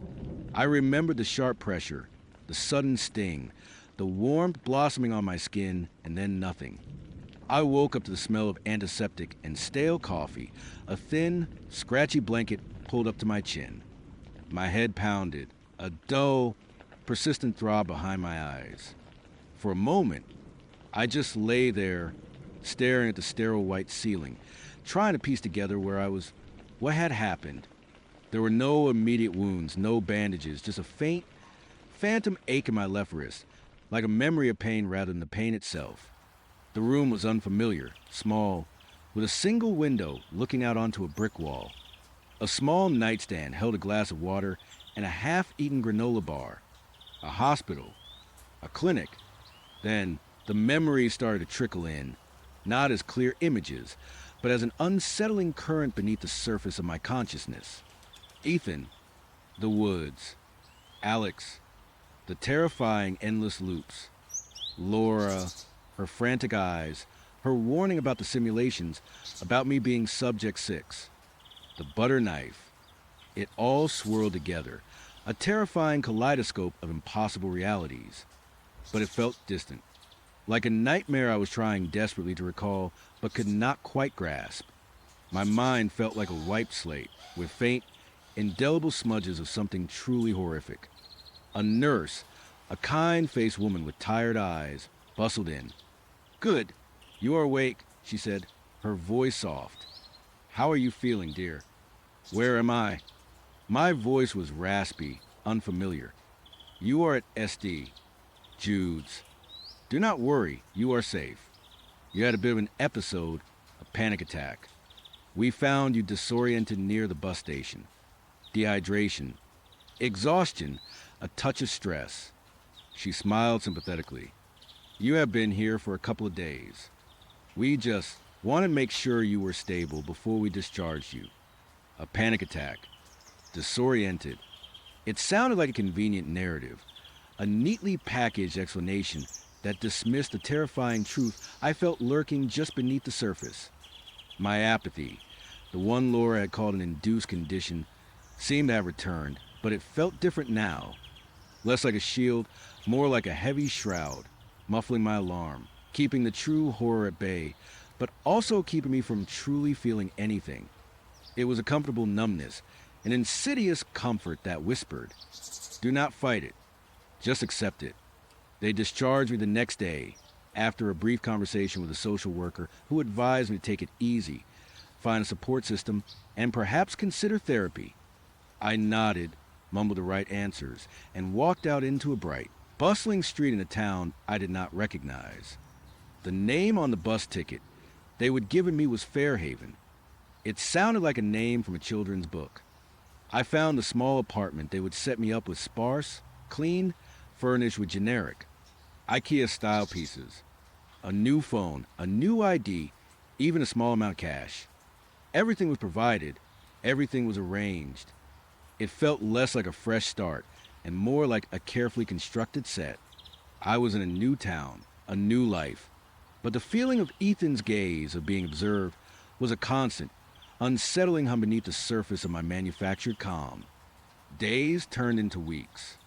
I found a job at a small bookstore, shelving books, dusting, ringing up customers. It was mundane, predictable, exactly the kind of quiet existence that should have been soothing. But the apathy gnawed at me. It was not peace, it was an absence of feeling that felt more terrifying than any panic. It was as if my emotions had been amputated, leaving only phantom pains where fear and joy used to be. One Tuesday, during my lunch break, I decided to try a new coffee shop a few blocks from the bookstore. It was called the Daily Grind, a cozy place with exposed brick walls, soft jazz playing in the rich, comforting aroma of roasted beans. I ordered a latte and found a small table by the window, pulling out a paperback to read. That is, when he walked in. He was not conventionally handsome, not in the way movie stars are, but he had an undeniable charm, an easy confidence that drew the eye. Dark, slightly wavy hair, warm brown eyes that crinkled at the corners when he smiled, and a laugh that seemed to fill the space without being overbearing. He ordered a black coffee, then his gaze swept the room, pausing on me. He held my eyes for a beat longer than was strictly polite, and a faint, almost imperceptible smile touched his lips. I felt a strange flicker, a tiny spark of something unfamiliar, in my chest. It was not quite attraction, not yet, more like a recognition, or perhaps a memory trying to surface. My apathy, for a fleeting moment, felt less like a shroud and more like a thin veil. He approached my table, holding his coffee. "Excuse me," he said, his voice smooth, a little deeper than I expected. "I cannot help but notice you are reading The Haunting of Hill House. Excellent choice. One of my favorites." I looked down at the book in my hands, then back up at him. "It is." I managed, surprised by my own voice. "I am Mark," he offered, extending a hand. His grip was firm, warm. "Anna," I replied, using the name on my new ID. "Anna," he repeated, as if tasting the name. "Mind if I join you? The place is packed." It was not packed. There were several empty tables, but his smile was disarming, and my conditioned apathy made it easier to just say yes than to find an excuse. "Sure," I said, gesturing to the empty chair opposite me. He sat, and we fell into easy conversation. He was a freelance graphic designer, new to Fairhaven like me, looking for inspiration. He talked about his love for classic horror, independent films, and obscure jazz. He was witty, intelligent, and seemed genuinely interested in what I had to say. He asked about my job at the bookstore, about my favorite authors, about what brought me to Fairhaven. I gave him the edited version, the one the social worker had helped me construct, looking for a fresh start, a quieter life. He nodded, his eyes surprisingly intense. "I get that," he said, a hint of something knowing his voice. "Sometimes you just need to press the reset button, right?" The word reset sent a shiver down my spine, a cold ripple that cut through my apathy. It was a familiar word, a terrifying word. I dismissed it as coincidence, as my overactive imagination still tried to process the vague, unsettling dreams I sometimes had. We talked for almost an hour, until my lunch break was nearly over. He asked for my number, and I gave it to him, surprising myself. It felt normal, human, a tiny crack in the wall of my carefully constructed numbness. "I would love to take you out for dinner sometime." "Anna," he said, standing up, "if you are up for it, I would like that." I heard myself say, and for the first time in a long time, I actually meant it. The first date was lovely. The second was even better. Mark was attentive, charming, and seemed to anticipate my needs and interests before I even voiced them. He would suggest a restaurant I had not known I wanted to try, or bring up a topic I would have been idly thinking about. He made me laugh, a genuine, unforced sound that felt alien and wonderful. He was good at listening, truly listening, and his eyes would hold mine for long stretches, making me feel seen in a way I had not in what felt like a lifetime. But beneath the surface of this pleasant normalcy, a subtle unease began to stir. It started small, almost imperceptible. He would mention something about my day that I had not told him, a brief encounter with a difficult customer at the bookstore, or a specific route I would take home. "Oh, I saw you walking past the old clock tower today," he would say, casually over dinner. "You looked like you were deep in thought." I did not remember telling him I walked past the clock tower. I usually took a different route, but sometimes I did vary it. "Yeah, just enjoy the architecture," I would reply, a tiny knot forming in my stomach. Another time, he brought me a specific brand of herbal tea, the kind I only drank when I felt a headache coming on. "I just had a feeling you might need this," he would said, smiling. "You looked a little tired yesterday." I had not told him about my headaches or my tea preference. I chalked it up to him being observant, intuitive. He was just a kind, thoughtful guy. I told myself, trying to squash the growing whisper of paranoia.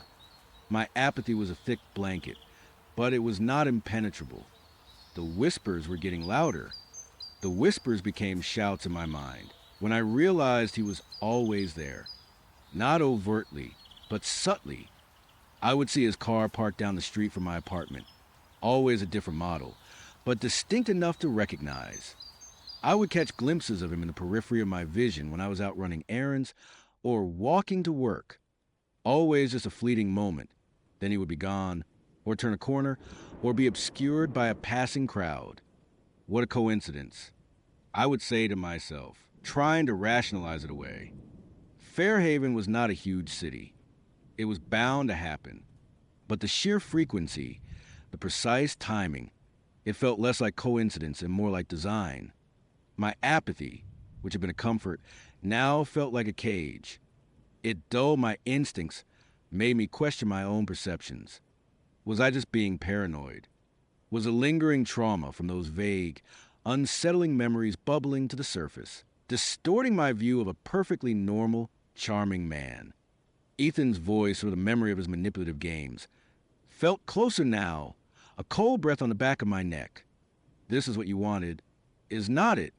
A new game, a new test. One Saturday evening, Mark called. "Hey, Anna," he said, his voice cheerful. "I am putting together a new portfolio for a client, and I am having a bit of a creative block. Would you mind coming over for a bit? Just for a fresh pair of eyes. I could really use your opinion." My stomach tightened. I had not been to his apartment yet. He would always pick me up, or we would meet at restaurants or cafes. This was a step, a big step, and my gut was screaming no. But my apathy, my conditioned inability to truly feel panic, made it hard to articulate a refusal. It felt easier to just go along with it, to just see. "Sure, Mark," I said, my voice betraying none of the internal turmoil. "What time?" His apartment was in a renovated mill building on the edge of town, a little out of the way. The building itself looked charming from the outside, old brick and large windows. Inside, the hallway was dimly lit, quiet. Too quiet. He opened the door with a wide, welcoming smile, his eyes sparkling. "Anna, come in, come in. Make yourself at home." His apartment was spacious, minimalist, and stylish. It smelled faintly of coffee and something else, something metallic and sharp, like cleaning products. There were large, abstract art pieces on the walls, a sleek black leather sofa, and a massive monitor set up on a desk in the corner. It looked exactly like the apartment of a successful freelance graphic designer. Too perfect. "Can I get you anything?" he asked, already moving towards a small, gleaming kitchen. Wine. Water. I have some of that herbal tea you like. My breath hitched. The tea. I had not told him about the tea. The small, innocuous details were starting to form a terrifying mosaic. Water is fine. Thanks. I managed, trying to keep my voice steady. He returned with a glass of water, his smile unwavering. So, the portfolio. It is for a new tech startup. They want something sleek, modern, but with a touch of humanity. He gestured vaguely toward the door at the end of the short hallway. It is all set up in my studio. This way. My heart hammered against my ribs, a frantic bird trapped in a cage. Every instinct I had, every shred of sanity that remained after Ethan's games, was screaming at me to run. But my feet fell heavy, cemented to the polished concrete floor.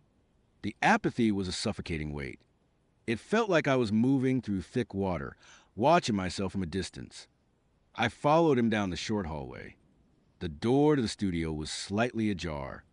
As he pushed it open, he stepped aside, gesturing for me to enter.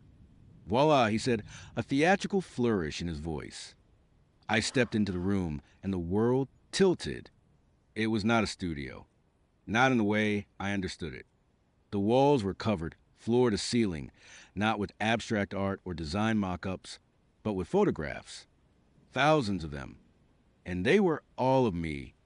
My breath caught in my throat, a choked gas that died before it escaped my lips. There were photos of me at the bookstore, shelving books, laughing with a co-worker, staring blankly at a customer. Photos of me walking to work, my head down, lost in thought. Photos of me at the coffee shop, sipping my latte, reading my book. Photos of me at the grocery store, pushing a cart, contemplating a carton of milk. Photos of me sitting by my window at home, drinking tea in the evenings, staring out at the street. Photos of me sleeping, a blurry, intimate shot that made my blood run cold. They were not just candid shots, they were artfully composed, some zoomed in, some wide angle, some taken from impossible angles from across the street, from inside a bush, from a window across the alley. They were meticulously organized, dated, annotated with small, neat handwriting. Anna, 10:32 a.m. The Daily Grind, 314. Anna, 7:17 p.m. Apartment window, 320 lost in thought. Anna, 2:45 a.m. Sleeping, 322 restless. My eyes darted across the horrifying tapestry of my stolen life. My private moments, my unconscious habits, my most vulnerable states, all captured, cataloged, and displayed like scientific specimens. It was a complete, chilling chronicle of my existence in Fairhaven from the moment I arrived. The phantom ache in my wrist flared, a sudden, sharp jolt of memory. The butter knife, Laura, Ethan, the loops. It all crashed down on me, the apathy shattering like fragile glass. This was not a fresh start. This was not a new life. This was another loop, another test, another meticulously crafted reality designed to break me. I turned slowly, my gaze fixed on Mark, who was still standing in the doorway, his smile gone, replaced by an expression of serene, almost clinical satisfaction. His eyes, those warm brown eyes, now held a chilling glint, a predatory intelligence I had not seen before. What is this? My voice was a raw whisper, barely audible. He stepped fully into the room, closing the door behind it with a soft click that echoed like a gunshot in the sudden silence. This, Anna, he said, his voice no longer charming, but laced with subtle, chilling authority, is your progress report. He walked past me, toward the section of the wall dedicated to photos from my first few weeks in Fairhaven. You were so lost when you first arrived, he mused, tracing a finger over a photo of me staring blankly at a storefront. So empty. Your apathy was quite profound. A fascinating response to the last incident. Would not you agree? My mind reeled. The last incident. He knew. He knew about the butter knife, about Laura, about Ethan. He was not just a stalker, he was part of it. Laura warned me. I whispered, the name tasting like ash on my tongue. She said you reset my memories. He chuckled, a low, dry sound devoid of humor. Laura was a variable, an anomaly. She almost disrupted the experiment. But you, Anna, you are the constant. Subject 6. And your responses are always so predictable in their unpredictability. He turned to face me, his hands clasped behind his back, like a professor addressing a student. Your act of defiance, your absolute surrender in the last loop, it was intriguing. We thought you might truly break the cycle, but you merely shifted its parameters. My stomach churned. What are you talking about? Your previous iteration ended with a rather dramatic attempt at self-termination, he said, his eyes scanning my wrist. A fascinating choice. Most subjects resort to flight or violent resistance, but you chose to opt out, a true surrender. Ethan was impressed. He decided to observe your next iteration with a more direct approach. He gestured around the room. This is it. Anna, this is your new game. The charming guy scenario. Designed to see if you could still form connections, still feel after such a profound act of emotional amputation. To see if the apathy could be overcome or if it would consume you entirely. He walked over to another section of the wall, pointing to photos of us together, smiling, laughing, at coffee shops, at dinner. And you performed admirably. You allowed yourself to feel a glimmer of hope, a flicker of connection. Your emotional responses, though muted, were present. A success, would not you say? My head swam. This was not just stalking, this was a dissection. My life, my very essence, laid bare, analyzed, judged. The horror was overwhelming. A tidal wave that finally broke through the last vestiges of my apathy. Real fear, raw and visceral, surged through me, making my hands tremble, my breath shallow. You are one of them. I stammered, the words catching my throat. You work for Ethan. He smiled, a slow, chilling curve of his lips. I am Ethan. Anna. Or, rather, I am the persona designed for this particular iteration. A more hands-on approach. As I said, to observe your reactions up close. To guide your journey. The revelation hit me like a physical blow. Mark, the charming guy, the attentive listener, the intuitive partner, he was Ethan. All of it had been a lie, a meticulously crafted facade, another cruel twist in his endless experiment. My blood ran cold and a primal scream clawed at my throat, but no sound escaped. Your choice to opt out last time was a fascinating data point. He continued, oblivious of my terror, or perhaps enjoying it. It showed a certain ingenuity, but it did not break the loop. Anna, it merely informed the next one. You are still subject 6, and the experiment continues. He took a step closer, his eyes boring into mine. The goal, as always, is to see how you adapt, to understand the limits of human resilience, the breaking point. And you, Anna, are proving to be an exceptionally resilient subject. Even after everything, you still search for connection, for meaning, for a way out. Even when that way out is merely another door into the same maze. I felt a dizzying wave of nausea. The walls of the room, covered with my stolen life, seemed to close in, suffocating me. This was not just a stalker scenario, it was a cosmic joke, a twisted purgatory where my defiance only fueled my tormentor.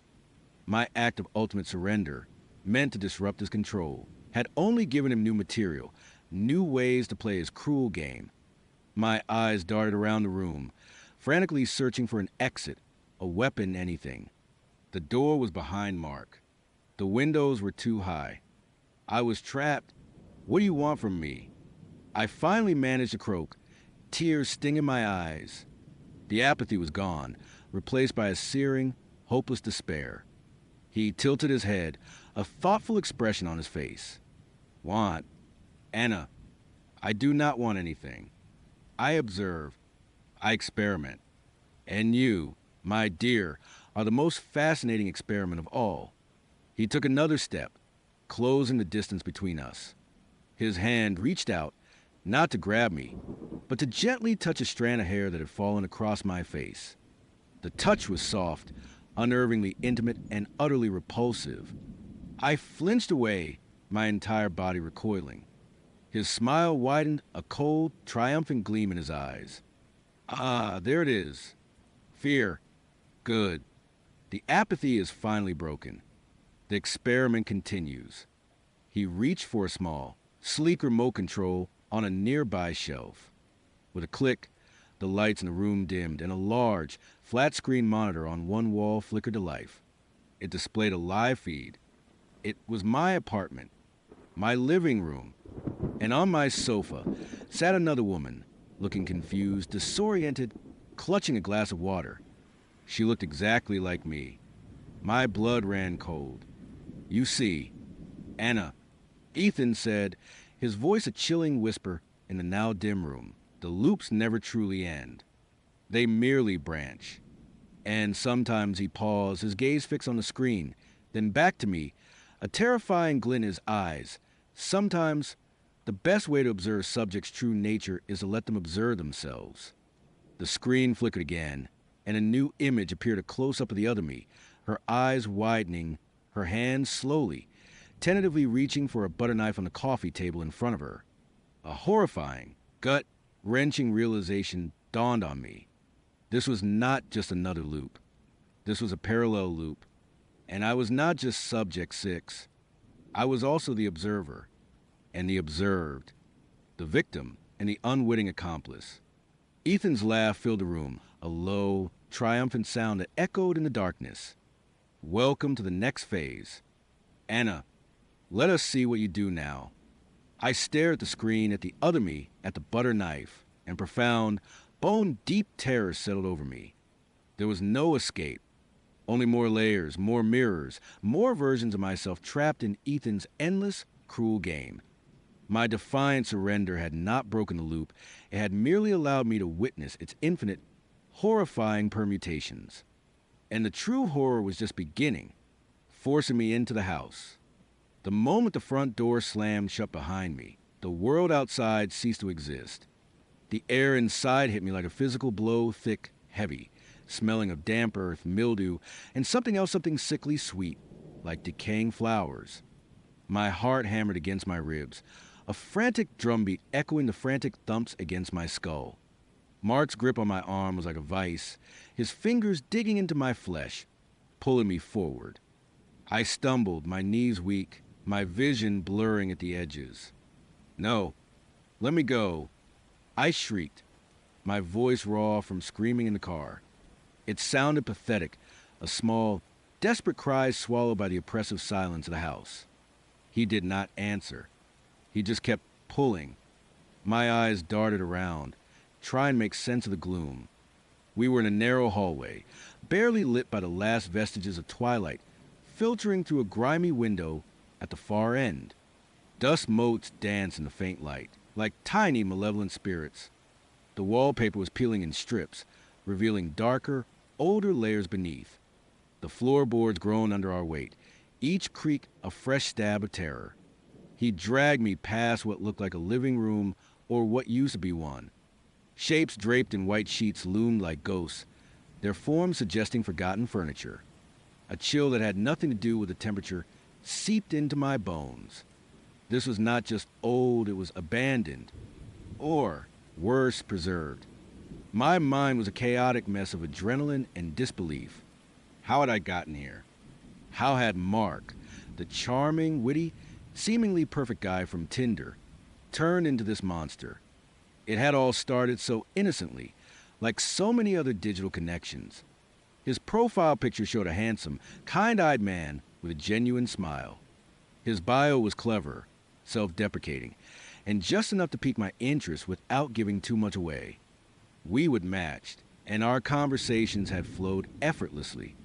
He seemed to understand my sarcastic humor, my love for obscure indie bands, my dreams of traveling the world. It was almost uncanny, like he would read my diary. Our first date had been at a cozy little coffee shop downtown. He would arrive early, waiting with a genuine smile, and had immediately put me at ease. He listened intently, asked thoughtful questions, and made me laugh until my cheeks hurt. There was a spark, an undeniable chemistry. I remembered thinking, finally, this might be it. The second date was dinner, then a walk through the park. He would hold my hand, and it felt natural, comforting. He'd talk about his family, his job as a freelance graphic designer, his plans for the future. He seemed so grounded, so normal, maybe a little intense, a little too focused on me, but at the time, I would chalk it up to genuine interest. He would even mention having a family house out in the country, a place he would unwind to get away from the city's hustle. It is old, a real fixer-upper, he would said, a fond smile playing on his lips. But it has got character. Maybe I will take you there sometime. I would laugh, thinking nothing of it. Then came the third date. He would suggest a scenic drive, a picnic by a hidden lake he knew about. It is a bit of a drive, but it is worth it, he would promise. Super peaceful. No one ever goes there. I would have been excited. It sounded romantic, an adventure. I would pack a small bag with a change of clothes, just in case we decided to stay out late, maybe watch the stars. I remember my friend Sarah joking, "Do not get murdered out in the woods, girl." I would roll my eyes. "Relax, it is Mark. He is a sweetheart." Sweetheart. The word tasted like ash in my mouth now. He dragged me deeper into the house, past a rickety staircase that seemed to disappear into shadow. My shoes scuffed against the gritty floor, and I fought against his hold, twisting, kicking, trying to land a blow. He was stronger than he looked, his grip unyielding. "Where are you taking me?" I gasped, fear making my voice tremble. He finally spoke, his voice low, a chilling contrast to the frantic beat of my heart. "Somewhere safe, darling. Somewhere you will be happy." His tone was devoid of emotion, a flat, dead sound that sent shivers down my spine.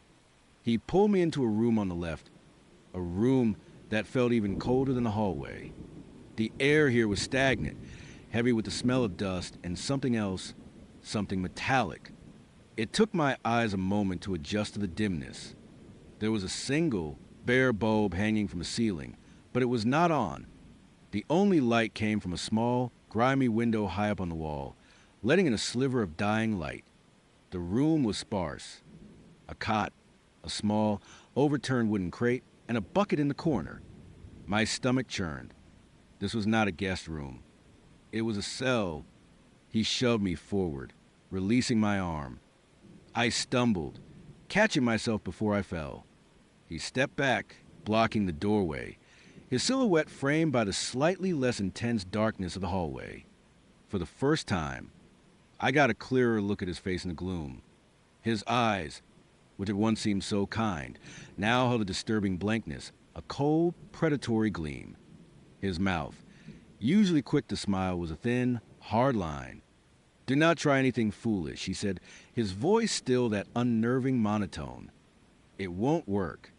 Then, with a soft click that echoed like a gunshot in the silent room, he closed the door. The darkness deepened, plunging me into a terrifying isolation.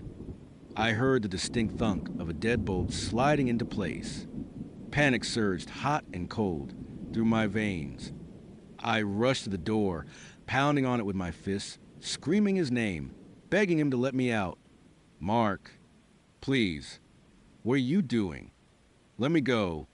My voice cracked, raw with desperation. No answer, only the sound of my own ragged breathing and the frantic pulse in my ears.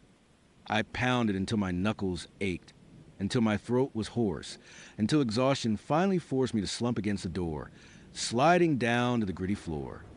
Tears streamed down my face, hot and stinging. This was not a bad dream. This was real. How long I sat there, curled in a ball, shivering. I do not know. Time lost all meaning. My mind replayed every moment of the last few hours, searching for the exact point where everything went wrong. The picnic had been lovely, just as he had promised. He would even brought my favorite sparkling cider. We would talk for hours, watching the sun dip below the trees, painting the sky in fiery oranges and purples. It was beautiful, too beautiful. As dusk settled, he would suggest that we head back. We would walk to his car, parked deep within the woods on a barely visible track. I remembered getting in, feeling content, a little tired. He would start the engine, but instead of turning onto the main road, he would take a sharp left down an even narrower, more overgrown path. Where are we going? I would ask, a flicker of unease starting to prickle at the back of my neck. Just a shortcut, he would said, not looking at me. His grip on the steering wheel was tight, his knuckles white. The shortcut led us deeper into the woods, the trees pressing in on either side, their branches scraping against the car. The light faded rapidly, and the path grew rougher, filled with potholes. We drove for what felt like an eternity, the silence in the car growing heavy. My earlier unease sharpened into a distinct sense of dread. Mark, this is not a shortcut. Where are we really going? My voice was tighter now. He still did not look at me. Almost there. That is when I noticed it. The doors were locked. I tried the handle, just a casual test, and it did not budge. My heart gave a sickening lurch. Mark unlocked the door. He ignored me. My voice rose, tinged with panic. Mark, what are you doing? Unlock the door now. He finally pulled off the path onto a patch of overgrown grass and killed the engine. The sudden silence was deafening, broken only by the chirping of crickets and the frantic beat of my own heart. We were in front of the crumbling house, its skeletal silhouette stark against the bruised twilight sky. That is when he had gotten out, locking my door from the outside and walked toward the house, leaving me trapped, screaming alone. And now I was here, in this room. The darkness was absolute now. I could hear rats scurrying the walls, a faint scratching, a constant reminder of the decay around me. The air grew colder and a shiver ran through me. I pulled my knees to my chest, wrapping my arms around myself, trying to find some semblance of warmth or comfort. Hours passed, or maybe it was minutes. My sense of time was completely warped. I must have drifted off into a fitful, nightmare-ridden sleep, because I was jolted awake by the sudden blinding glare of the bare light bulb above me. My eyes burned, and I squeezed them shut, groaning. When I opened them again, Mark was standing over me, a plate in his hand. He had not made a sound. He just stood there, watching me. His face was unreadable in the harsh light, his eyes dark, like bottomless pits. "You must be hungry," he said, his voice still that flat monotone. He placed the plate on the floor, beside me. It held a sandwich white bread, something pale between the slices, and a plastic cup of water. It looked unappetizing, but my stomach rumbled in protest. I stared at him, my throat tight. "Why are you doing this?" "Mark," I whispered, my voice hoarse. He tilted his head slightly, a gesture that was unsettlingly childlike. "Because you belong here, darling. With me." My blood ran cold. "I do not belong here. I want to go home." He chuckled, a dry, humorless sound. "This is your home now. Anna." He turned to leave, and I scrambled to my feet. "No. Mark, please. You can't do this. My family will be looking for me. My friends, they will call the police." He paused at the door, his hand on the knob. "Oh, they will look. All right. But they won't find you. No one ever comes here." He smiled then, a slow, chilling smile that did not reach his eyes. "This place is a secret. Our secret." Then he was gone, the door clicking shut, the deadbolt sliding home once more. The light remained on this time, a harsh, unforgiving glow that made the room feel even more like a cage. I did not eat the sandwich. The thought of putting anything he would given me into my body made me want to vomit. Instead, I started to examine my surroundings more thoroughly. The room was small, maybe 10 by 12 feet. The walls were bare, stained with what looked like water damage and patches of mold. The window was too high for me to reach, and it was covered with thick, grimy bars. No escape there. I tried the cot.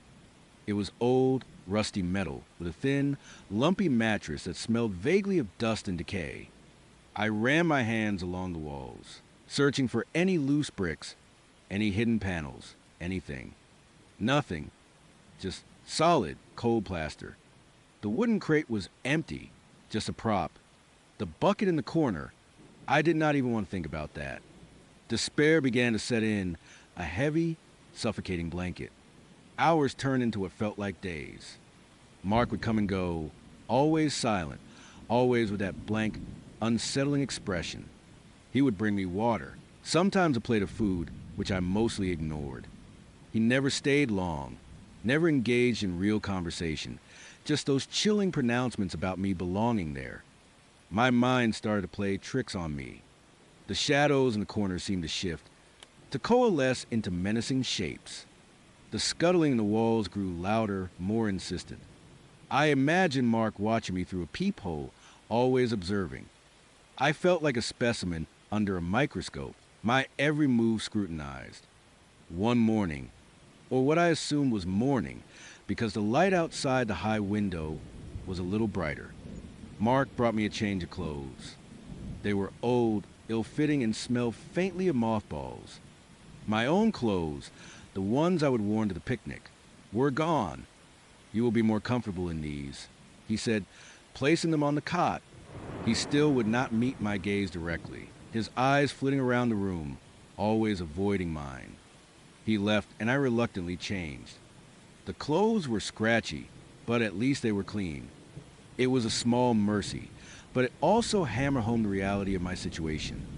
This was not a temporary thing. He expected me to live here. A new surge of determination coursed through me. I could not just sit here and rot. I had to find a way out. I started to systematically search the room again, this time with a frantic energy born of pure desperation. I checked every inch of the floorboards, every crack in the wall. I even tried to pry at the bars on the window, scraping my fingers raw against the rusty metal. It was useless. Then my gaze fell on the overturned wooden crate. It was just a simple crate, but maybe it was not just a prop. I dragged it over to the wall, right below the high window. It was wobbly, but it might give me enough height to reach the window. I climbed onto it, my heart pounding. It creaked ominously under my weight, but held.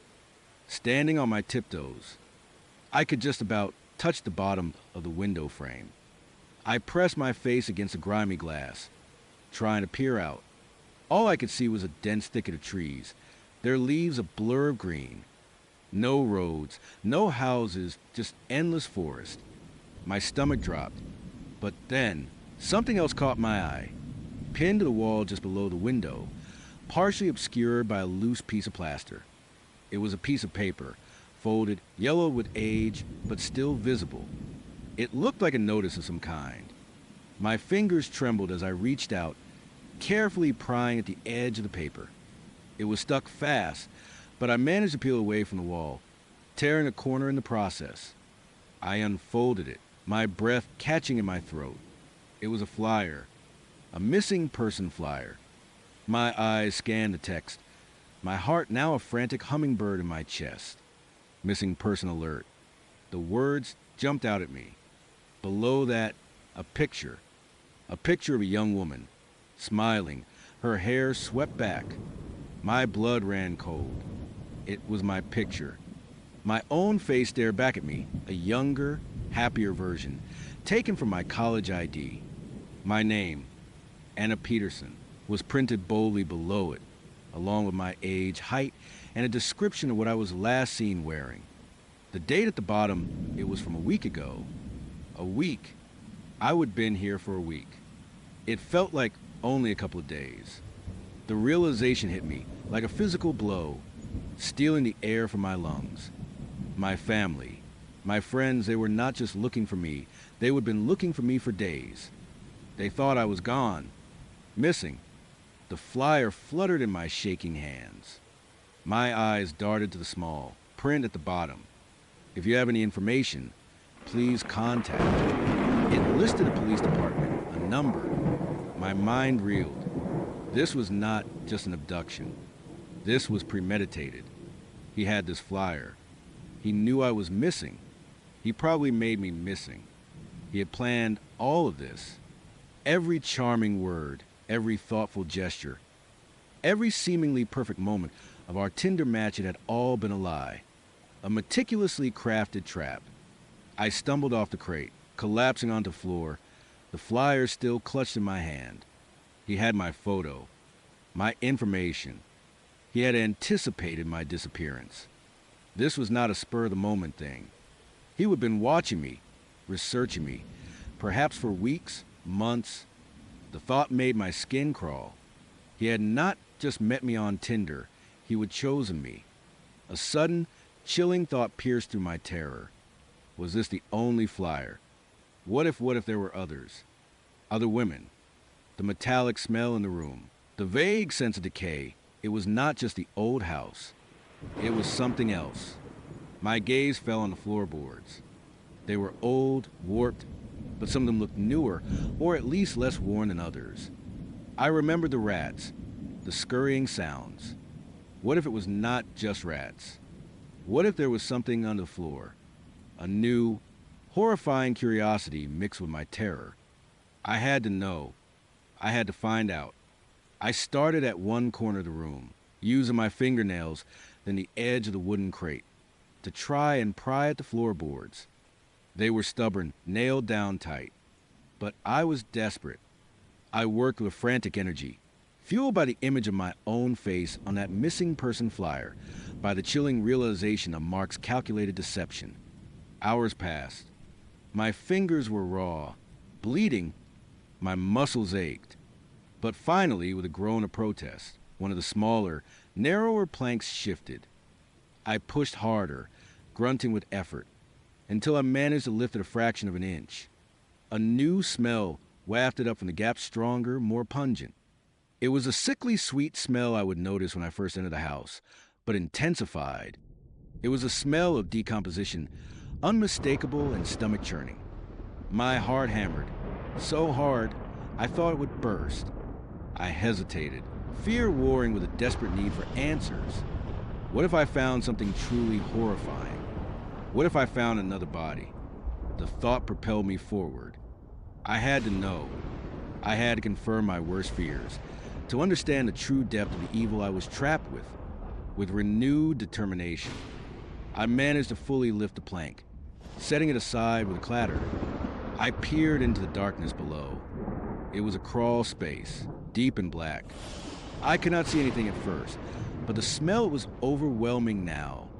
I gagged, pressing a hand over my mouth and nose. I needed light. I grabbed the wooden crate, dragged it under the bare light bulb, and stood on it, trying to angle the light down into the opening. What I saw made a scream catch in my throat, a silent, primal shriek of pure horror. There were bones, scattered bones, partially covered by soil and what looked like old, shredded fabric. A human skull, bleached white, stared up at me with vacant eye sockets. And next to it, nestled among the dirt, was a small, tarnished silver locket.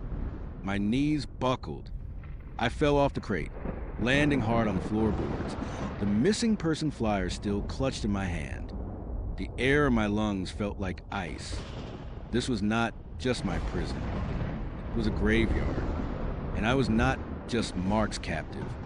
I was meant to be his next victim. The truth, cold and sharp, cut through my terror. He was not just a perfect Tinder date gone wrong. He was a serial killer. The charm, the intensity, the almost uncanny understanding of my personality, it was all a carefully constructed facade, designed to lure me and likely others to this desolate place. He had not just studied my profile, he had studied me. And now, I was just another one of his collections. Another set of bones waiting to join the others beneath the floor. A wave of nausea washed over me, hot and dizzying. I curled into a ball, shaking uncontrollably. The knowledge was almost worse than the fear of the unknown. Now I knew, and knowing made escape not just a desire, but an absolute necessity. It was a matter of life and death, not just freedom. I lay there for what felt like an eternity. The putrid smell from the crawl space filling my nostrils, the image of the skull burned into my mind. I was going to die here. I was going to become another set of bones, another forgotten missing person. No, not me. I would not let him. A new kind of fire ignited within me, replacing the despair. It was a cold, fierce anger, a primal will to survive. I would not let Mark win.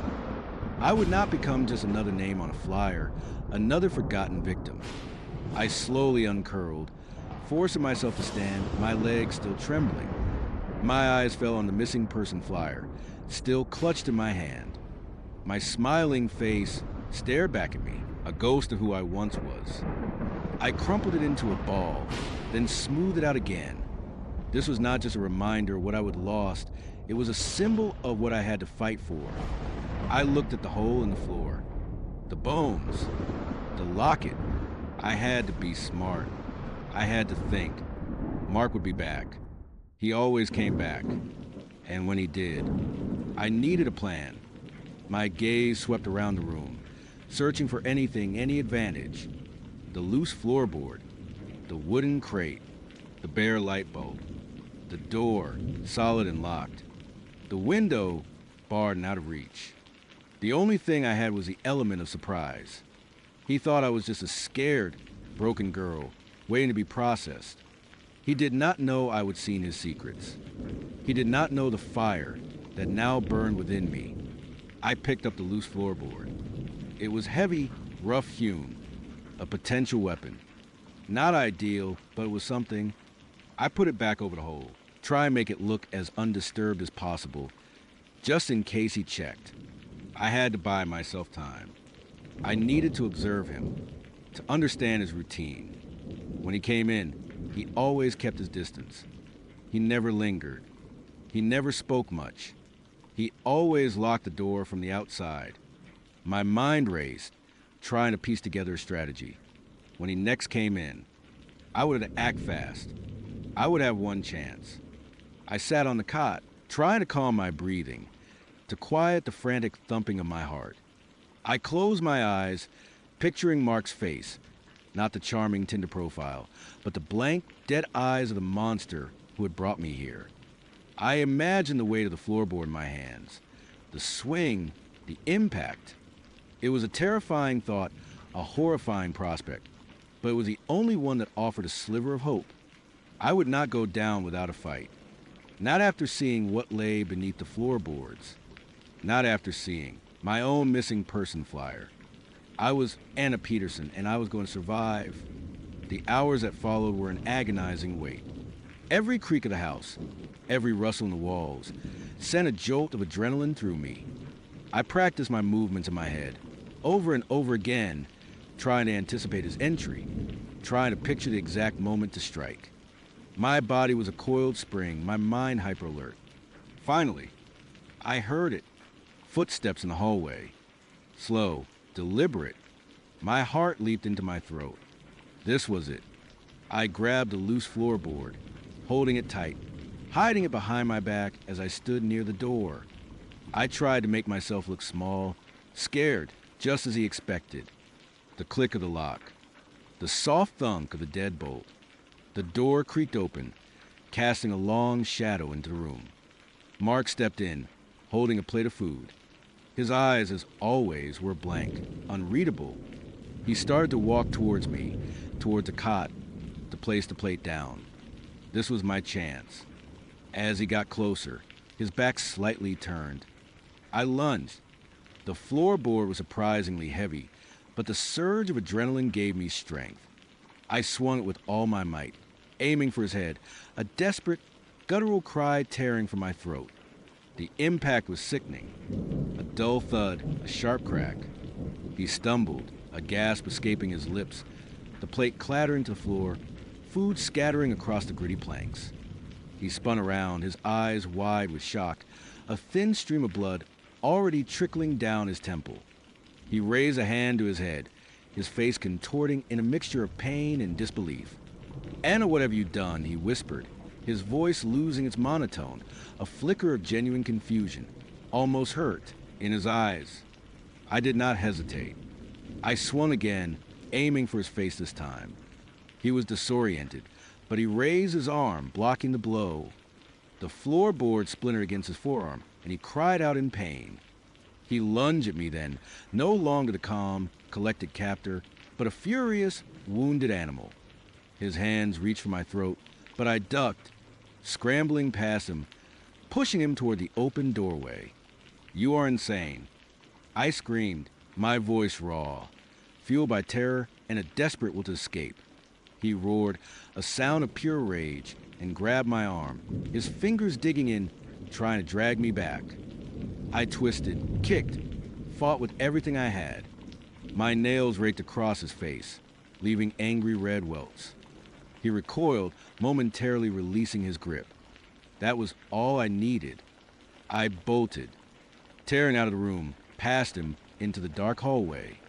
My bare feet pounded against the splitter floorboards, propelling me forward. I did not know where I was going, but I knew I had to get out.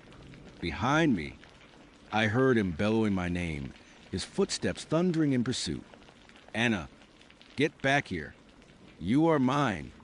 Panic was a cold, sharp blade, but the image of the skull beneath the floorboards, the locket, my own missing person flyer, drove me onward. I ran blindly, my arms outstretched, trying to navigate the oppressive darkness. I bumped into unseen furniture, sending a cascade of dust and spiderwebs down on me. I remember the front door. It had been slammed shut, but was it locked from the inside? I had to try. I stumbled through the living room, past the ghostly draped furniture. My foot caught on something, and I went down hard, scraping my knees and hands on the rough floor. A sharp pain shot to my ankle, but I ignored it, scrambling back to my feet. Mark was close, his heavy breathing audible behind me. I could feel his presence, a chilling shadow at my heels. Ahead, a faint outline of light. The front door. It was still there. I threw myself against it, fumbling for a lock, a bolt. My fingers closed around a rusty deadbolt. I yanked at it, my muscles screaming in protest. It groaned, stiff and old, but it slid back with a grating shriek. Then his hand clamped onto my shoulder, spinning me around. His face was a mask of blood and fury, his eyes burning with a terrifying intensity. "You are not leaving," he snarled, his voice hoarse. He raised his hand, and I saw a flash of something metallic. A knife, a sickening realization. He was going to kill me, right here, right now. Adrenaline surged, a powerful, desperate wave. I screamed, a full-throated, primal scream of pure terror and defiance. I did not think I reacted. I kicked out, aiming for his groin. He grunted, doubling over, momentarily releasing his grip. I used that precious second to shove him away, throwing my weight against the door. It burst open with a splintering crash, revealing the moonless night outside, a vast, terrifying expanse of forest and darkness. I did not look back. I did not think about my ankle, about the pain, about the darkness. I just ran. I ran like my life depended on it, because it did. I ran through the overgrown yard, past the swaying skeletal trees, into the oppressive blackness of the woods. Behind me, I could hear Mark's enraged roars, his footsteps crashing through the undergrowth. He was still coming. He would not give up. I ran until my lungs burned, until my legs felt like lead, until the sound of the pursuit faded into the chirping of crickets and the frantic pounding of my own heart. I ran until I collapsed, gasping for air, hidden deep within the impenetrable shadows of the forest. I lay there, curled in a ball, listening, waiting. The cold, damp earth pressed against my cheek. Every rustle of leaves, every snap of a twig, sent a fresh wave of terror through me. Was he still out there? Was he searching for me? I do not know how long I lay there, shivering, bleeding, utterly broken. But eventually, The first faint hint of dawn began to paint the sky, a thin sliver of gray light piercing through the dense canopy of trees. I forced myself to move, to crawl, to stumble through the woods, praying for a road, a house, anything that signaled civilization. I did not know if I was safe. I did not know if he was still out there, lurking, waiting, but I was alive. And as the sun began to rise, casting long, eerie shadows through the trees, I knew one thing for sure. I would never look at a Tinder profile the same way again. And the image of my own, smiling face on that missing person flyer, the chilling glimpse of the bones beneath the floorboards, would haunt me for the rest of my days. I had escaped, but the horror of Mark's house, the house of bones, would forever be etched into my soul. And somewhere out in those dark woods, he was still out there, waiting, searching. The ultimate horror unfolded when he showed me not just thousands of photos, but videos. He gestured to a large, seamless screen that materialized on the wall opposite the meticulously documented shrine of my life. The photos, suddenly, felt like a quaint, almost nostalgic preamble to the true nightmare. The screen flickered to life, showing a familiar scene. My breath caught in my throat. It was me, sitting at a kitchen table. The angle was slightly off, not quite what I remembered, but the cheap wood, the chipped ceramic mug, the faint scent of stale coffee that seemed to emanate from the screen itself, it was all too real. And then, the butter knife.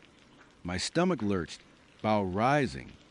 I watched, a silent scream building in my chest, as the figure on the screen, me, picked up the knife. My hands trembled, the metal glinting under the dim kitchen light.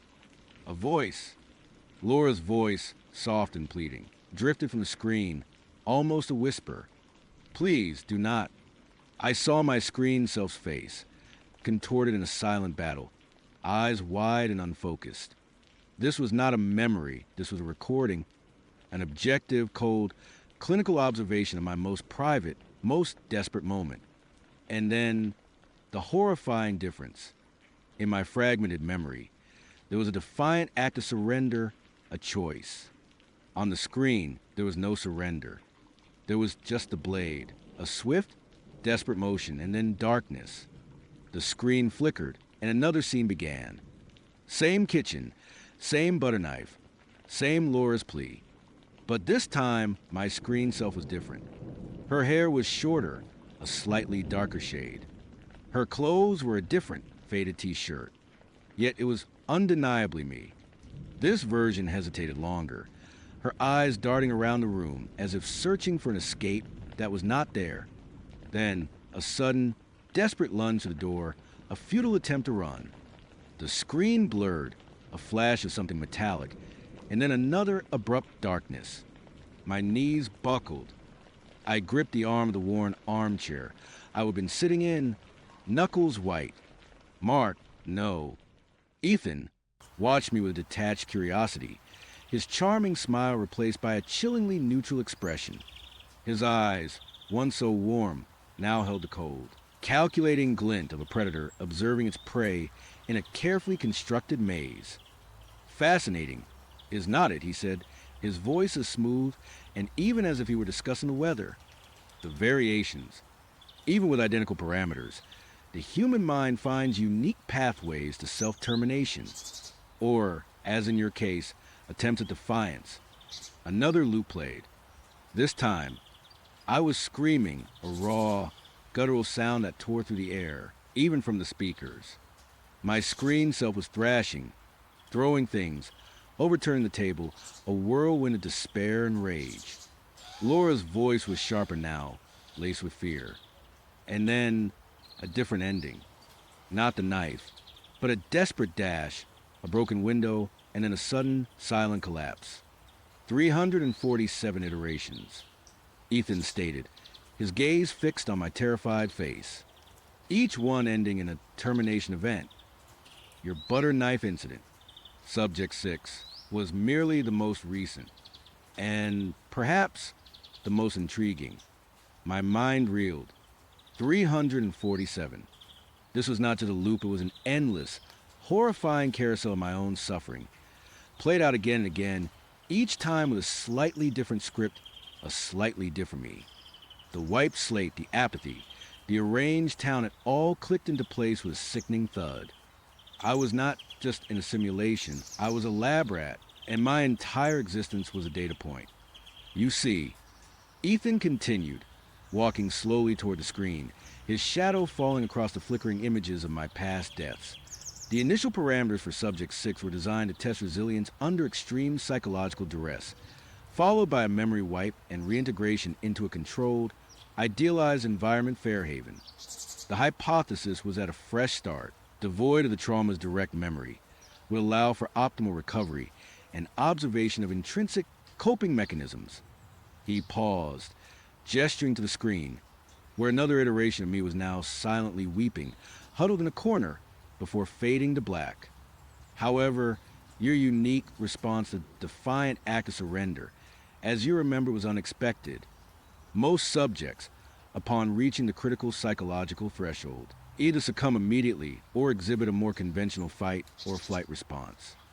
Your particular blend of acceptance and underlying rebellion was, to put it mildly, a breakthrough.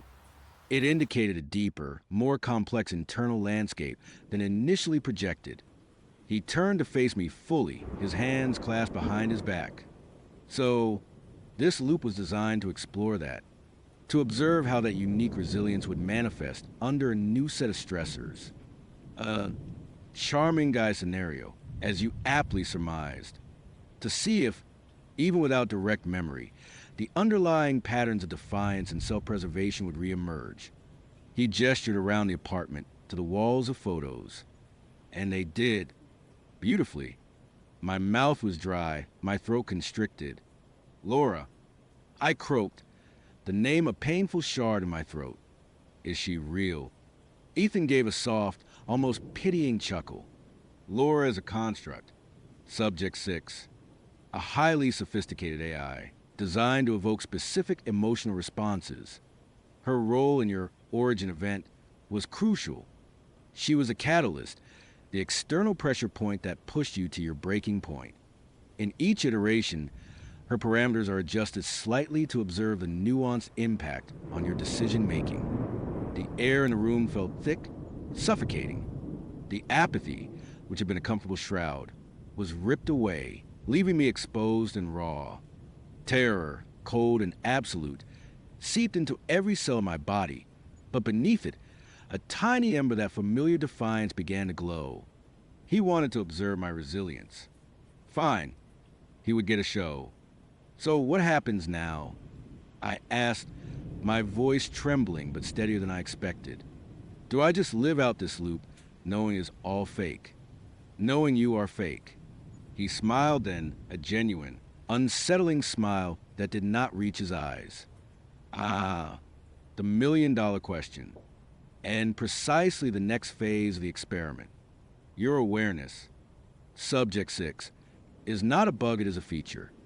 We predicted a high probability of this particular reveal shattering your carefully constructed apathy. What we observe after that shattering is of paramount importance. He walked over to a sleek, minimalist console I had not noticed before, built into the wall next to the screen. His fingers danced across a holographic interface that shimmered into existence above it.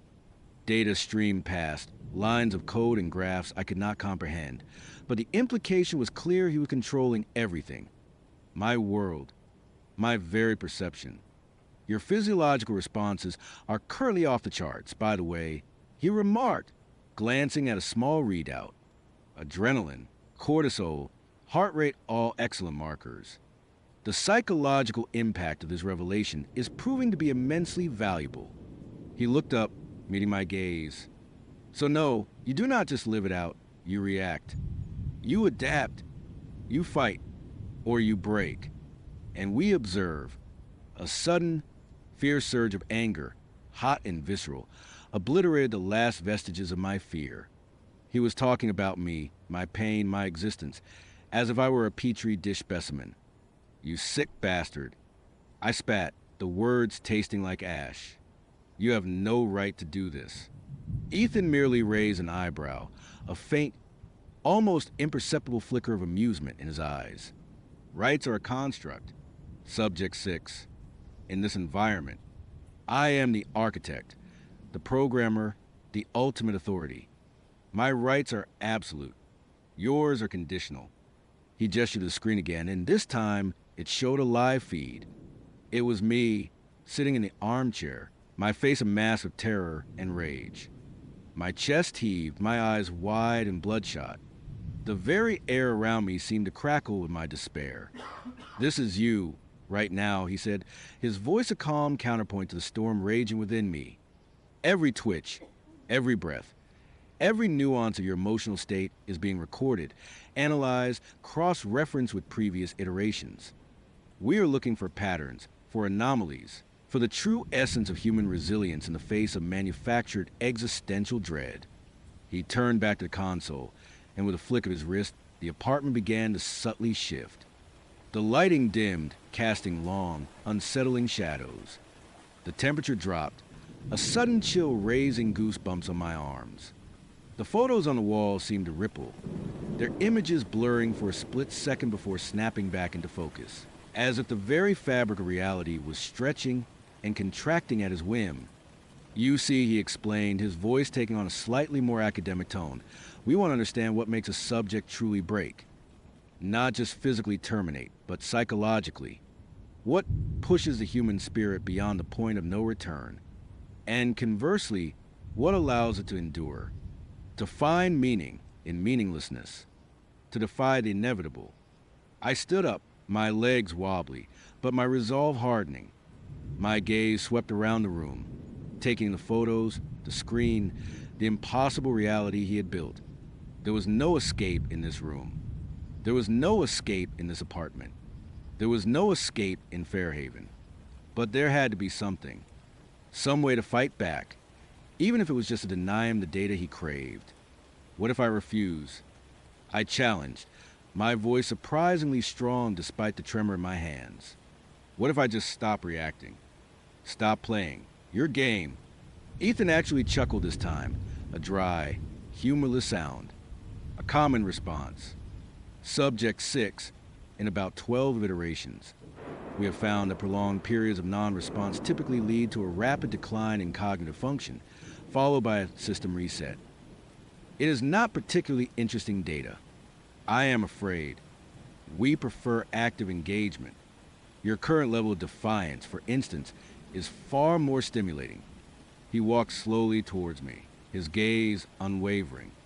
But if you are looking for a challenge, I can certainly provide one. How about this: you have until the end of this current cycle to find a way out. Not out of the apartment. Mind you, not out of Fairhaven, but out of my control. A true act of rebellion that I cannot account for, cannot predict, cannot quantify. My heart hammered against my ribs. And if I do, he smiled, a chillingly benevolent expression, then perhaps, just perhaps, you were in a different kind of termination. One that is not a mere reset. One that might even feel like freedom. His eyes twinkled, but I would not bet on it. No subject has ever managed it. Not in 347 attempts. His words were meant to crush me, to extinguish that ember of defiance. But instead, they fanned the flames.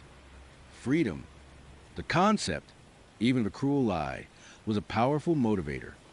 If I was going to be trapped, observed, and tormented, I would at least make it difficult for him.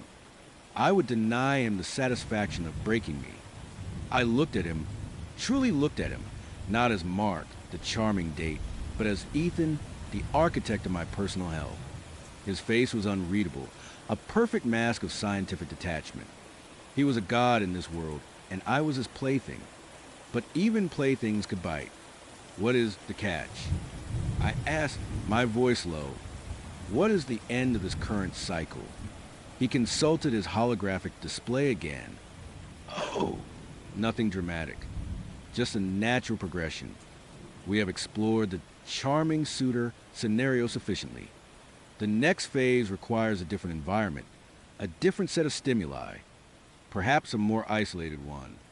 Your parameters for friendship and trust are quite robust, it seems. Now, we will test survival and betrayal. My blood ran cold. Survival and betrayal. What fresh hell did that imply? Was Laura going to reappear, but as an enemy? Was Fairhaven going to turn into a nightmare landscape? The possibilities were endless, and each one more terrifying than the last. You are going to put me through another scenario. I whispered, the anger momentarily overshadowed by a fresh wave of despair.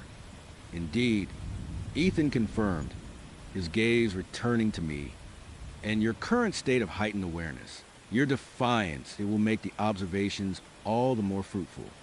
We will see if your resilience holds when the stakes are truly life and death, when every person you encounter is a potential trap, and when escape is merely an illusion of choice. He took a step closer, and I instinctively recoiled. Do not bother trying to physically resist, he warned, his voice soft but firm. This body, this apartment, this entire reality, it is all under my absolute control. A simple thought, and you could be frozen, silenced, or simply reset. I much prefer you to be actively engaged. However, your struggle is far more informative than your stasis. He was not bluffing. I knew it. The way the lights had flickered, the temperature had dropped, the way he had effortlessly orchestrated my entire life up to this point, he was omnipotent here. Any physical attack would be futile, instantly nullified. My only weapon was my mind, my will, my refusal to give him what he wanted. So, what do you want from me? Ethan, I asked, looking him squarely in the eye. What is the ultimate goal of Subject 6? His smile widened, a truly chilling sight. To understand, Subject 6, to understand the limits of the human spirit, to identify the breaking point, an enduring spark, to perfect the art control, yes, but also to learn the secrets of true, unyielding defiance. Perhaps, in you, we will finally find the key. He turned back to the console, and a holographic display pulsed with renewed intensity. The images of my past deaths, my past selves, flickered on the main screen, a dizzying collage of suffering. I was just one in a long line of me's, each one a failed experiment, each one a data point in his twisted quest for knowledge. But this time, I was aware. This time, I knew, and knowing, even if it brought unimaginable terror, also brought a strange, fierce clarity. I would not just be another iteration that broke or terminated. I would be the one who tried to find that unyielding defiance he sought, not for his data, but for myself, for the phantom ache in my wrist, for Laura's plea, for the memory of a choice, however twisted. The room began to hum, a low, resonant thrum that vibrated to the floorboards and up into my bones. The lights flickered more rapidly now, the images on the screen distorting, stretching, and pixelating. Ethan stood by the console, his back to me, his silhouette framed by the dying light of the simulation. It is time for a change of scenery. Subject 6, he announced, his voice echoing slightly, as if the walls themselves were beginning to dissolve. Prepare for the next phase. And remember our little challenge. Let us see if this iteration is truly different. The humming intensified, morphing into a high-pitched whine that grated on my ears. The apartment around me began to shimmer, the edges of the walls blurring, the photos on the floor, the ceiling display dissolving into streaks of color. My vision swam, and a wave of nausea washed over me. I felt a strange, pulling sensation, as if my very essence was being stretched, digitized, and reassembled. Just before the darkness consumed everything, before the world fractured into a million shimmering pixels. I caught one last glimpse of Ethan. He was still standing there, unmoving, his face calm, his eyes fixed on the collapsing reality. And in that fleeting moment, I swore I saw a flicker of something else in his gaze, not just scientific curiosity, but a hint of anticipation, a hint of excitement. Then the world went black, silent, and utterly, terrifyingly empty. But even in the void, a single thought echoed, clear and defiant, I will not be another data point. And somewhere, deep within the rapidly vanishing fragments of my consciousness. I knew that the next loop had already begun. Thanks for being here with us on Daily Story. Love, heartbreak. Secrets it is all just one swipe away. Subscribe and join us for the next unforgettable chapter.